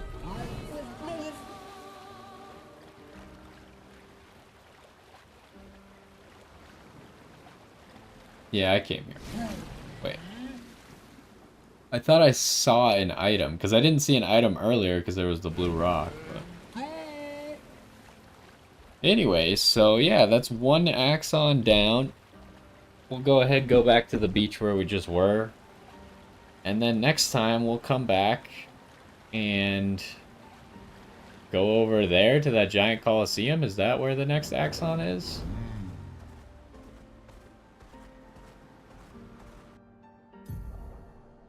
I think so. I think it's this giant Coliseum looking thing. But yeah. that's gonna do it for this one. The boss fights are not super difficult at the moment. I mean, I did probably overlevel us a little bit by going back to do all the optional stuff, but I was having fun, and I heard that once we get to the next act, the challenge should ramp back up again, so hopefully we should be alright with the power level that we're at. So, anyways, that's gonna do it for this one.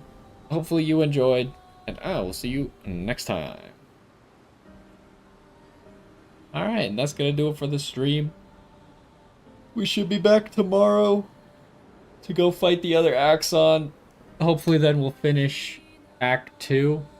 Not exactly sure where it ends, but I wouldn't be surprised that that's where it ends. And then, I don't know about streaming on Monday. I haven't really decided yet, because obviously it's a holiday. And then I don't really know what to do with Night Rain. It seems like maybe I won't have anyone to play Night Rain with on the first week. So maybe we won't go all in on Night Rain right away. So that means we might do like one Night Rain and then one Clair Obscur stream. And we'll just take it from there and see when other people will join me for some Night Rain. And otherwise, I mean, this game's great. I want to play this game, but I also want to jump on Night Rain as soon as we can. But maybe I'll just play a little bit of Night Rain and not too much of it. Anyways, that's gonna do it for the stream. Thanks for stopping by. Hopefully you enjoyed. And we'll be back tomorrow for some more. Bye.